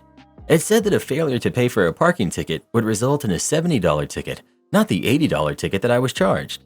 While I'm no lawyer, I do know that those signs essentially create an implicit contract upon entering the lot. Therefore, the company was technically violating their own contract by charging me extra. I appealed the ticket, stating that I would be happy to pay the agreed upon $70, but it was rejected. I then reached out directly to customer service, explaining the same situation. They rejected my request to pay the valid $70 because their ticket amounts are non-negotiable. Cue the malicious compliance. I realized that by their own words, they are the ones attempting to negotiate the price by charging me an extra $10. So I called up the supervisor of their claims department. She was already aware of this dispute and immediately attempted to shut me down, saying, "The signage is not up for discussion." I reminded her that their company's policy states that ticket amounts are non-negotiable and that given what the terms on the sign stated, they were trying to negotiate a higher price. Once again, she shut me down, stating the signage is not up to discussion. The rest of the conversation went something like this. Me: "So, where can I escalate this from here?" Her: "There is no more escalation. Next stage is court." Me: "Seems silly to go to court over $10, don't you think?" Her: "Yeah, it does." Me: "Okay, well, I'll begin the small claims court process over the non-negotiable price issue then." Her: "Okay." I was having fun at this point, and I was fully ready to start taking legal steps over this $10 on a matter of principle, and knowing that if I did, the company would immediately cave. Before doing that, however, I sent one final email to the vice president of the company.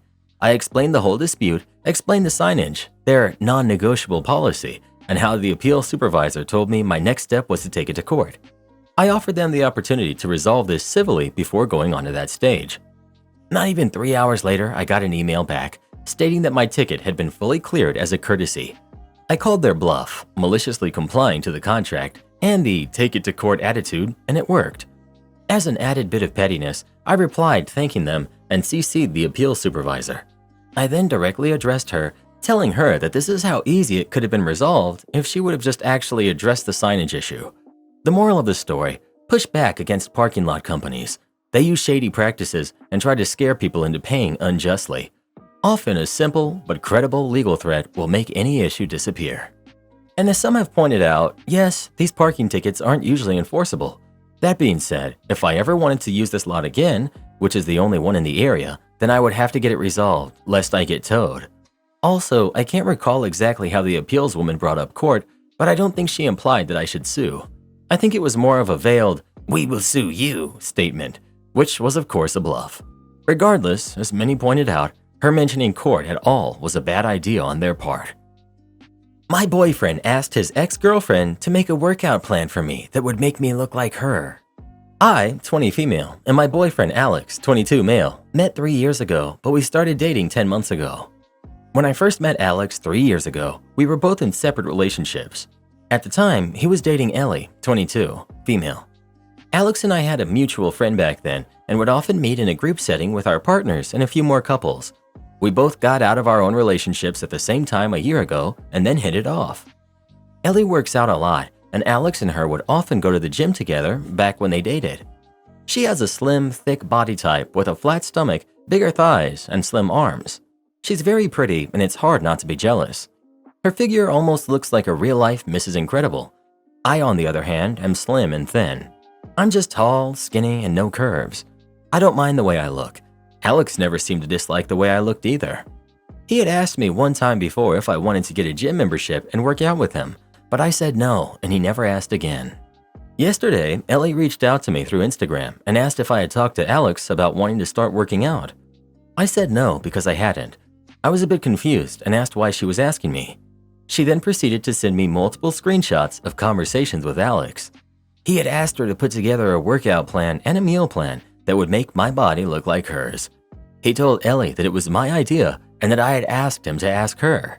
I never did. He was also very strict with making sure that she sent the plan to him and not me. Ellie thought this was a little suspicious and decided to ask me before she made the plan. I haven't told him that I know about it, and I genuinely don't know where to go from here. I feel so insecure now. Ellie has been an absolute saint through this and has really tried to make me feel pretty, although it doesn't work. Alex is apparently not happy with the way I look. Not only does he want me to change, but he wants me to look like his ex. I love this guy so much, and he's been absolutely perfect until now. Am I overreacting? Edit. He's my ex-boyfriend now. That's so humiliating. I'd never forgive him. Ellie is a girl's girl and did you a favor. Take it and dump the jerk. Am I the jerk for not marrying someone just because she's pregnant? I, 27 male, unfortunately got my girlfriend, who's 25, pregnant 3 months into dating. She was on birth control, but it failed. In hindsight, I should have used other precautions as well, but I figured that birth control was supposed to be 99.9% effective. I never thought I'd be that 0.1%. She said if she had an accidental pregnancy, she wouldn't have it. After getting pregnant, she changed her mind and wanted to keep it. I won't lie that I'm not happy about this decision, but I realized it's her choice, and I don't get a say. It is what it is. She's now almost 7 months pregnant and very much showing. Her parents are very traditional, and her dad is a relatively well-known person in his community. He has a somewhat high-profile job as well, even has a Wikipedia page. To say her parents are trying to get us to get married before the kid is born is putting it lightly. It started off just expecting. So, when are you getting married? And now it's more, you better get married before this kid is born, because my grandkid won't be born without married parents. Personally, I'm not interested in marriage. My parents are both married and divorced twice. Most marriages in my extended family have gone the same, and I just don't really care for the institution. Not knocking it for people who choose it, but it's not for me. Even if it were, I wouldn't feel ready to marry my girlfriend anyway, because we still haven't even been together for a full year. I'd want to date her for at least 2 years before getting married. I'm not even sure if I'd still be with my girlfriend if she hadn't gotten pregnant. I'd rather see if we can make it work than not try, but I'm not keen on jumping into marriage just because there'd be a kid in the picture. I think she's a great person, but I wouldn't say I feel like I'm in love with her. The girlfriend started off indifferent, but is now trying to get me to get married as well. I don't think it's so much she wants to be married to me as much as her parents have convinced her she'll be an embarrassment to have a kid out of wedlock. In a twist, last week, her father offered to buy the ring, pay for the wedding, and give us $100,000 to get married before the kid is born. Not to be nice, but save himself from what he feels is an embarrassment. The whole thing just feels slimy to me. We both have good jobs, and while the money would be nice, we don't really need it. I make enough in my job to provide for the kid, as does she. Am I the jerk for not just sucking it up and marrying her, even if I'm not really in love with her? I've been in this exact same position a couple months into our relationship. Told my parents that we would rather be happy, good parents than married parents, and maybe someday we could be both. We reiterated that we wanted to marry for ourselves and not for our circumstances. We were engaged on my son's first birthday. We have now been happily married for 21 years. As long as you're there for your kid, there's nothing wrong with not getting married until, if, and when you want to. Not the jerk. You should never get married to someone you're not sure about, even if there is a baby in the picture. Also, you need to be there for your kid. I don't mean married or even dating the mom. The kid didn't ask to be born and deserves to have a father. My husband was in this exact situation with his ex and opted to not marry her. If her father is truly a man of God, he should not be basically bribing someone to desecrate the sanctity of marriage. You can still be a great father without getting into a marriage you don't 100% want. My sister's daughter ruined my daughter's birthday. My daughter's 5th birthday was 2 days ago. It was hectic to say the least, but I wanted to make her happy. My husband and I informed the rest of the family that she would be having a birthday party because she did not have one the previous year. She asked if some of her friends could come over, and I said yes. She had planned her entire birthday, but her father and I needed to get the supplies. It would be too small inside my house, so we did it in the backyard. My mother and aunts came over for her birthday, and my husband left to go pick up his mother, who had traveled from Guatemala to see her grandkid. My husband's sisters took our daughter out shopping. My sister arrived with her kids. I don't want to sound like a mean aunt, but her kids are bad, disrespectful, and unconcerned about others. She stands by and lets them get away with everything. As everyone arrived with bags of gifts and treats, I assisted my daughter in putting on her dress and heels. We wanted to do something special for her, so my mother laid out a red carpet in front of her door so we could photograph her. The party was going well. Everyone was eating, and I got to meet some of the family members on my father's side. The kids were dancing with the mascot while the adults ate and drank. The family was filming a happy moment when the kids became fussy and were ready to eat the cake.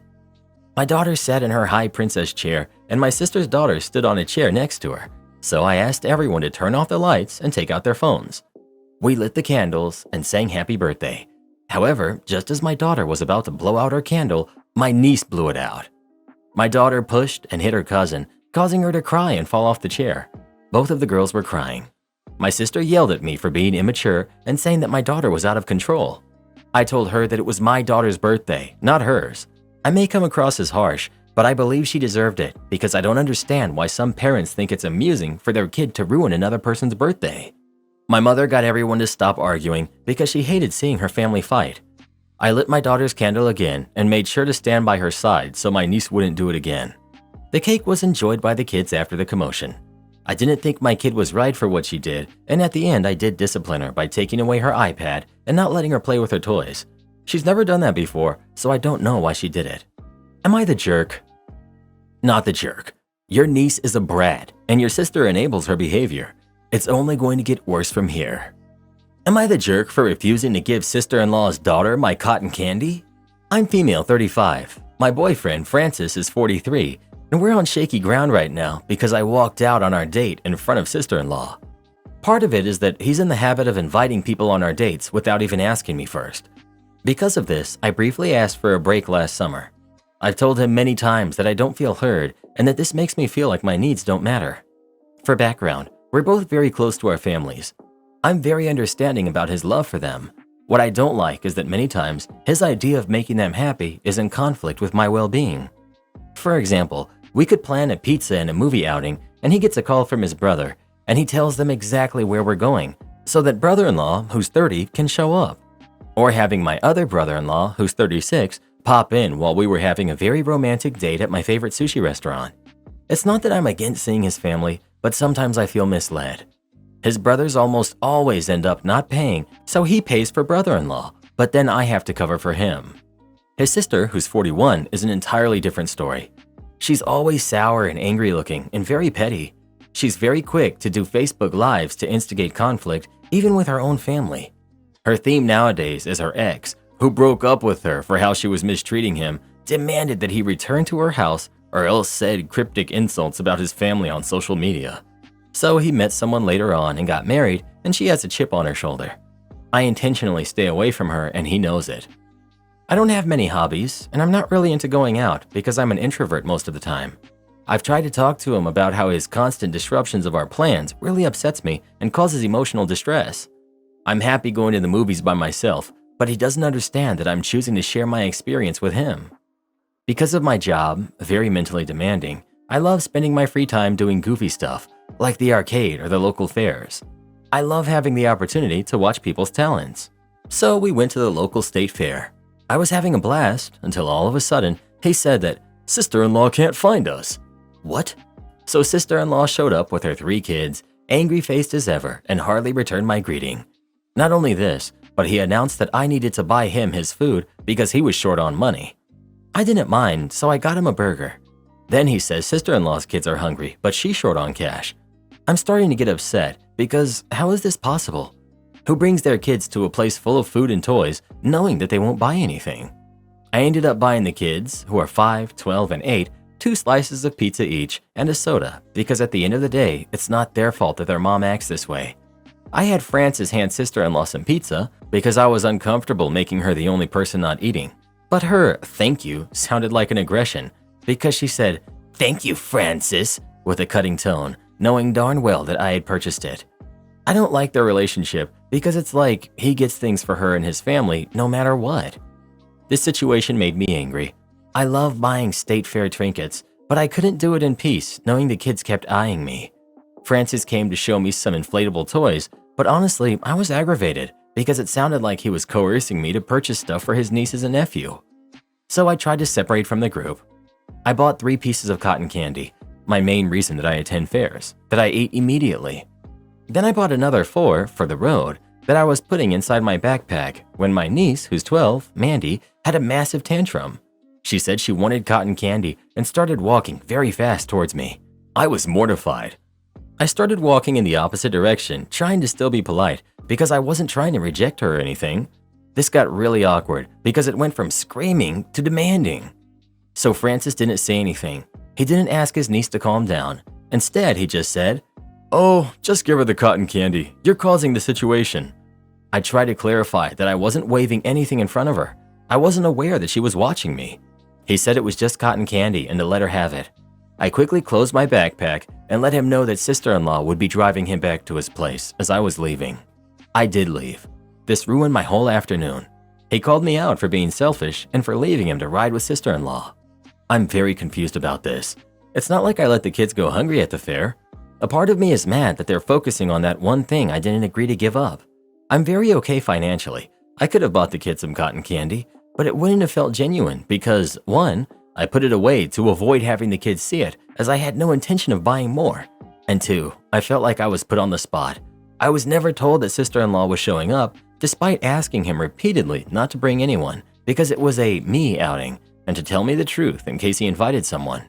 He's been texting me so much about this that I already suggested we break up for good, which seems to have really offended him. Am I the jerk?